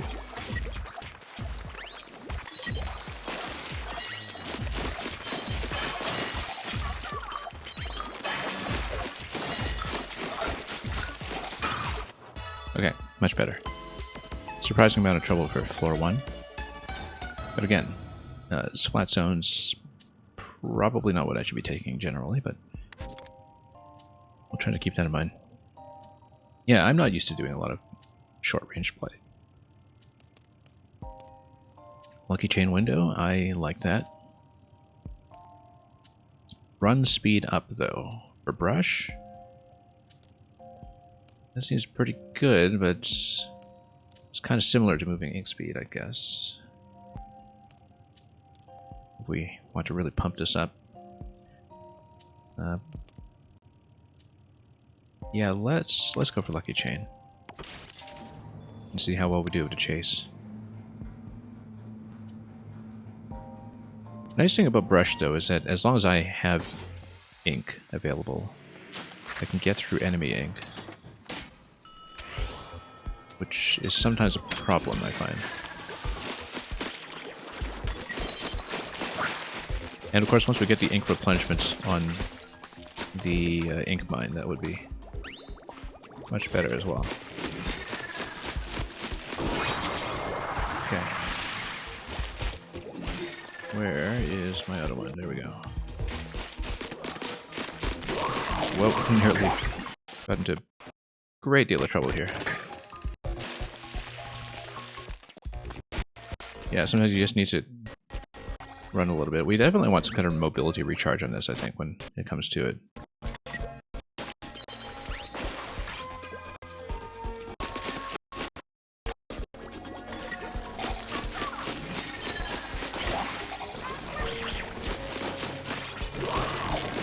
Oh, can't see a thing.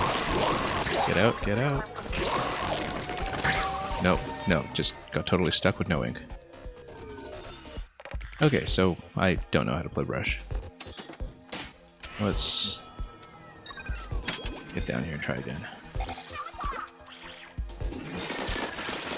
Yeah. No, because yeah, the ink consumption is way too much of a problem right now. Okay, that works too. We should have just done that in the first place.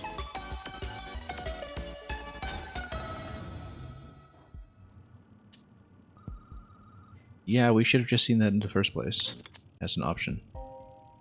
Inking the ground as a lucky chain. I mean, if we're building for the lucky chain, then that would work. And special if we really want to go for this stamp.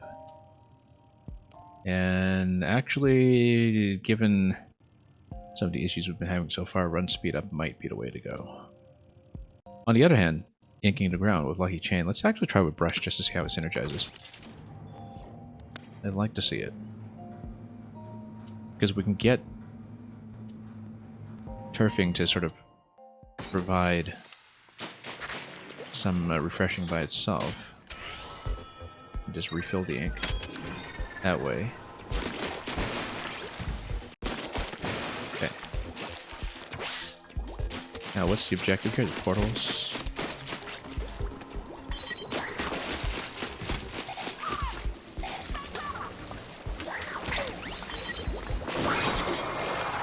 Go.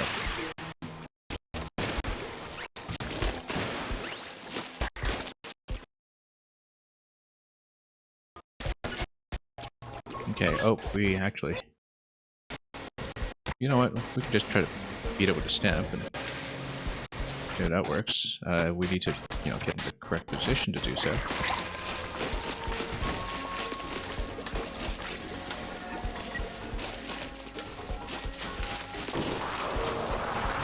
Okay.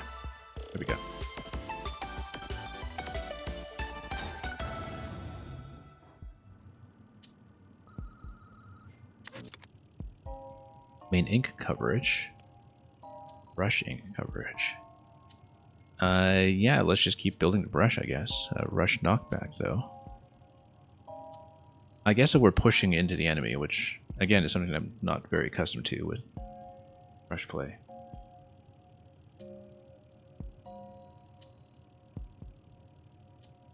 Maybe that helps, but right now I think I want more turf efficiency. Until we get a bit more comfortable with the weapon.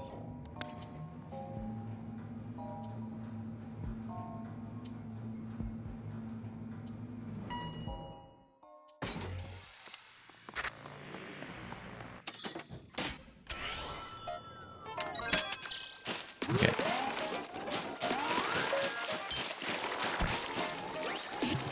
Oh right, this is the one that brush is actually terrible for because... Oh, actually no, we're getting some thinking done. Stepping stones for, yeah, this is not the precision firing for. I was confusing with the other map with all the sponges where you actually don't get any turf except for the sponges. Whoa. Yeah, we are in a bit of trouble already.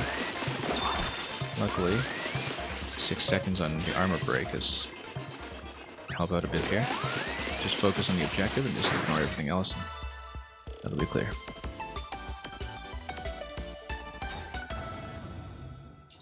And actually the record on this stage, in terms of time, just because focusing on the clear apparently gets you places. A vending machine, not a bad idea for life if we want, but actually because of the ink mine, I think we want to continue building for now and amassing cash because, yeah, we'll take that risk. We'll have another vendor soon enough. I might come to regret this, but we played for so long with only 2 lives anyway until the run we had earlier today that we'll just have to mitigate that risk. Oh, it's splat zones again. Yeah, that's right. I told myself that maybe we shouldn't do splat zones, but that's okay. Oh, hey, and yeah, we actually do get saturation on this with mobility, so given that we have mobility chips, we can actually ink quite a bit with mine, I think, which it's so fast, in fact, once it's all bucked up. It's incredibly fast. I didn't even realize we picked bonus, in fact. It just works out. We've got to deal with a sprinkler, though.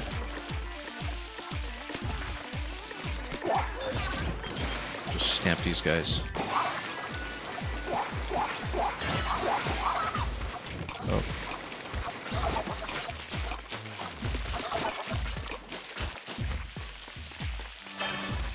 We're just going to get stamped right away, which is good. And look at that, the ink consumption, the ink completely pays for itself when you have mobility buff on it. We're not even depleting the tick because we're just getting ink off of mobility. So that shows you that's a potential way to build. Let's... Yeah, because if we take a look at a palette here with a temporary palette, if you have mobile ink recovery at max like that, you can ink however much you want. And so that's something we should take advantage of. If we are able to build towards that, that seems like it's a demonstration of how to build with Octobrush, which is kind of nice. It speaks well for the whole color saturation bonus mechanic, that it's kind of like it's there to teach you the game and teach you like sample builds that you can move towards. Yeah. Anyway. Yeah, this will be a bit of a freebie, actually, just because of the color saturation bonus. That worked out well. And it tells me that ink recovery is the way to go, and that it will actually compensate for the brush accordingly, so we can actually consistently get ourselves out of trouble. As long as we're not completely depleted. I've seen some of these messages before, which tells me I've been playing too much already. Swim speed, we're not actually swimming that much. But we want range. We definitely want range. We've had range issues with this weapon all around, so...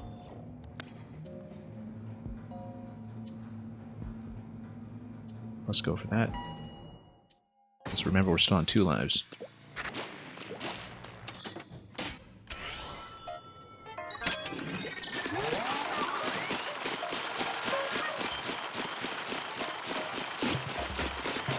I wonder what happens if you just kind of sit on it and push it. You run out of ink, that's what happens. Oh, whoa, whoa, whoa, didn't even watch the enemy bomb there. Let's get out. Grab the special. We need to get rid of the bomber, actually. That's what it is.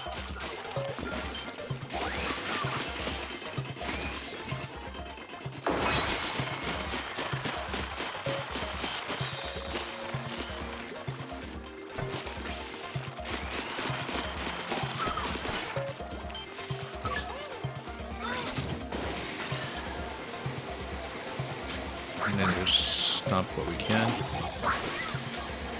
Turf what we can.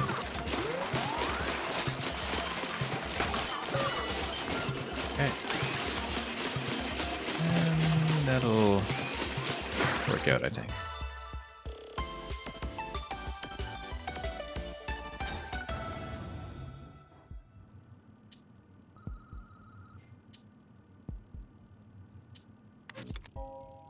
Okay. We had kind of been building towards a chain. Rush attack, though. Drone killer whale. We currently don't have anything on Pearl. This is an explosion festival floor. Yeah, I say we go for it. Go for the cash and go for getting Pearl going.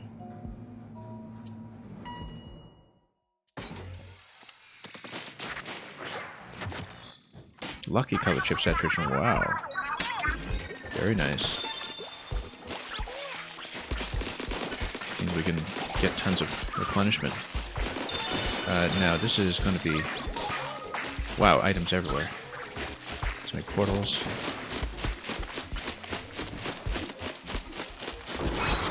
And we can just go for it right away. The fact that we get things like disc pieces and such things. In great shape. Yeah, just look at how much we're sitting on here. 33 chain. Oh yeah, because I guess we are completely buffed with releasing the cap on Lucky Chain as well, that we can build up this massive 50 chain here. Which is why items are scattering everywhere.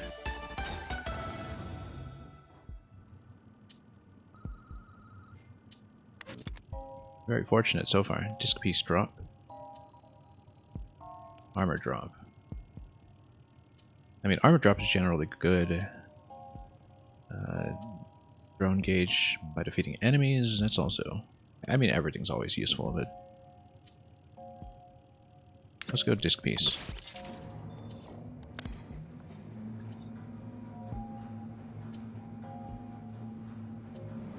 Because proportionally, increasing the frequency by that much could really get me into trouble in later stages, as we discovered.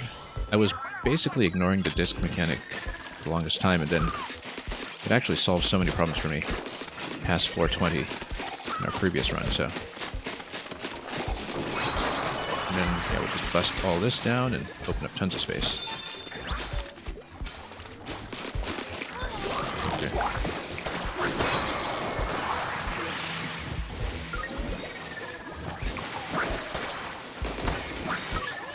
Then, yeah, given the chaining here, also means that we've got a good number of crops. It came to the special, so that worked out well.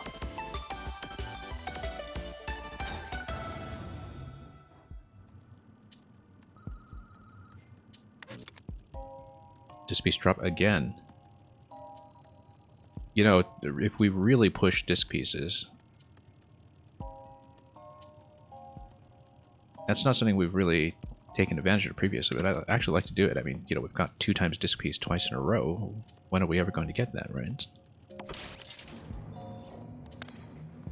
Given that they freeze the spawns, that's usually going to be one of the main problems I'm dealing with when we're getting overwhelmed in the later stages, and so combined with lucky drops, if we build towards luck, then that could really solve some problems. Also, notice that the brush can just push the ball if we, of course, get it over these locations. Yeah.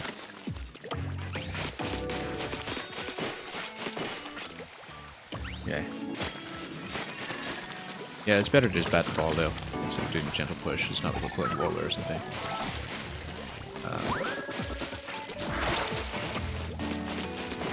We should also go ink mine from time to time and just get the ball up to the cage so it doesn't fall down too far.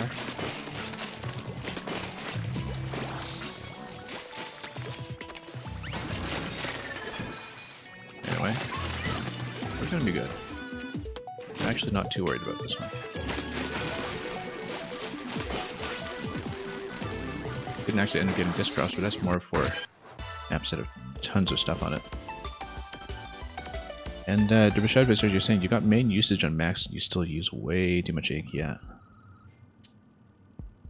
But you're saying Charger scales great with chips. Oh, it does. It does. Like I said, Charger was mainly just getting over the hump and also figuring out how to deal with spot zones. Because I found that to be particularly tough with Charger until we got Ink Mine in a good place.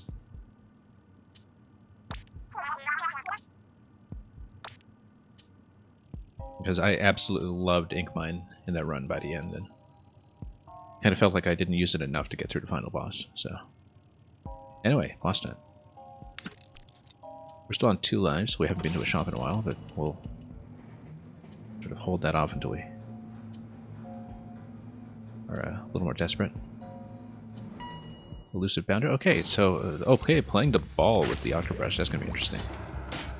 With Charger, I found this guy really easy because you could just target him really accurately. Whoop, get out of the way of the bombs though. Whoa, no, that's bad. Okay.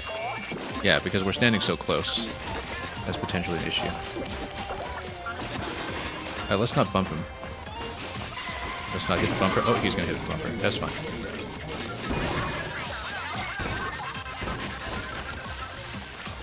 We need to refresh ink from time to time. Anyway. You know what? Ultra Stem.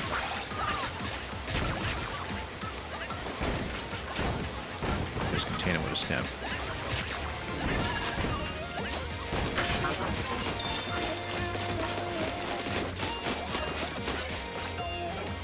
And then charge this up.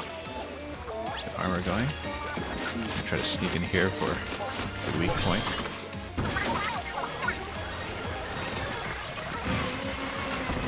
If you have ink awaiting his roll, actually brush is so good because you can just run out of position with the inking. Oh, no, don't hit that. Nope, he hit that. Okay, he's gonna fall in. First, that's fine. Once we jump out of the waves, I'm gonna need to clear with Stamp.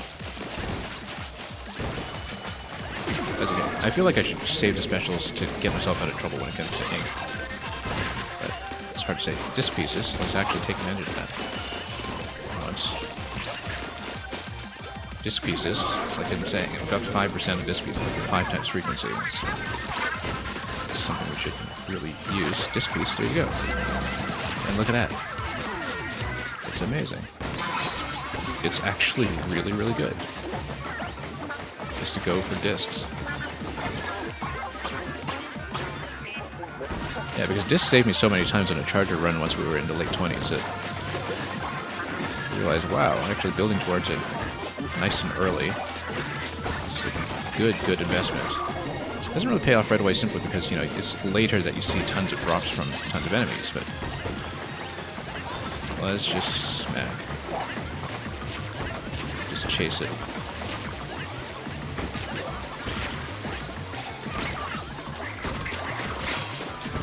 Did we get something broken here? Armor-wise? Let's grab this piece and armor as well. Okay. Oh. Ooh, let's watch out for that. Yeah, really do need to swap those away.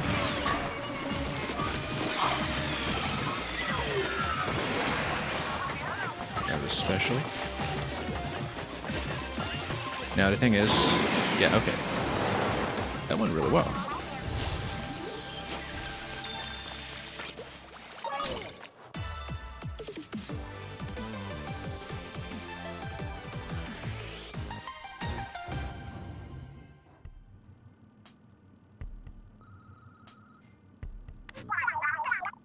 We got the sauce to beat the boss.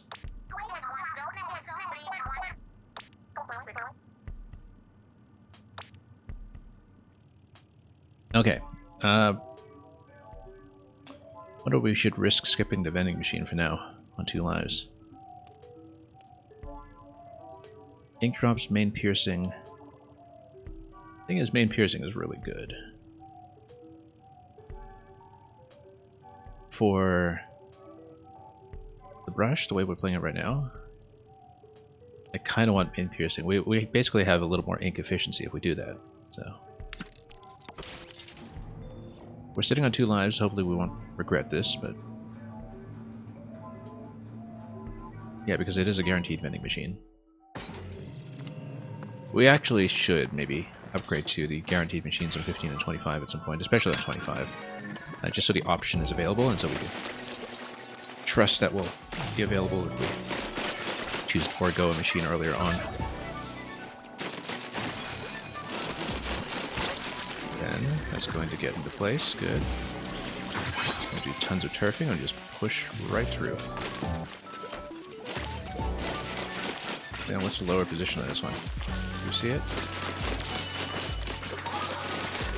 Hey, I got a disc piece already.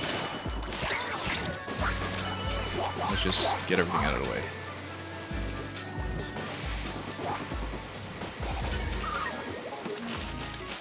Until we see the point. Ah, there it is, on that slope.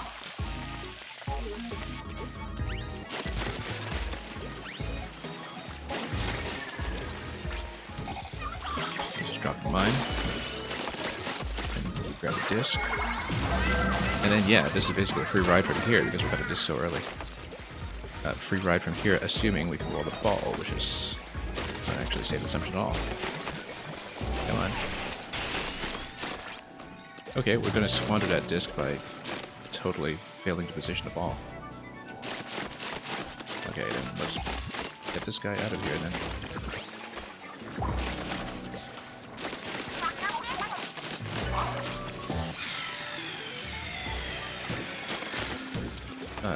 Yeah, we'll just tap gently, and it'll roll in the foot. Great.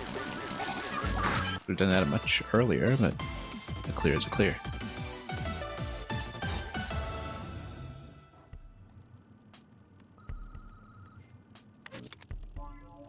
Splat ink recovery, yes. Yes, absolutely. Given that you have the synergy with what do you call it? Ink mine. Absolutely. This was the linchpin of the Charger strategy earlier. And the further that we can build Splat ink recovery, the better.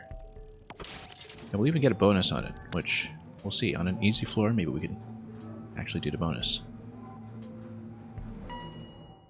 Switch back. Okay, what's the objective? Don't use my main weapon? Gladly, actually, given that... Well, I mean, okay, maybe with rolling the ball, that's a bit of a tall order, but... I guess you would need to, you know, maybe ink some of these guys first. Otherwise you can't really start turfing.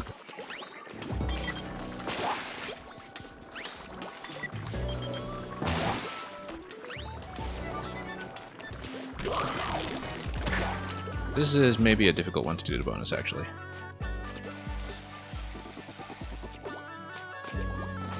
Yeah, unless you can just walk into the ball or something. You can just walk into the ball. We can do that. This is, you know, literally just 100 for the bonus. It's probably not worth it to mess around with this so much, but... Sure, let's just push. I was hoping to push into the upper location because then we...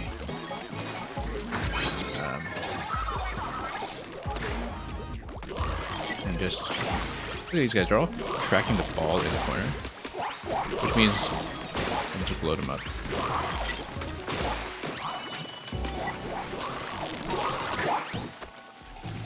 And then... It's pretty funny, actually. I'll just go for the ball. Which means... Yeah, I feel like, you know... This is not really a viable bonus to do with this, but... We're doing it anyway. I guess we roll, just push, and push. Then, oh, maybe we push into this guy. Here we go. That's actually going to work. We're going to get 100% on a bonus, which is not worth much. But who knows? Maybe that 100 membucks will come in handy much later. Max bonus. First time I've seen that, really. Okay, moving ink speed. This piece drop even more if we want to max it out. I mean, 6% is maybe less of a gain than what we had previously, but, you know, still good. Run speed, I think, is actually going to be kind of necessary, but...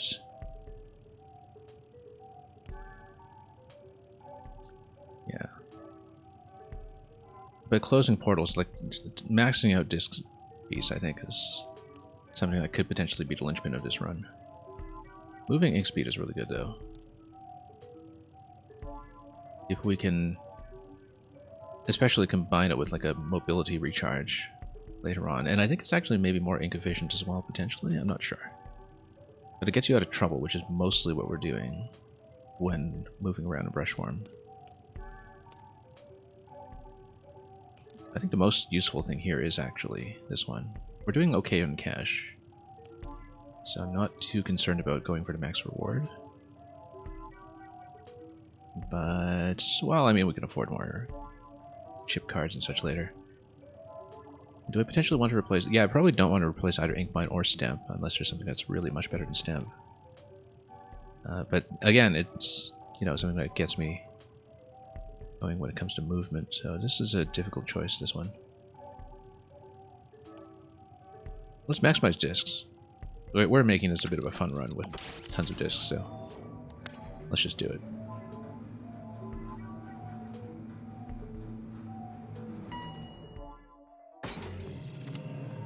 It could really get me out of trouble later on, that's the thinking here.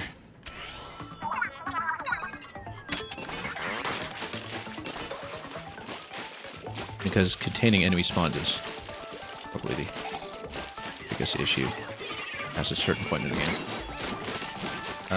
Okay, I gotta drop a mine here. Yeah. Particularly if we drop a mine on a crowd for replenishment.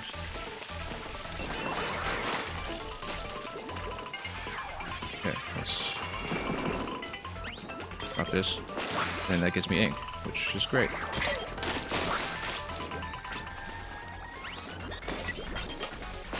And we can go Ultra Stamp against the objective. Whoa.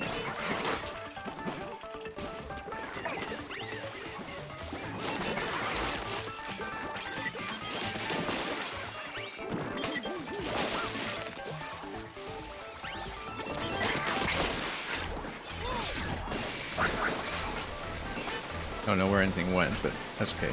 Turf coverage is still going to be useful in this.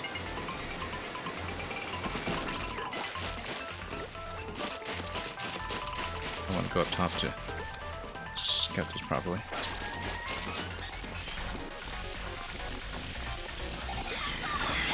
There we go. There's the objective. Oh, no, that's not it. Those are just enemies tracking me.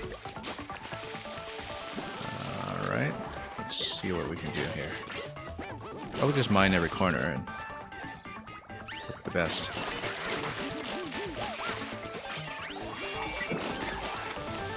Let's rush into it. Yeah, because you stick it in the ink like that, you just get a huge turf advantage on it. Then, go to this piece.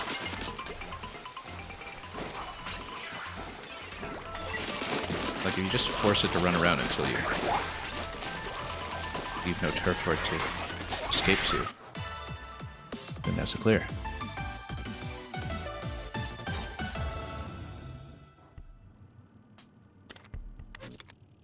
Okay, vending machine, main ink coverage, that's really quite good, actually. What do we got in Pearl right now? Just a killer whale. We put damage on it, but if we can sort of hold off on the vending machine for now until we bank up more cash, let's... Yeah, this is a significant buff for ink coverage, in fact. Let's do it.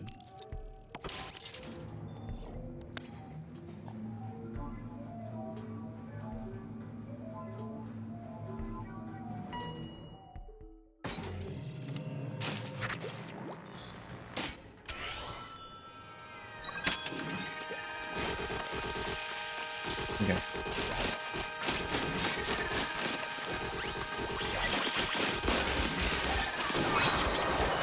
Yeah, the damage is really nice in those.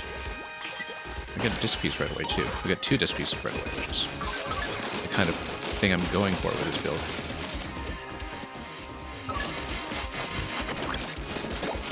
And just pop this guy right away.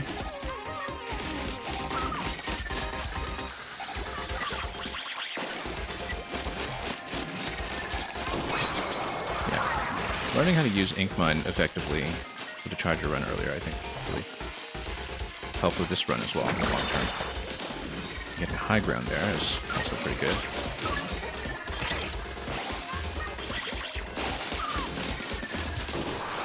And that'll be it.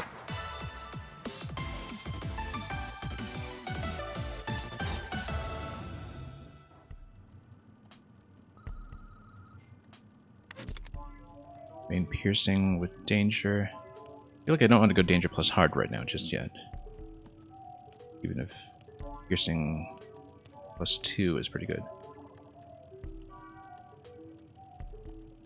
Lucky chain window on this one. And then you have to deal with splat zones. Tower with a bonus. I mean, potentially the bonus could be saturation if we're lucky. So maybe we should go for this one and push to point. On the other hand, now that we're starting to get ink replenishment with the... what is it? The ink mine. Zones becomes a little more viable.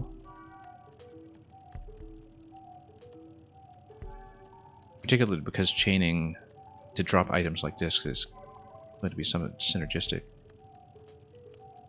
So... let's go zones. I told myself earlier we shouldn't do zones much, but that was before we kind of got replenishment going for the ink mine. Bombarded constant. Oh yeah, so this is going to be this one. That's right.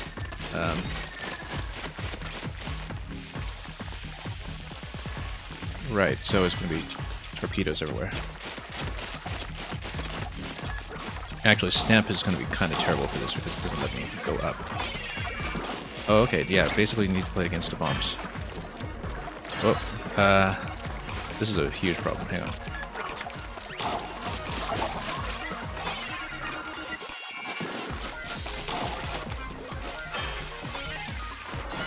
Okay. Yeah, we can splash this guy. Oh, much better shape.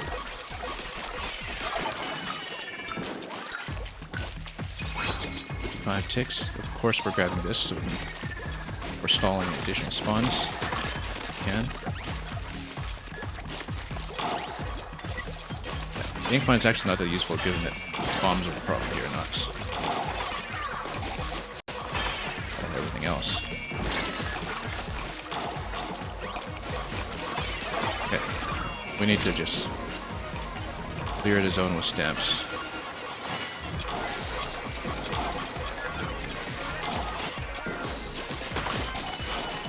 Clear some of the spawners as well as we can. Sprinklers are the biggest problem.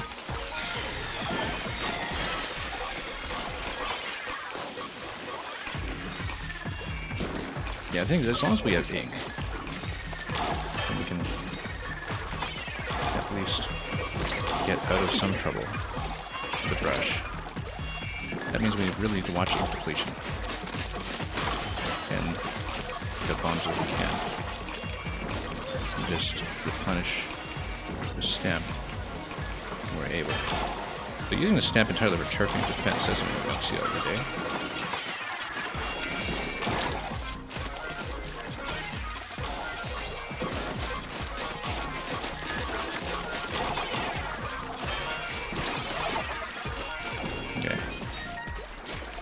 Get the sprinkler down. It's a pretty wide zone, so that's why the sprinklers come out in twos. And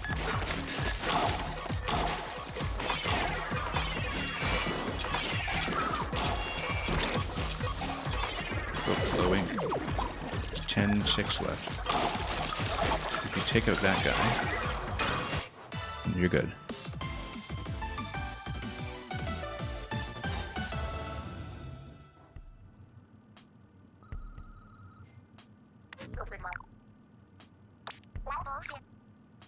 Have you ever looked at the objectives of color chips and thought, none of these sound good to me? Yeah, we know about the other upgrade. But it's expensive and we're not doing it. Oddly enough, we have enough medbucks that if we had actually grabbed continue as an option, we would have it at this point. And maybe that's something we should consider as a future upgrade, now that we know that the cache for it can be amassed. But maybe I should have grabbed continue just as a safety measure, even if we didn't expect to amass 3,000 medbucks the way we have done now. Drone ink mine. Sounds really good, actually, because I mean, I don't know if Pearl's abilities, getting kills, feeds into my Splat ink recovery.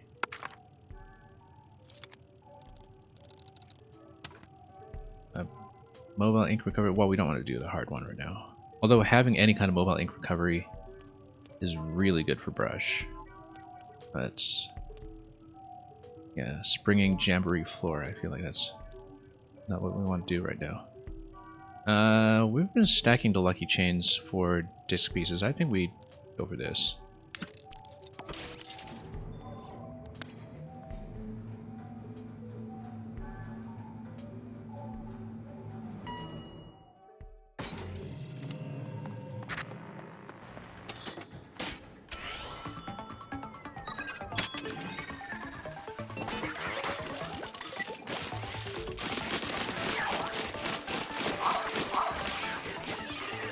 Yeah, because the mobility refresh is something we want at some point, just maybe not on hard plus danger right now.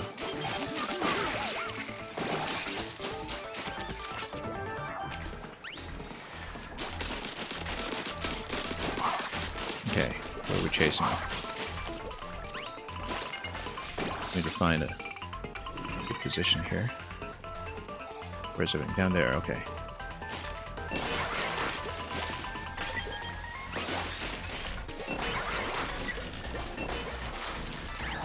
Okay, there they are. Oh, bombs.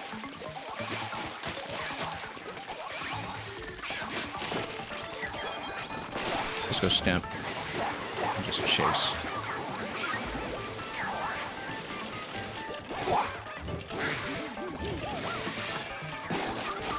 Wasn't quite on pace there. The stamp actually expired a little later than I expected it to. There we go.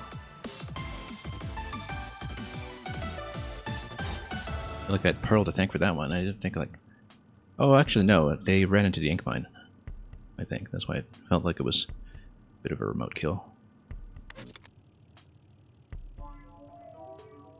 Moving ink speed and splash damage. I mean, we're building around the ink mine. Yes, we're taking it. Also because we're on 2 lives and I'm trying to mitigate risk at this point.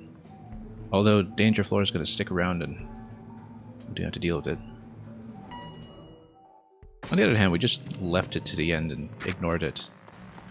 And essentially just thought about every level as having 2 choices when I did my charger run.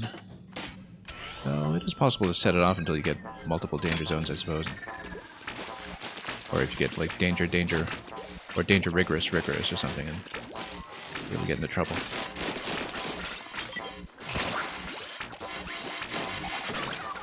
Okay, let's get down to the tower. Knock this down.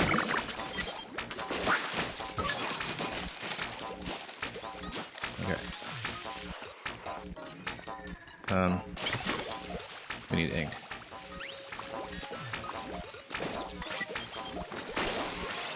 Then, yeah, get the ink lines going for sure. Just so we start to do this.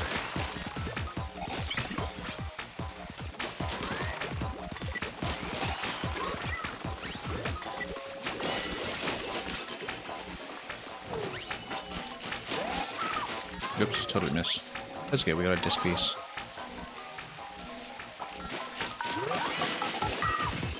Yeah, building around just lots of discs might be a valid and unique strategy for this one.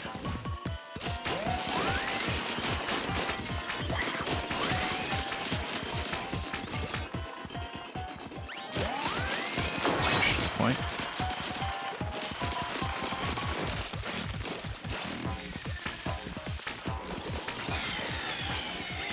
Go straight for the head here. Probably top ink mine in this location.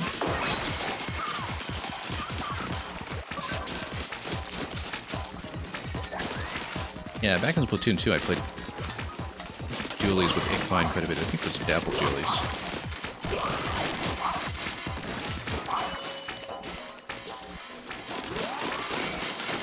That was just how we chose to roll back then. Kind of whack this thing with no ink remaining. I guess that works. There we go. Charger final boss is tough. Yeah, that's what I found. I mean, the range is nice, but the thing is, you can't really burn it down quickly when a shield is down. I don't know if you got the clear or anything, but you seem to get there really quickly. My charger run took ages because we had some rooms that took me forever to get through safely. Okay, danger is still on hard here. Run speed up. Yeah, I think we're kind of taking it easy until we can get to the level 20 boss or a cash point, whichever comes first. I'm doing fine enough on money right now that I feel like I can afford to take easy floors. Although ink bottles would be nice since we're going for drops anyway, but let's go for the bonus here.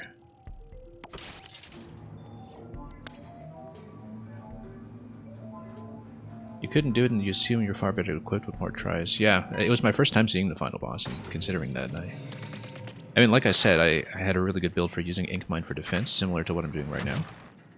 Ooh, color shift saturation on an easy level. That's what I was kind of hoping for. Alright, let's go.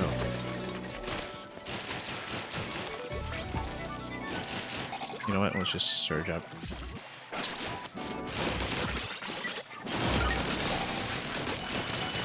Rip it in. Whoops, one bounces up, but I guess that's not happening. We can bounce it up. Usually, sometimes if you bounce them up the pad, they kind of get in position by themselves. Come on. It's getting a bit silly though. Maybe I shouldn't try to bounce it up the pad. Or, oh no, it'll get there by itself. That's what I loved about ball levels, is that sometimes you just push them into the right kind of bounce pad, they just fix themselves. Sometimes with the ball levels, I just kind of survive until they slot into place magically without me doing anything. I found that to be an effective strategy. Yeah, it's a DPS check. Yeah, that's the thing, is that I could get through all of the various portal nodes But the thing is, once the portals were down, I couldn't actually do very much on a boss. The thing is, I got the boss painted pretty much almost fully on that fight, and then I just lost multiple times, which was not great. I think at this point we take vending machine for the life. We've been putting this off, and we have enough cash that I can really pick up some damage. We're not doing rigorous plus danger with our current setup, obviously. Soundwave's kind of nice, but I think we want to go for the vending machine and just get to the boss quickly. Go for the second key. I'm feeling pretty comfortable with the brush build right now. We still have some ink problems. And of course we haven't really seriously mobbed yet. But yeah, definitely would take the life. We're not taking Inkstorm. Stamp is fine. Armor drop is great. We are definitely pumping this twice. Maybe even thrice. We can afford to do it thrice. I think we actually should.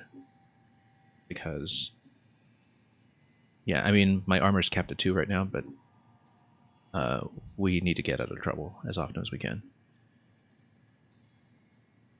And honestly, what else are we using the money for? Not much, so let's just go for it.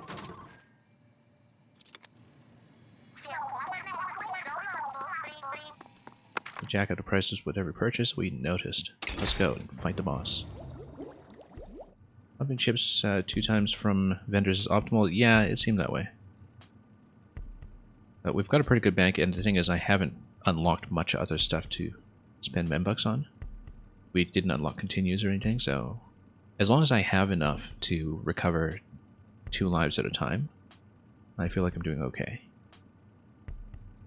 Because that's the main thing that we need the vending machines for, is just, you know, if I am 2 lives down. So that's what I'm planning around when it comes to using some money on hand. And a nice thing about the build currently now is that I'm comfortable with both the special and the sub. Particularly the sub. I love the ink mine, so let's keep going. And yeah, you get so much cash off of the boss floor anyway.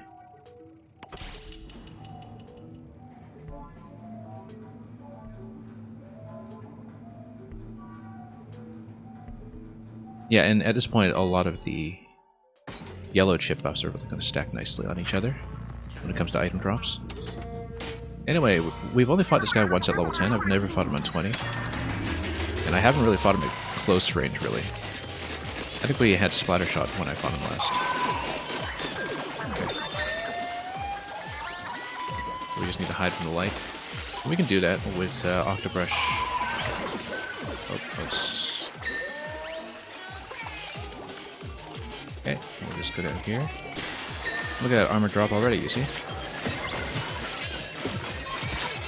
Let's jump this. Oh. We should stamp out of this every now and then, but look at that. Disc pieces like crazy.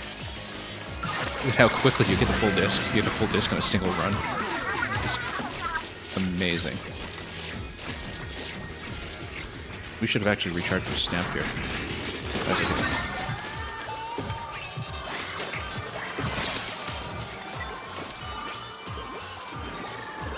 Because I kind of ran out of ink when I needed to burn them down.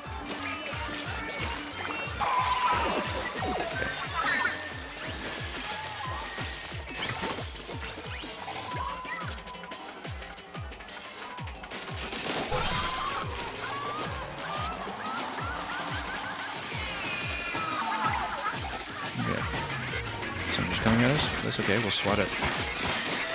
We're okay. I'm feeling really comfortable right now, actually. Look at that.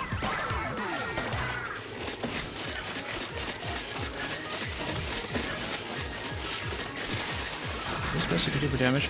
Oh, I suppose I can get on top of him, kind of. I did previously. With the, incline. And yeah, escaping quickly with the Octobrush.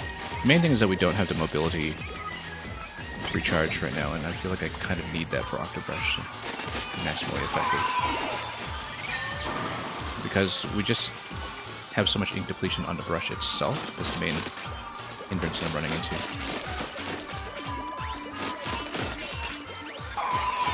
Oh. But yeah, the fact that we can have tons of quick lateral movement on the Octobrush is really nice. I just have to kind of get in close with him, which I guess increases my rotational speed. We got in a little bit close there.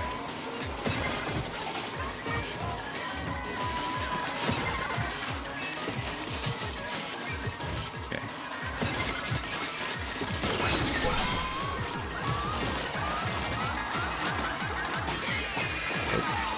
Watch out over the coming. Yeah, we got it. More disc pieces. Lots more disc pieces. Okay, the disc piece build is great. It's working out.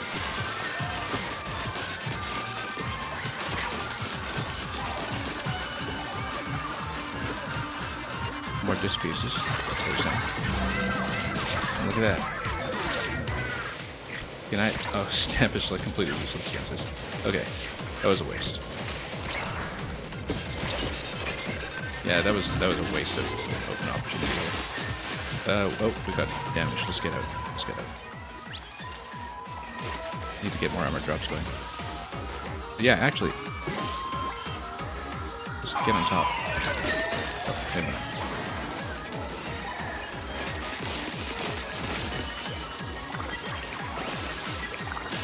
Get more disc pieces.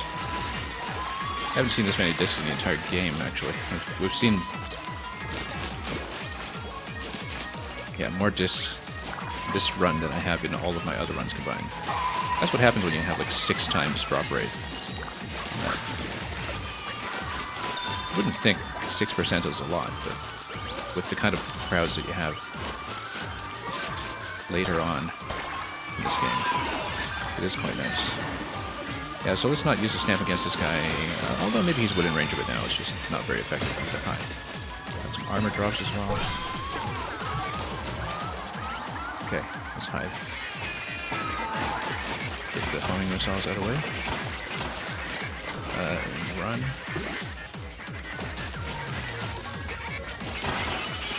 Yeah, and range, piercing, everything. We're just so comfortable right now.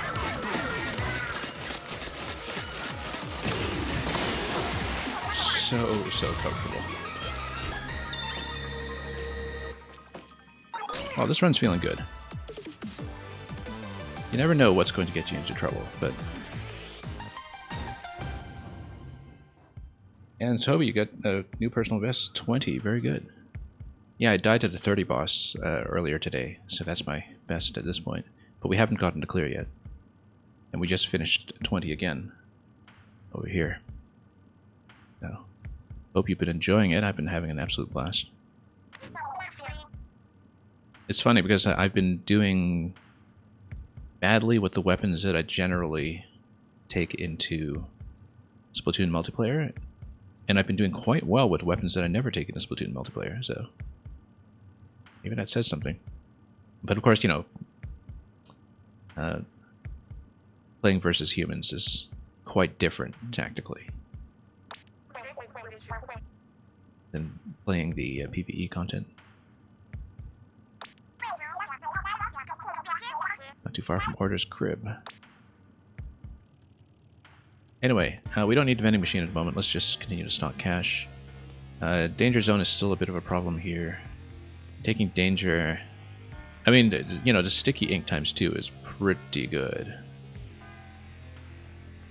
And the problem is that I don't know what the danger is going to be, and taking danger plus hard might just end the run at this point. But it's pretty tempting to grab it right now. It's just that I'm hoping danger will rotate onto something a bit more manageable for me, particularly because this is a move the tower or move the pole. I think we'd better go for rush attack, even though we don't generally run into things with the Octobrush all that much. This is very tempting, just because, you know, you would get the sticky ink. buff immediately. But, and yeah, no, I know about that with danger. But we actually managed to dodge it completely on my run back to 30 earlier. It's just that sometimes danger rotates onto an easier level, like you see danger plus normal or danger plus an objective that's a little more comfortable. And so since we're past the level 20 point at this point anyway, it might make sense to wait. So let's go rush attack. And yeah, the game tells you that, but we actually managed to dodge it successfully. The problem is if you get, like, you know, danger, rigorous, or something as your choice, and past 20, that becomes a problem. Destroy the portals. Let's do it.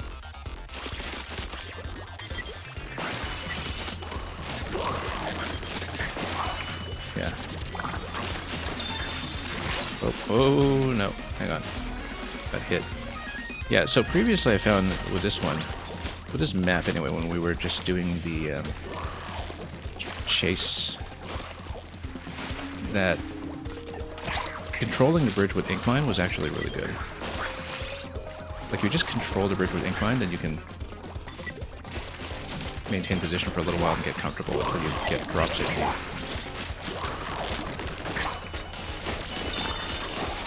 Or just get Ultra Stamp up and running like this. This piece, you see? Just kick things around and... There we go, that's 2 down.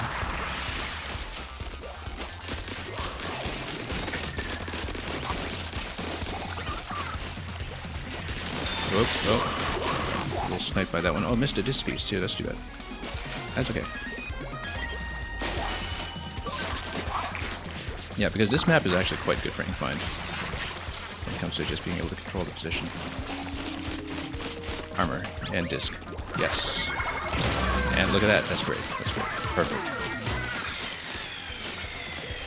And then thanks Pearl for finishing that off for me. Okay, where's the last point? Over here. Great. And there's only one portal at this point, so we'll just dump ink mine on it to control the spawns of it. Yeah, we settled in pretty nicely.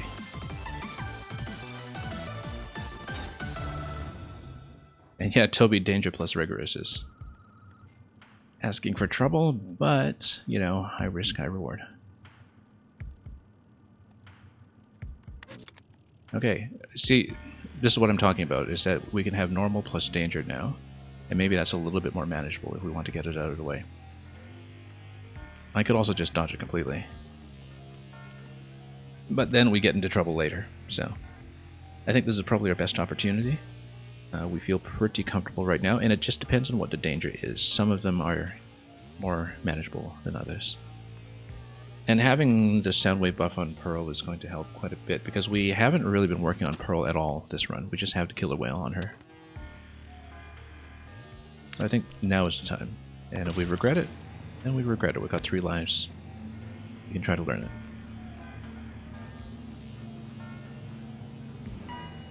And yeah, Derbyshire Visser need hold back and giving tips, yeah. Stronger Gelatins. Yeah, we previously ran into this and on my losing run, actually, with Slosher.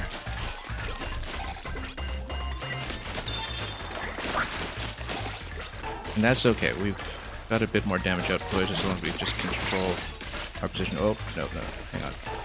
Let's run away. Okay. As long as we run away a little bit, grab armor, and we start chasing. Yeah, we actually just need to run away and control with Inkmine, I think. And then we've got a stamp as well at this point. Whoop. Whoop. Whoop. Nope.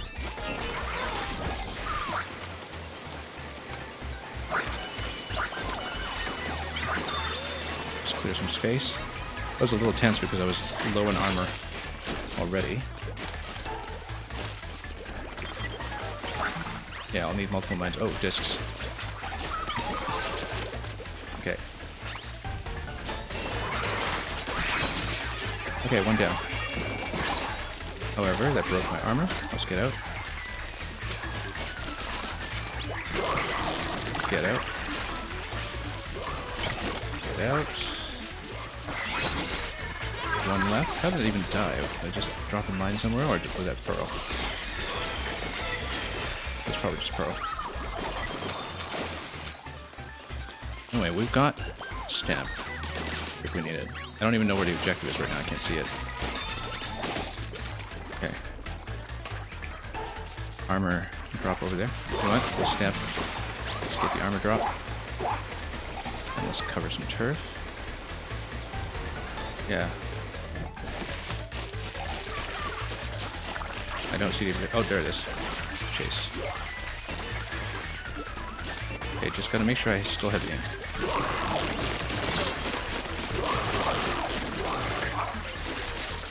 And get out. Just try to get out of the way. I'm just using the Stamp as an escape right now. I know I didn't actually clear anything, but turfing is fine if you're chasing down the objective. Oh, that was gonna hit me. I saw that coming and didn't do anything about it. Got it.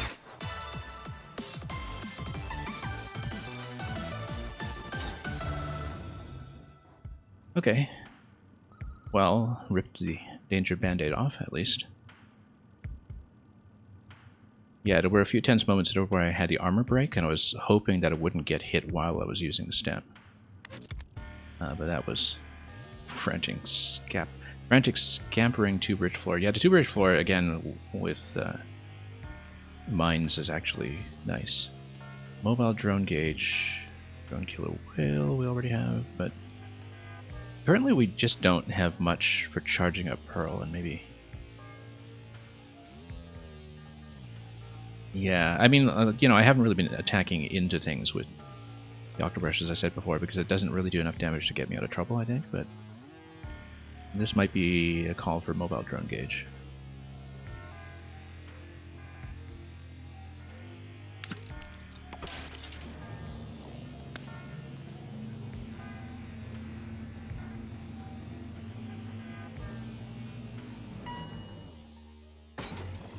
Bombarded, whirling, divided.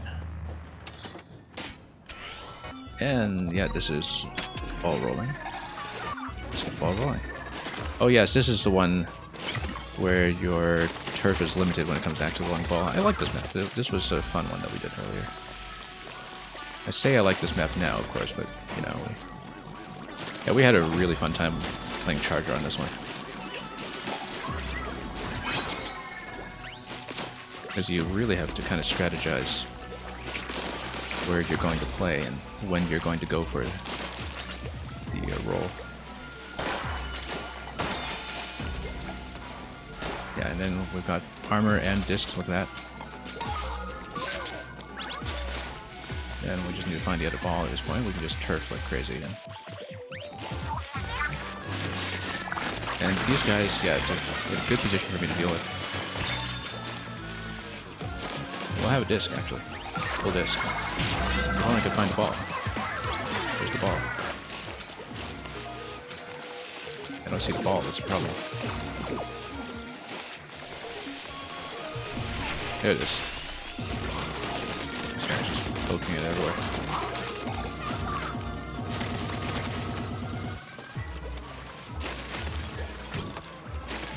It's on the other side that we need, but that's okay.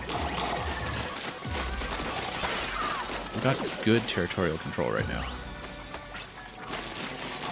So, the thing about the ball is that, you know, you put it in the right corner, it takes care of itself.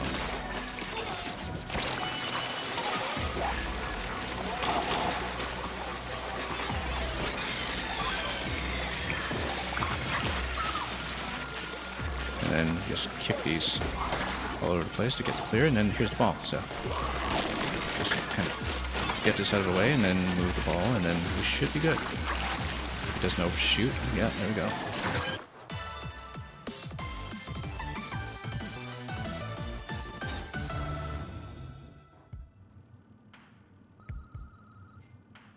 Okay, that's getting a little better.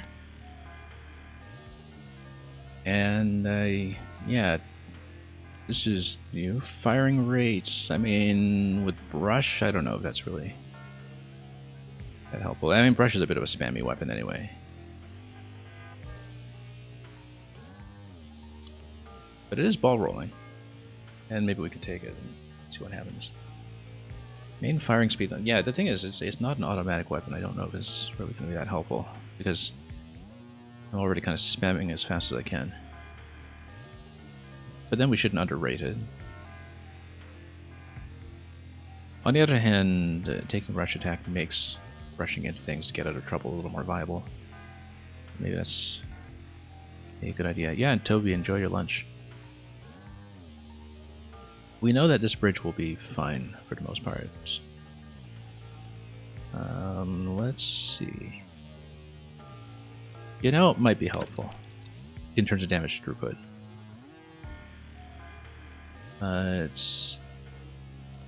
Yeah, let's take it.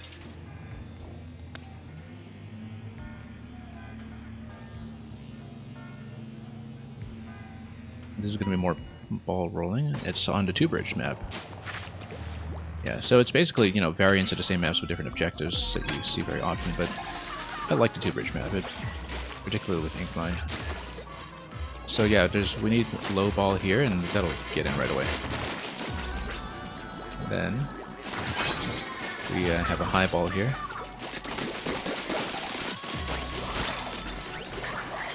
And we just try to get this in position. Oh, this will be quick. No problem. No problem. 26 seconds.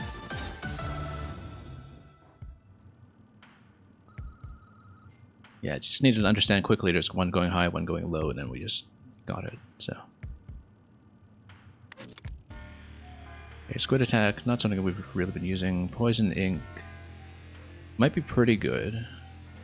At this point, though, I think we worry less about the loot and more about just surviving and mitigating problems. And of course, this synergizes well with rush attack, which we have been getting. Poison ink, I think, given how much we've been relying on turfing, using both the brush and the ink mines might be a little better, but I'd rather just take easier levels at this point and objectives that I know I can do, because containing the targets here has worked out somewhat nicely. Yeah, the thing about Charger is that I was much... yeah, don't use your main weapon. Much more depleted when it comes to... we're gonna have to use the main weapon. Let's not be silly here. With Charger, I was much more depleted when it came to cash early, because we have to use main weapon. I don't care about a bonus. Yeah, because I actually lost a lot of lives early with Charger, and basically we're hitting every vendor just to stay afloat until I stabilized. And the fact that we haven't had to do so this run means that we've been in much better shape. Yeah, the thing is, with Ink Mine, doing this bonus is not that viable. We can try to avoid it, but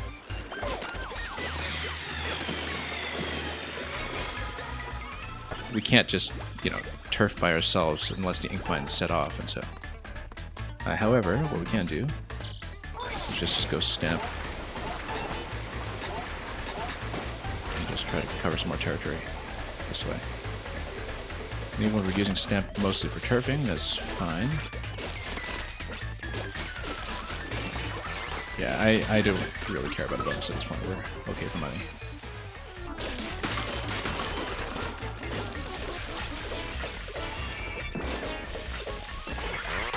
There we go. That's one down.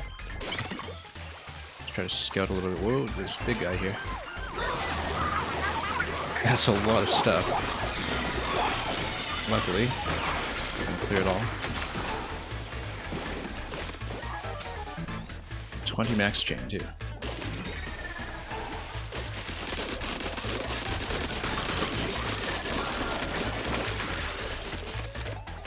Okay.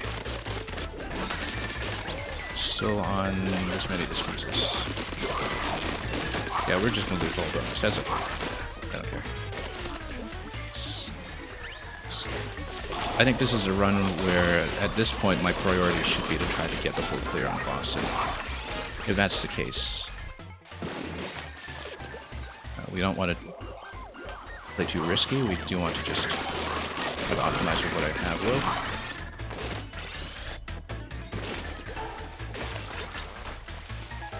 Bonus is still up and running, which is remarkable.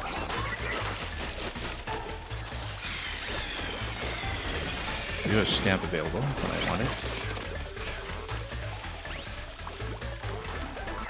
Yeah, now they're stuck in the ink, which is great because it means we can just slap them both. Got it. Yeah, turfing everything is really the key with that objective.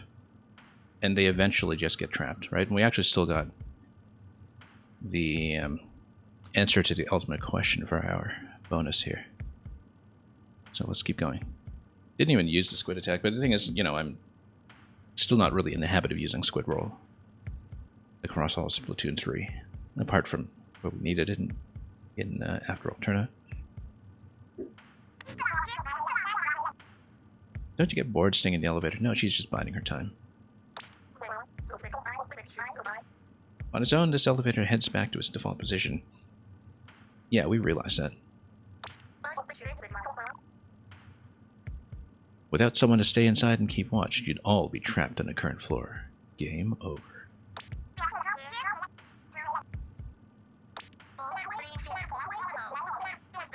As long as I've known active like cramped space and leaning against walls, isn't that true? Very suspicious. There is something soothing about this elevator. I guess that's just the opposite of claustrophobia. Claustrophilia. Who knows? Okay, vending machine here. We do have a decent amount of cash and we don't know how many more machines we'll get. In case we want to dump some cash now on multiple things. But we can also go for chaining. But of course, we're close enough to the end at this point that, you know, maybe vending machine is better just because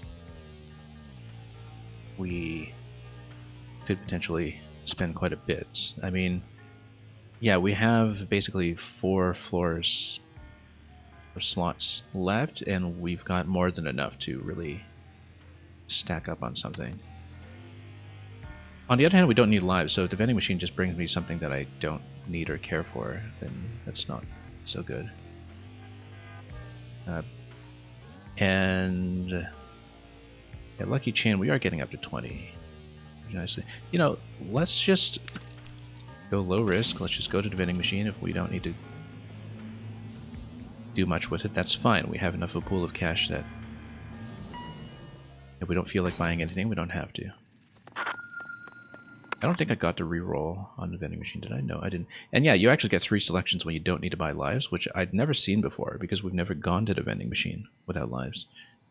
And mobile special charge, yes. Yes, definitely. We're definitely not taking Splash Wall.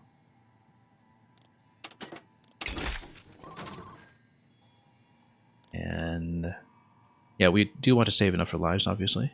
And this is why we left the vending machine, yeah. Yeah, I underuse it. I didn't even use the vending machine for the longest time. Partly because I had many runs with only 1 or 2 lives, and so I kind of didn't prioritize buying lives in the first place, and so going to the vending machine to replenish lives was not relevant, right? But we're getting good enough income this run that, yeah, we want to fill this.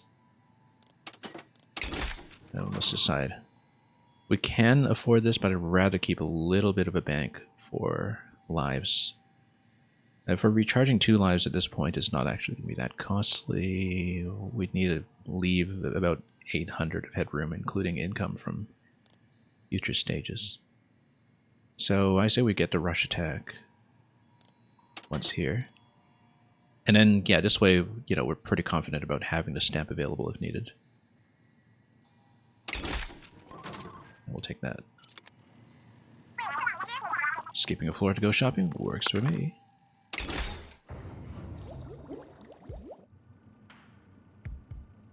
Yeah, and we've got 6 slots remaining with 3 floors to go.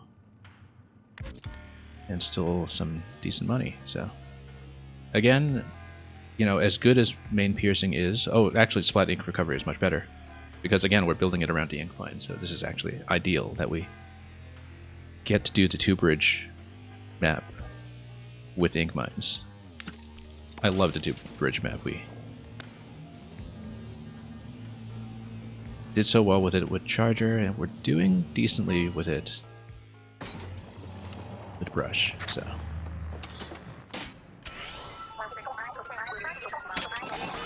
Yeah, so basically you just control, and then once you control, then you, well, with the Charger this was easier because, you know, with Charger you can just camp here on the bridge and snipe, which was my strategy.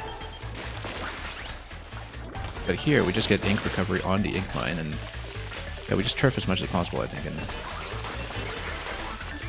and then snap. And then we can just chase a little bit. And if chasing doesn't do much, then that's okay, because turfing gets these guys stuck.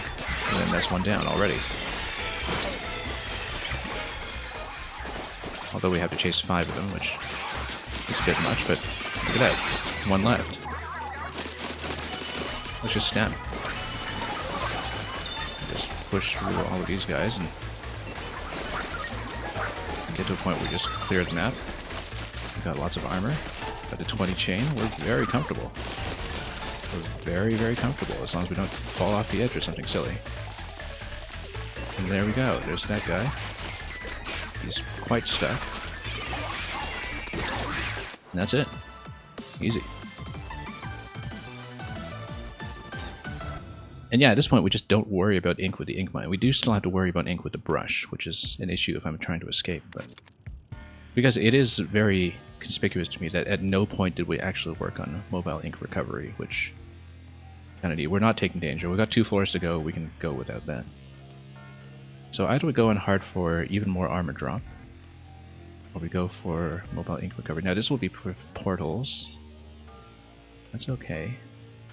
Mobile ink recovery is by far the best thing we can get right now, but, you know, doing this on floor 28, I feel like that's asking for trouble. Particularly if it's one where we're pushing the point, which with brush is a bit awkward, so I say we go for portals.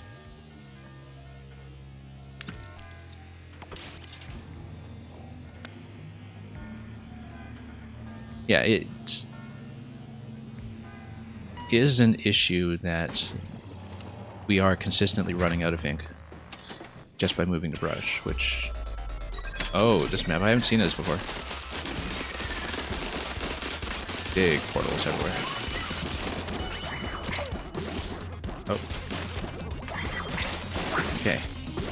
So we just bounce everywhere, it seems. Now the problem is we don't have much ink. So we just bounce out of position. And then snap. Snap. Okay, snap works actually. Snap works really quickly. Can we get the disc, please? There we go.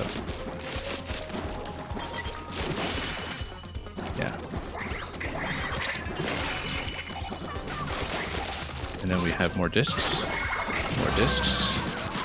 And that's going to be 2 down. Really quickly. And then... one more.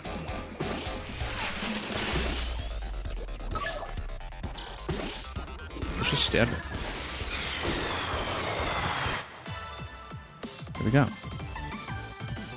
You had this on the 19th floor and went for normal hard, yeah. Originally I was thinking I didn't know how I felt about the degree of map reuse, that there's so much redundancy of the layouts just mapped to different objectives, but I've actually come to like it as you get into the 20 to 30 zone. That you really kind of start to get a sense of these maps the same way that you do with repeating maps across different kinds of ranked play in multiplayer, for instance, where you kind of recontextualize the layout depending on what the objective is. And, you know, you kind of develop tactics for a particular map that you can kind of bring over with you to a different objective. And at first I kind of felt like it was skipping a bit on the content, but I actually have warmed to it quite a bit the more that I played the late stages. We might as well just skip 29 and buy stuff instead of choosing between danger and rigorous. So we're just going to skip 29. I mean, it's not like we need to buy lives at this stage, so we'll just buy chips and cash in the rest. And then we'll have a much more comfortable approach to the final boss than we did. We're not switching to Curling Bomb. We're not switching to Triple Splashdown. I like to stamp. Although Triple Splashdown might get you out of trouble. But no, I like to stamp because you get to move out of the way and you get the turf. So we'll just dump cash on Killer Whale and get Pearl to replenish as quickly as possible. Yeah, because we're not doing Curling Bomb plus Brush, right? What is that nonsense? So we'll stack like this, and then look at that, nearly a full pallet. Buy red chips? Why would I? I mean, you know, we don't have red chips available here, so. Anyway, Toby, if you don't want to see the final boss for spoilers' sake, you might want to dip out, but if you don't mind seeing what it is, we'll see it for the second time today.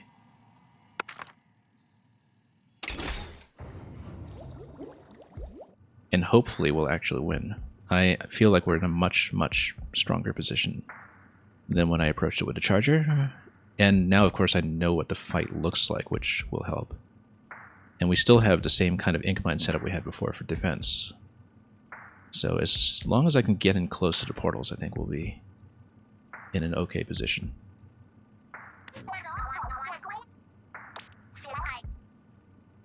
There must be something I can do to help. I also have loads of chips in general. Yeah, I'm absolutely stacked. So. And yeah, Toby, you've seen it before? Yeah. Works for me. Yeah, again, the thing that seems like the conspicuous weak spot in the entire build is very poor ink replenishment for the main weapon. But if we're getting the special often enough, you get a full tank. And if we're defending with a mine often enough, it's actually at a point where it can get us back to a full tank. So, as long as I don't get into a position where I just, you know, run away with the brush all the time and then run out of ink and get stuck. Like, that seems to be the main weak point that has been getting me into trouble. So, and yeah, previously I had issues with knockback on the stage as well when I was playing Charger. But then, again, I was playing Charger and it's very easy to get swarmed. Anyway, let's finish this.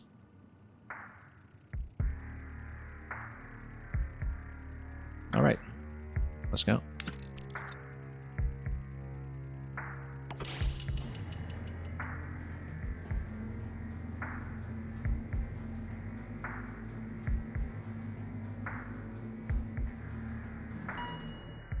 Here's the control room.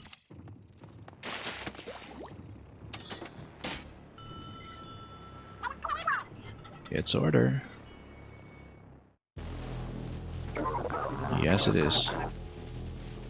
A perfect world is a stable world, and has no need for change or variation. We've seen this. I know we can probably skip it, but I want to see if there's anything that differs.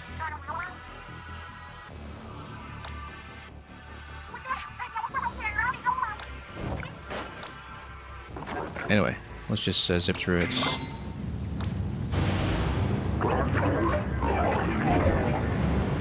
Oh, and now we see that the sentence is eradication. Previously, he said it quickly enough that I didn't actually read what the sentence was. I guess we were eradicated. Alright, Overlorder. Take two. Okay, let's get up to this right away. And then drop mines. Yeah, we're not getting as much replenishment as I had hoped on this, actually. But then we're getting the stamp, like, pretty much immediately. Which means that we can just take that out quickly. And Take this one out really quickly. I've got a 20 chain already, and 2 discs already. And yeah, the damage issues that we were having earlier with the charger, much less prevalent here. We had issues with this phase on charger, just not being able to hit him very much. Like, had to pot him one shot at a time, and it wasn't very effective. Again, if we need to get ourselves out of trouble with Stamp, we'll do so.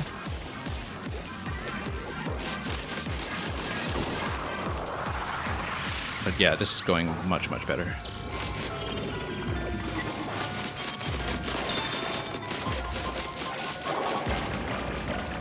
Oops. Oh, just a little bit short. That's okay. We'll go back and do it.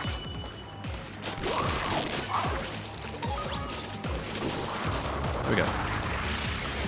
And let's chase him down. One more portal.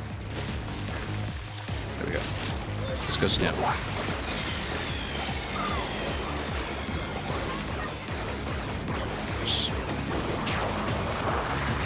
Yeah, this is going so much better. This is actually kind of crazy. Let's not get smacked by him. Yeah, because we got smacked by the tentacles also. That's one of the problems that we ran into.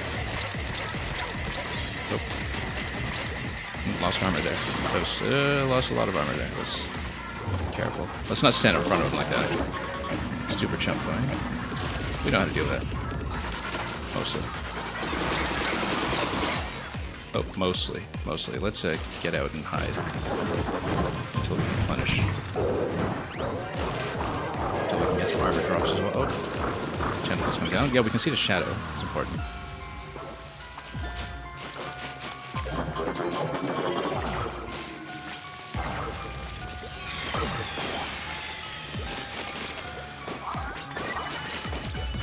Drop some mines along the way, and this piece is very good. Nice. Re-attempting everything. Okay. So, yeah, this is as far as we got previously. Was we got to this third set of portals, and then I got knocked down after that. Like we got through the third set of portals, rather. And we need to run. Get some armor going.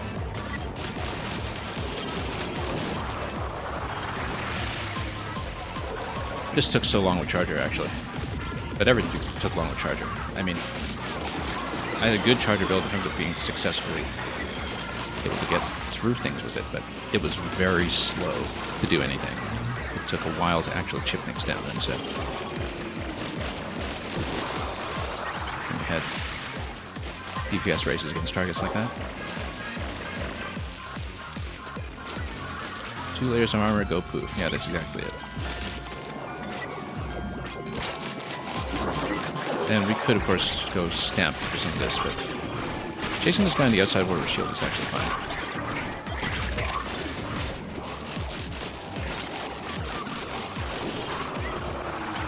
Good. Look how much turf you get out of that as well. Down to the last portal, and it's right here, so. And we'll just kick this as necessary. Okay, no. Problem. Oh, that's the problem. Yeah, and unfortunately, if you die there, you do need to do the whole portal set again. So we were close. This was actually the same kind of problem I ran into previously. Yeah. So unfortunately, and we don't have that advantage of all the turf we were sitting on. I should have been using the Stamp a lot more, actually. Get myself out of trouble. Yeah, actually. Okay, we need to get health up. Get out of trouble.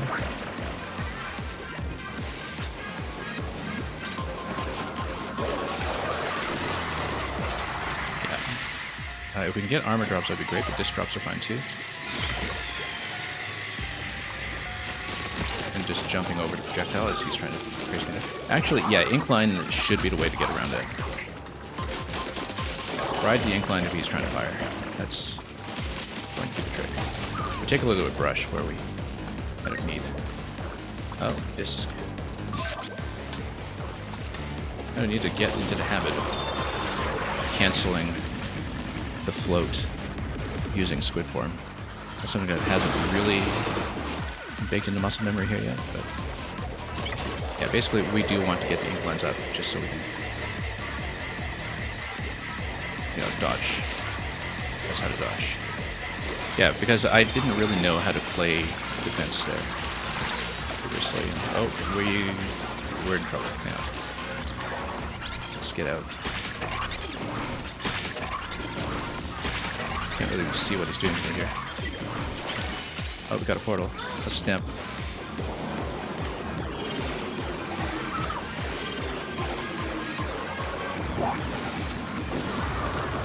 And yeah, this will get rid of things for me. Just kick this. And then, oh, I see it.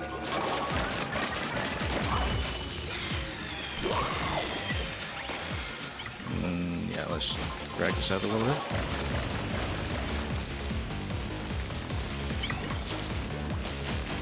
Okay, yeah, I see it. That's a bit close. Yeah. Whoop. Disc. Yes, disc. Yes, absolutely. Get rid of the super jump and then... yeah, we have a stamp available if need be. Good. Now let's not die. Snap it. Okay. Yeah.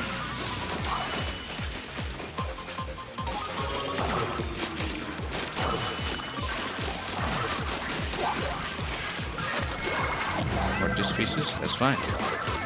Just get in close. Oh.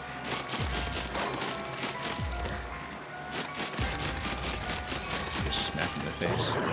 He's got to have a better weak point than this, right? Okay, let's get out. Okay, we've got a pretty good turf advantage this one.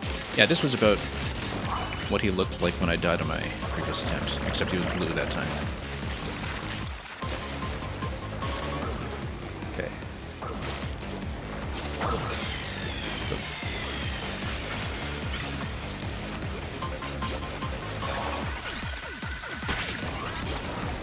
Okay, let's just get out.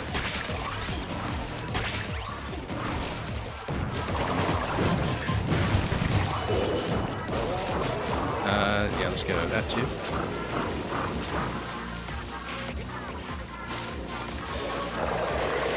Just trying to get in position to do something about it. Whoa. Really dangerous.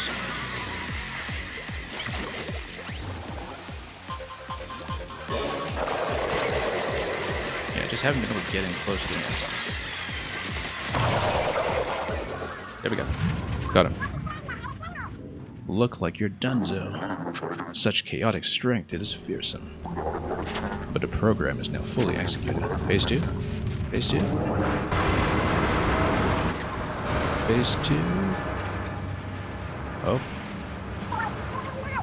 After all that, we were too late. It was Inner Agent 3 all along. Oh, wait, no, she's going to play something. Is it going to be... she's going to play music, I bet. I mean, this is the kind of moment in Splatoon where Calamari Incantation usually kicks in, right? So.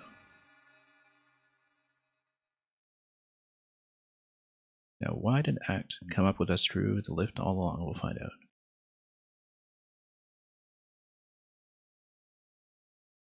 Oh, we get a spray. Oh, okay, we get a tap to the beat or something.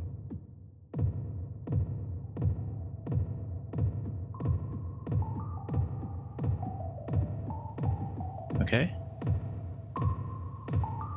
And then... I'm just tapping the beat at this point. I think that it works just fine.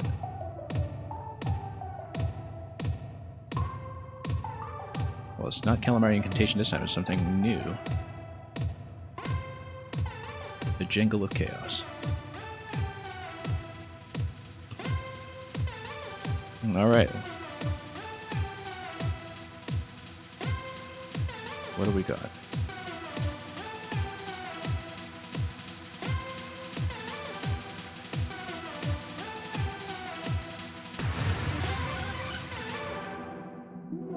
We restored a color.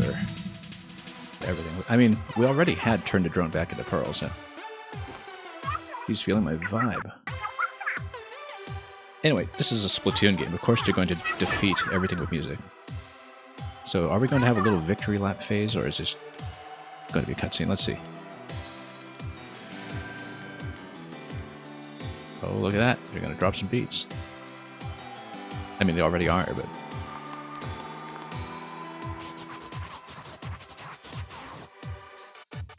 yeah, anyway, let's just listen. And take screenshots along the way. Of what use is this resistance? Happiness is stasis, unchanging forever. He's totally going to dance along with us. They're going to make him dance.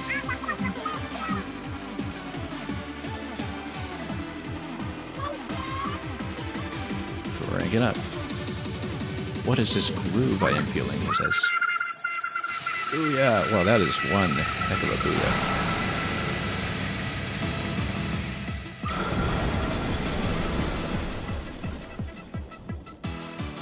That is one heck of a booyah.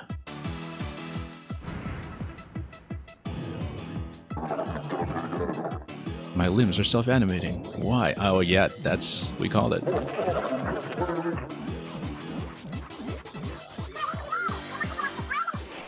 The world you dreamed of is so boring, even you can't stand it anymore.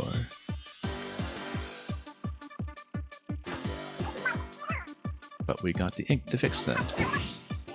Don't get cooked, stay off the hook.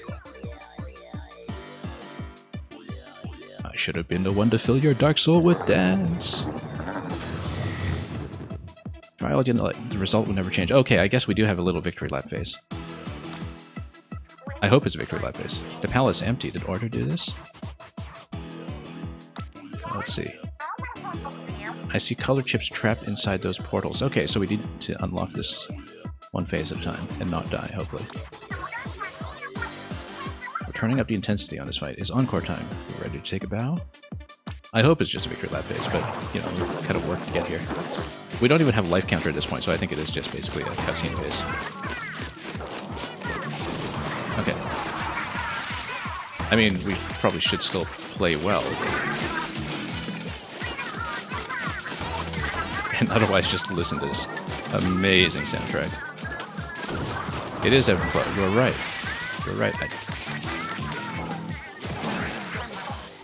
I mean, of course it makes sense for it to be ebb and flow, given that it's these two, and, you know. That's just how it's gonna work.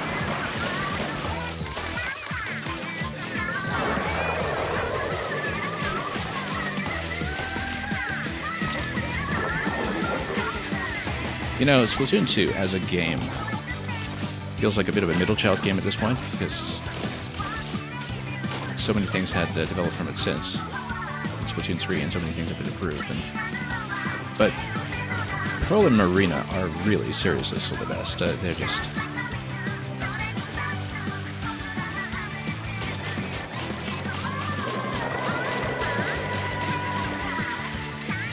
what a duo. Oh, okay, no, we did get smacked a little bit. Let's get across here and replenish. We don't want to die on this phase, that would be embarrassing. Wow, I've got so much speed now. Yeah, we're totally powered up. We need 2 more colors in the palette, but then it's totally overpowered at this point.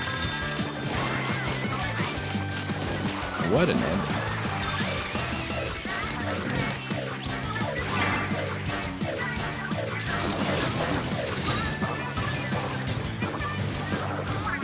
And then, yeah, we're still dropping everything we can because, of course, we have the chips to do it.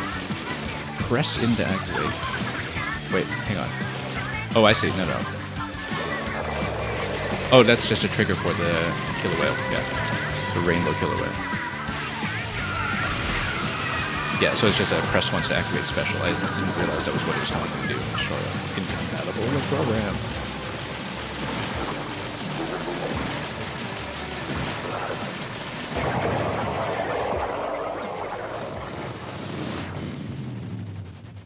Yeah, stacking all that mobility, that's quite something. Anyway, an undefined error is occurring.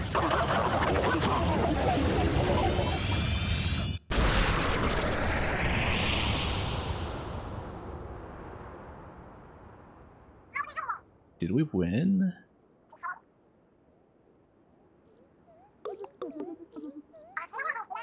It's so cute. Can we put him in a jar next to DJ Octavio? Oh, it's smallest. Okay. Case closed then. Yo, baby puss, you were down with our music.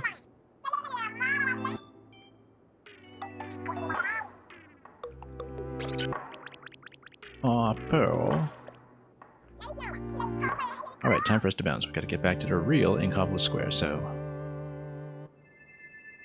I kind of suspected that at the end of this campaign we would get access to the Plaza from 2 as an alternate skin, just like we already got Plaza from 1 in Wave 1.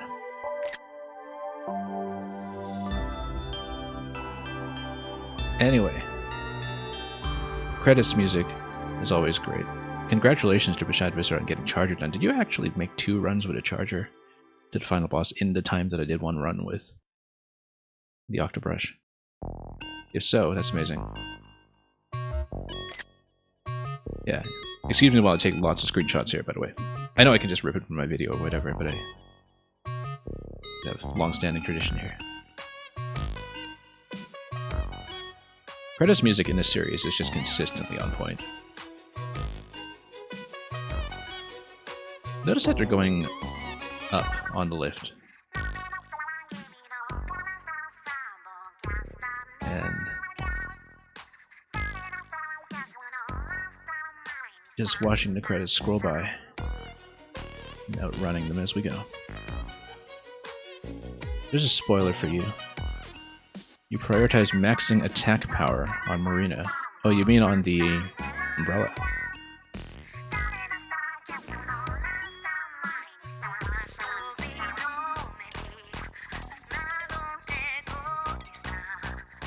But yeah, there was a bit of a clue already, because I played a little bit of ranked since yesterday, just one run through it, and I was going through the shops in the plaza just to see what was in there. And I did notice that in the Incopolis 1 Ammonite shop, that one of Sheldon's twins had gone off somewhere and was maybe operating another shop, and so I kind of suspected that, I would guess that you actually do get access to the Square from 2 as a skin. I don't know this for a fact, but it just makes sense for that to be the case. Because I also noticed when loading in here that the train no longer said it took you to Incopolis Square, it said that it took you to the Order Sector, now that you've uncovered the Order Sector. And so the zone select was already a little bit different, but on bonuses to buy with pearls. Okay, not on Marina's weapon, but on attack power. Yeah, I already had a double upgrade on that. I think my next one is to spend... well, anyway, no, I got my attack power up to 1.4 is what I'm saying. So I've got 2 upgrades on it so far.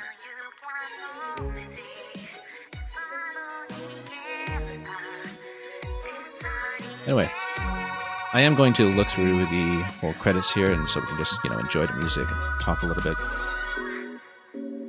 Obviously quite a lot more to do, given that we haven't even opened a dozen lockers yet. And have quite a few weapons to get through. I noticed that there is a very suspicious looking safe that is at the center of the lockers. And I would not be surprised, maybe people notice already via data mining or something, but I would not be surprised if there were something like an equivalent of Inner Agent 3, like some kind of, super late game content that is locked behind 100% of the locker.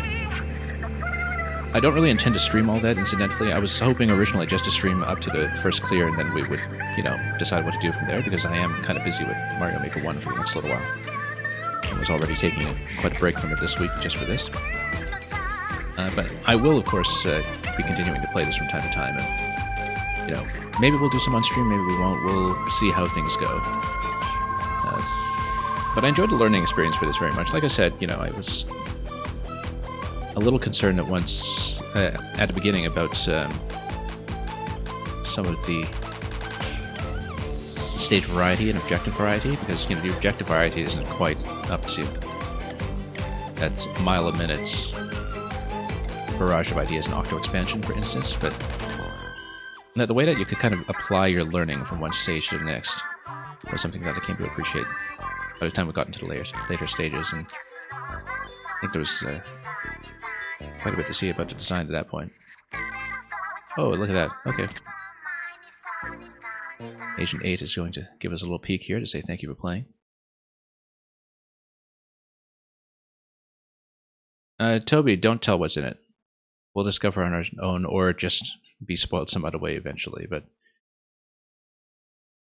for the longest time I actually didn't know Inner Agent 3 was in Octo Expansion, for instance. Yeah, I like discovering things my own, even if I have to... I'm somewhat likely to just be spoiled in it eventually. This isn't over yet. Well, I mean, he's saying this isn't over yet, so clearly there's more to do. They still want their colorless world of order, and I'm gonna give it to them.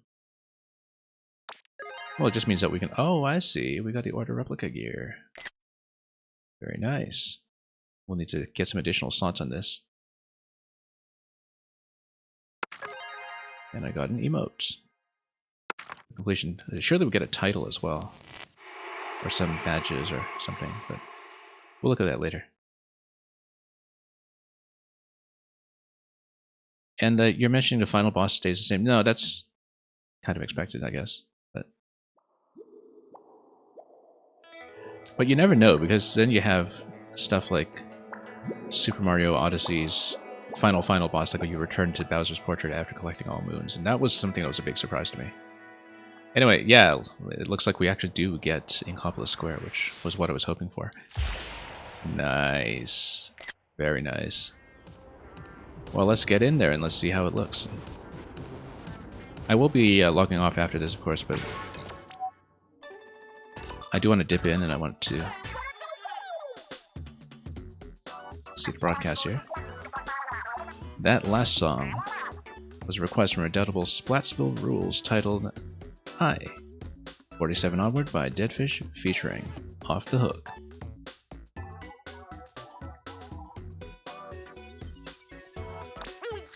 Hold up, artists from Incopolis? I thought we repped Splatsville. Anarchy. Anyway, they're back in Incopolis Square after the big tour. Done already? Okay.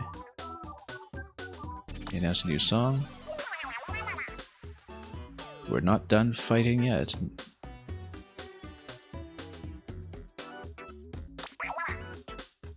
You don't know what that means, but it sounds cool. Yeah, I was kind of wondering what, you know, sort of post-game repetition and progression would be like. And given that usually the way that a lot of roguelikes will do it is to open up more options for self-imposed difficulty and higher reward chains, but it seemed like this one is built more around variety and just building around keys, and, you know, because the weapon classes are different enough that going for the keys with all of them is going to be a vastly different experience just in itself. Even if you're kind of upgrading Marina as you go. Yeah. I do want to see the point totals and everything come in and see my stats. So we'll kind of play through the ending and epilogue here. We'll look at some things, and then that'll be it for today. But I did not expect that Octobrush would be the weapon that I would use for a clear, given that, you know, I'm just not a brush player at all. Apparently that's not all the news we have for you today. Well, what you got? Incopolis Square is in the news again. So, yeah, we'll take a look at all the shops too and just see who's staffing. And wasn't Incopolis Square filled with spaced out slouches last we heard? some people still aren't all there. Keeping a little space to yourself, big man. Didn't I ask someone to pass the soy sauce 3 times yesterday? Yeah, nothing to do with these guys. That's it for now. Let's get out of here. Spots full. That's a wrap. Catch you later. And here we are. This looks familiar. Welcome to Inkopolis Square, the new nerve center of Inkling culture. Isn't that what it said at the beginning of Splatoon 2? I don't remember because, of course, that was, you know... My goodness, that was almost 7 years ago at this point. That's Deca Tower in front of you. One of the tallest buildings in all of Inkopolis. I don't remember how much this resembles the Splatoon 2 opening sequence. Yeah, you think that's a joke here? Yeah. There's a lobby on the first floor of Deca Tower for online battles. Over here, we've got the Galleria, Inkopolis' most popular shopping center. You can buy the freshest gear and weapons used in battle yet. We're fresh enough, I think. And Grisco, I think some things have changed with Grisco over time. That brings us to the shoal. Unfortunately, of course, you know, neither of these have the sewers open. Neither Inkopolis 1 or 2 have the sewers open. Actually, you know what I was missing in Inkopolis Square 1? No squid jump. Because squid jump is still currently locked to the Wii U. And that seems to be the one thing that's sort of conspicuously missing here if you're kind of doing this all Splatoon extravaganza with the DLC. And the train station seems to have moved as well, right? Yeah, because this was not the previous location of the metro. And looks like a few residents are still spacing out, yep. One of the destinations from the train is the Order Sector, so yeah, this is just sort of a new connection that was built. Wasn't this place abandoned a little while ago? Well, I mean, servers are still up, technically. And that's it. Feel free to give yourself a tour or dive straight into the strange phenomenon. Yeah, okay, no, because the train station basically replaces Octo Valley. Anyway. And we got an Act badge. We'll look at badges and stuff later. What I want to do currently is just look at who's staffing the shops. And we've got table turf going on here now as well. I actually don't even know if I'm online currently or if I might have disconnected at some point, because sometimes when you play single player a while, it just loses your connection. But oh yeah, it smells like bleach in here. Side order. Yeah, let's just tour some of the buildings, I guess, and see what's going on.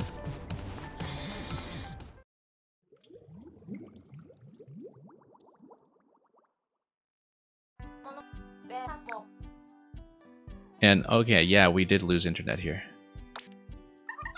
Crayman and Flo. Smell your modem. Yeah, that's what we have to do often. I've actually been having some connection issues lately, regardless. But yeah, over the course of doing side order, we lost connection. Thankfully, it doesn't affect anything in single player mode. You do need to connect in order for side order data to be loaded into your Splatnet app, though, if you have the companion app. That's one thing that still kind of bothers me about Splatoon 2 and 3, is I still think quite strongly that you should have access to all of the advanced statistical data in the app in-game.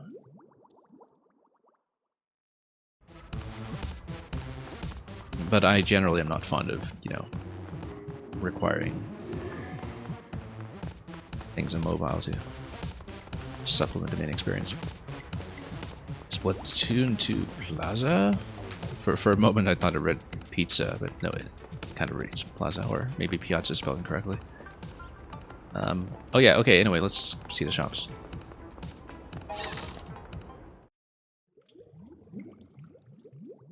Was Splatoon 3 they gave up on the app? I mean, it's still running. It actually was updated for side order. And it has some stats in side order, like what your furthest upgrade is for each rank.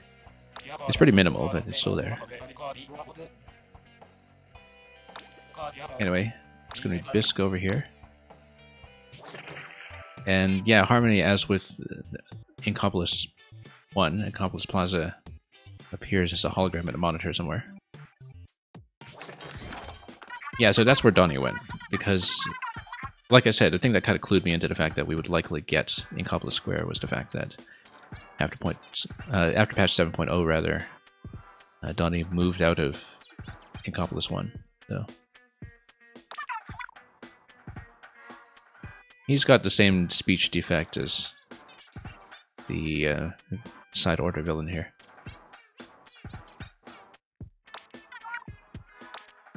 Anyway, yeah, I've got a lot of weapons I just never stocked up on. But you already have at least one gold license. I actually didn't remember that I had a gold license left from when I first got this game. Anyway, Flo says welcome to Headspace. The aura is quite strong. Raymond. And Gelfonzo. Gelfonzo's everywhere. What tentacled tyke through yonder door walks? Ah, thou art fresher than a midsummer's dawn. My gratitude to you for thy continued patronage. Ready listen, for my gear hath abilities which will grant unto thee victory, glory, and coin.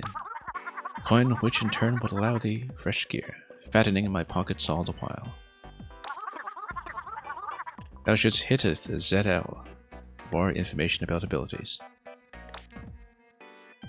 Anyway, I love reading his lines for reasons that will be obvious if you ever sat through the Shakespeare Award on the stream.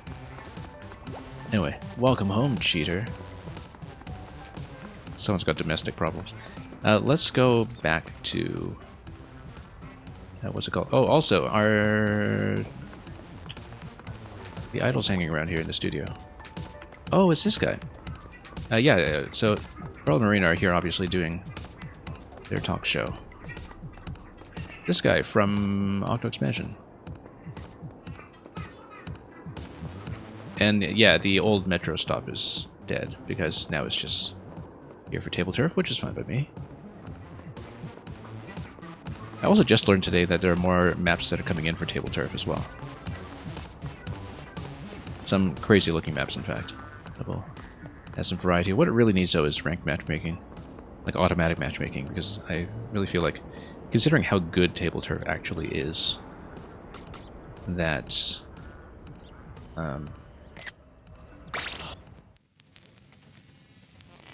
you know, the opportunities to play it and really push it as a multiplayer game are extremely limited.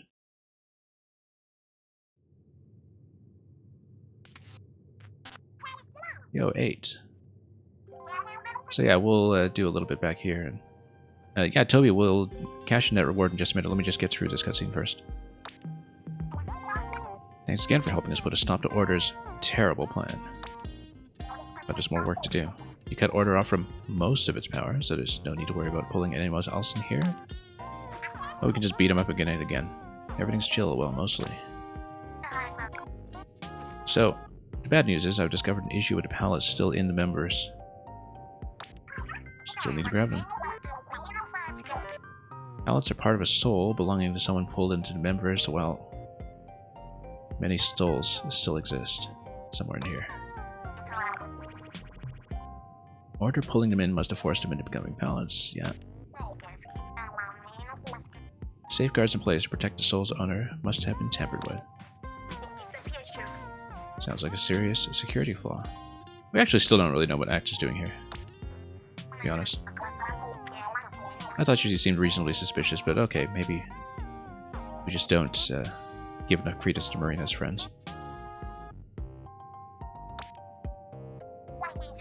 If we take a pallet to the control room, look at that colorful sky. We take a pallet to the control room on the top of the spire, so yeah, basically this is just a story pretext for clearing with every weapon. But we can only reconfigure the pallet we take with us. The problem won't really be addressed until we go up the spire with every pallet. So yeah, definitely this is the incentive to get full clears with every key and unlock the whole locker. So there is a true ending coming someday. Maybe we'll stream it when we get there. I obviously won't be streaming 100% of runs in this because it'll take me a while and I'll be kind of doing it casually. But yeah, that's what the safe here is all about. The lockers are still giving off signals from pallets inside. There are still pallets we haven't even seen. Okay, game plan. First get our hands on all the pallets. Take every single one up every floor to Spire. Sounds like a big job, honestly. But the sooner we get started, the sooner it'll be done.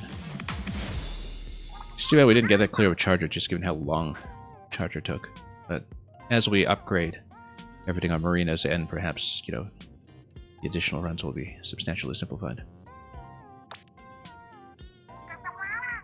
That's the spirit. Okay, I just want to take a look at some of the final stats, but first of all, we're going to cash in Toby's reward. So just give me a moment. Someone set up shop behind the lockers. Let's go hit the lockers and check out whoever it is while we're out there. Yeah, we'll do that in a moment. Got a locker key. Got order brush replica.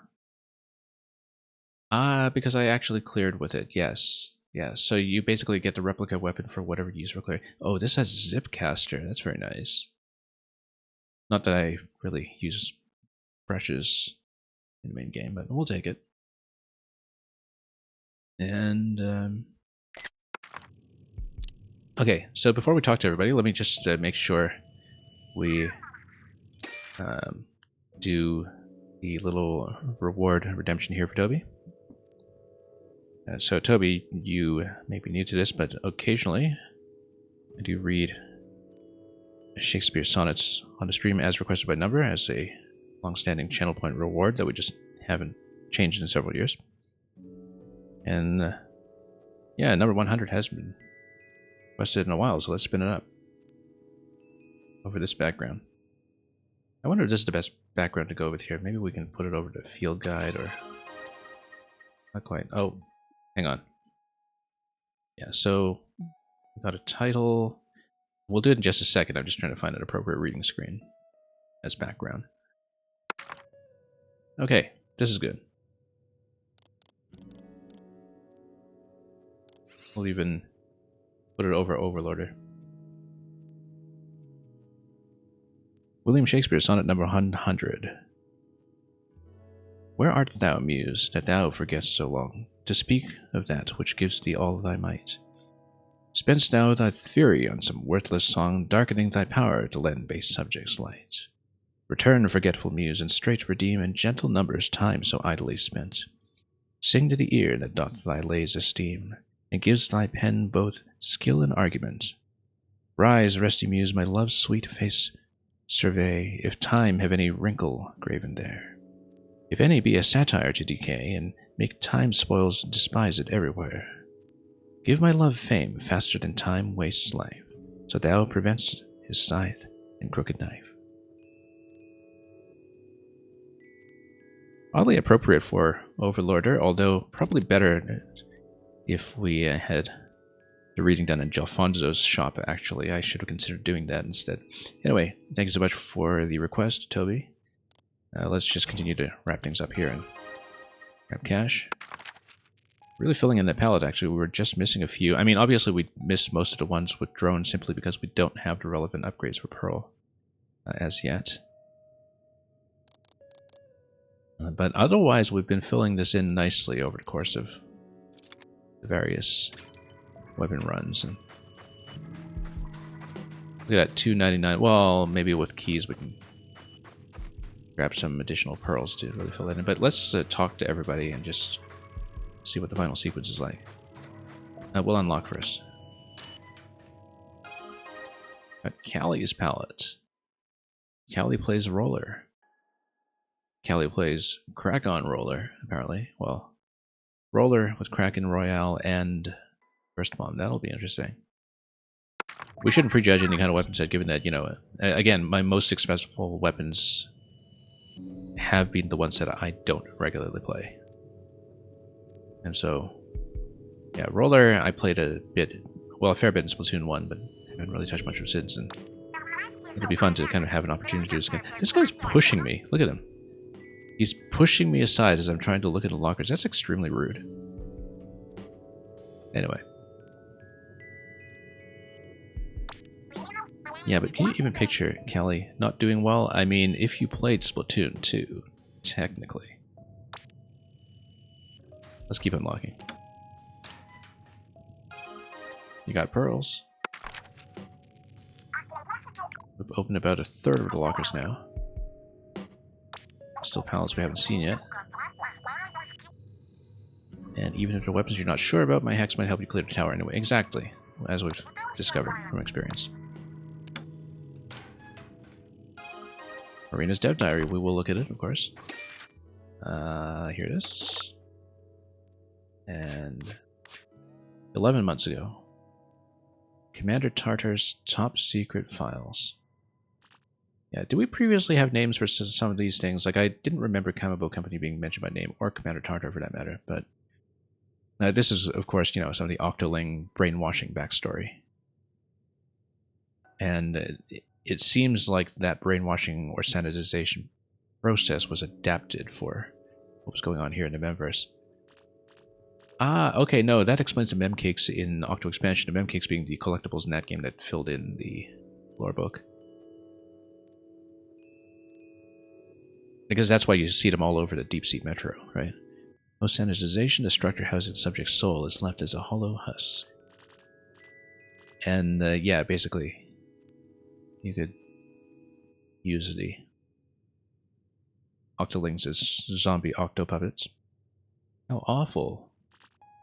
And of course, Calamari Incantation woke us up from all this. That happened to Agent 8 anyway in the last game.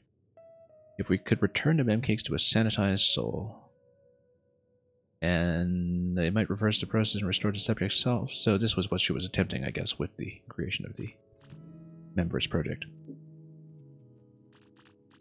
Cuttlefish hinted at souls once or twice. I guess he's a duelist, which is why he plays dualies. And everyone's been killing it in rehearsals. Okay. Well, the tour's all done now, but look at how many log entries we still have left, though. We are only at 4 out of 12 because we're so early on in the locker. Okay, that's it for the keys. Let's talk Marina because additional upgrades might open up. Risky rewards. Ah, okay, so there actually is something for post-game to take initial risk in addition for rewards if you're farming pearls. The fewer hacks you have active when you clear the Spire of Order, the more pearls you get. Right, so that's the incentive to manually deactivate the ones that you have activated already. Previously, you could already manually deactivate them, but you didn't get any kind of bonus for that, I don't think. But you have to clear it. Wash out partway through, no pearls for you. Oh, okay, but that's a hack that you have to kind of apply independently. Let's take a look. How much does this cost? We're not buying it right away yet. 333, because it is Splatoon 3. Similar to how Alterna actually also costs 333 per attempt. It's like this number is of some significance in the third Splatoon game. Up to 3 times bonus. And yeah, that's the only additional hack that you get here. I'll think about upgrades when I do my next run, which will not be today.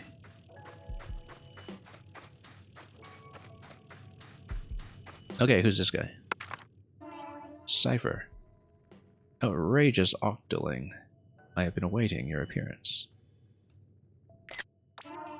Already you bring change to this world, but there's more change to come. Your bringing is incomplete. I am Cypher. You shop within Cypher's siftings.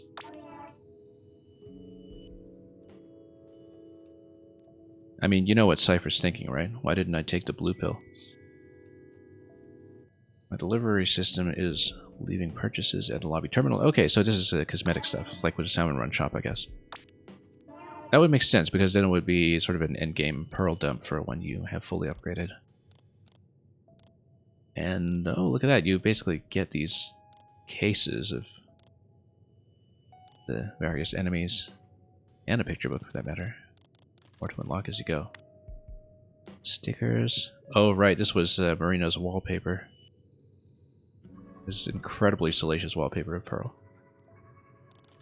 And even some sprite artwork, which we saw in the corner.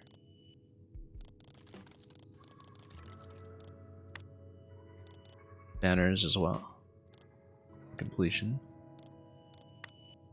And some gear. Order regulator replica. Interesting. Yeah, we're not spending pearls on any of this so far, though. I would rather dump things on upgrades instead. Yeah, so on the final clear, this is just what we had. And we were talking earlier about the attack damage. Yeah, I got the attack damage up to 1.4. I guess we were partway through. Not exactly sure what we'll go for further runs, but probably just to complete the palette. You know, we might fill out a lot of Marina's options. And yeah, probably getting the vending machines up as well, or Medbucks up as well. Because then that adds a little bit of reliability to each successive runs. We can afford risky rewards, but I feel like we want to, you know, kind of get comfortable with some of the other weapons first and just really stabilize. So, just want to look at the stat screen one more time for the final clear, because we didn't actually see the records here for the clear.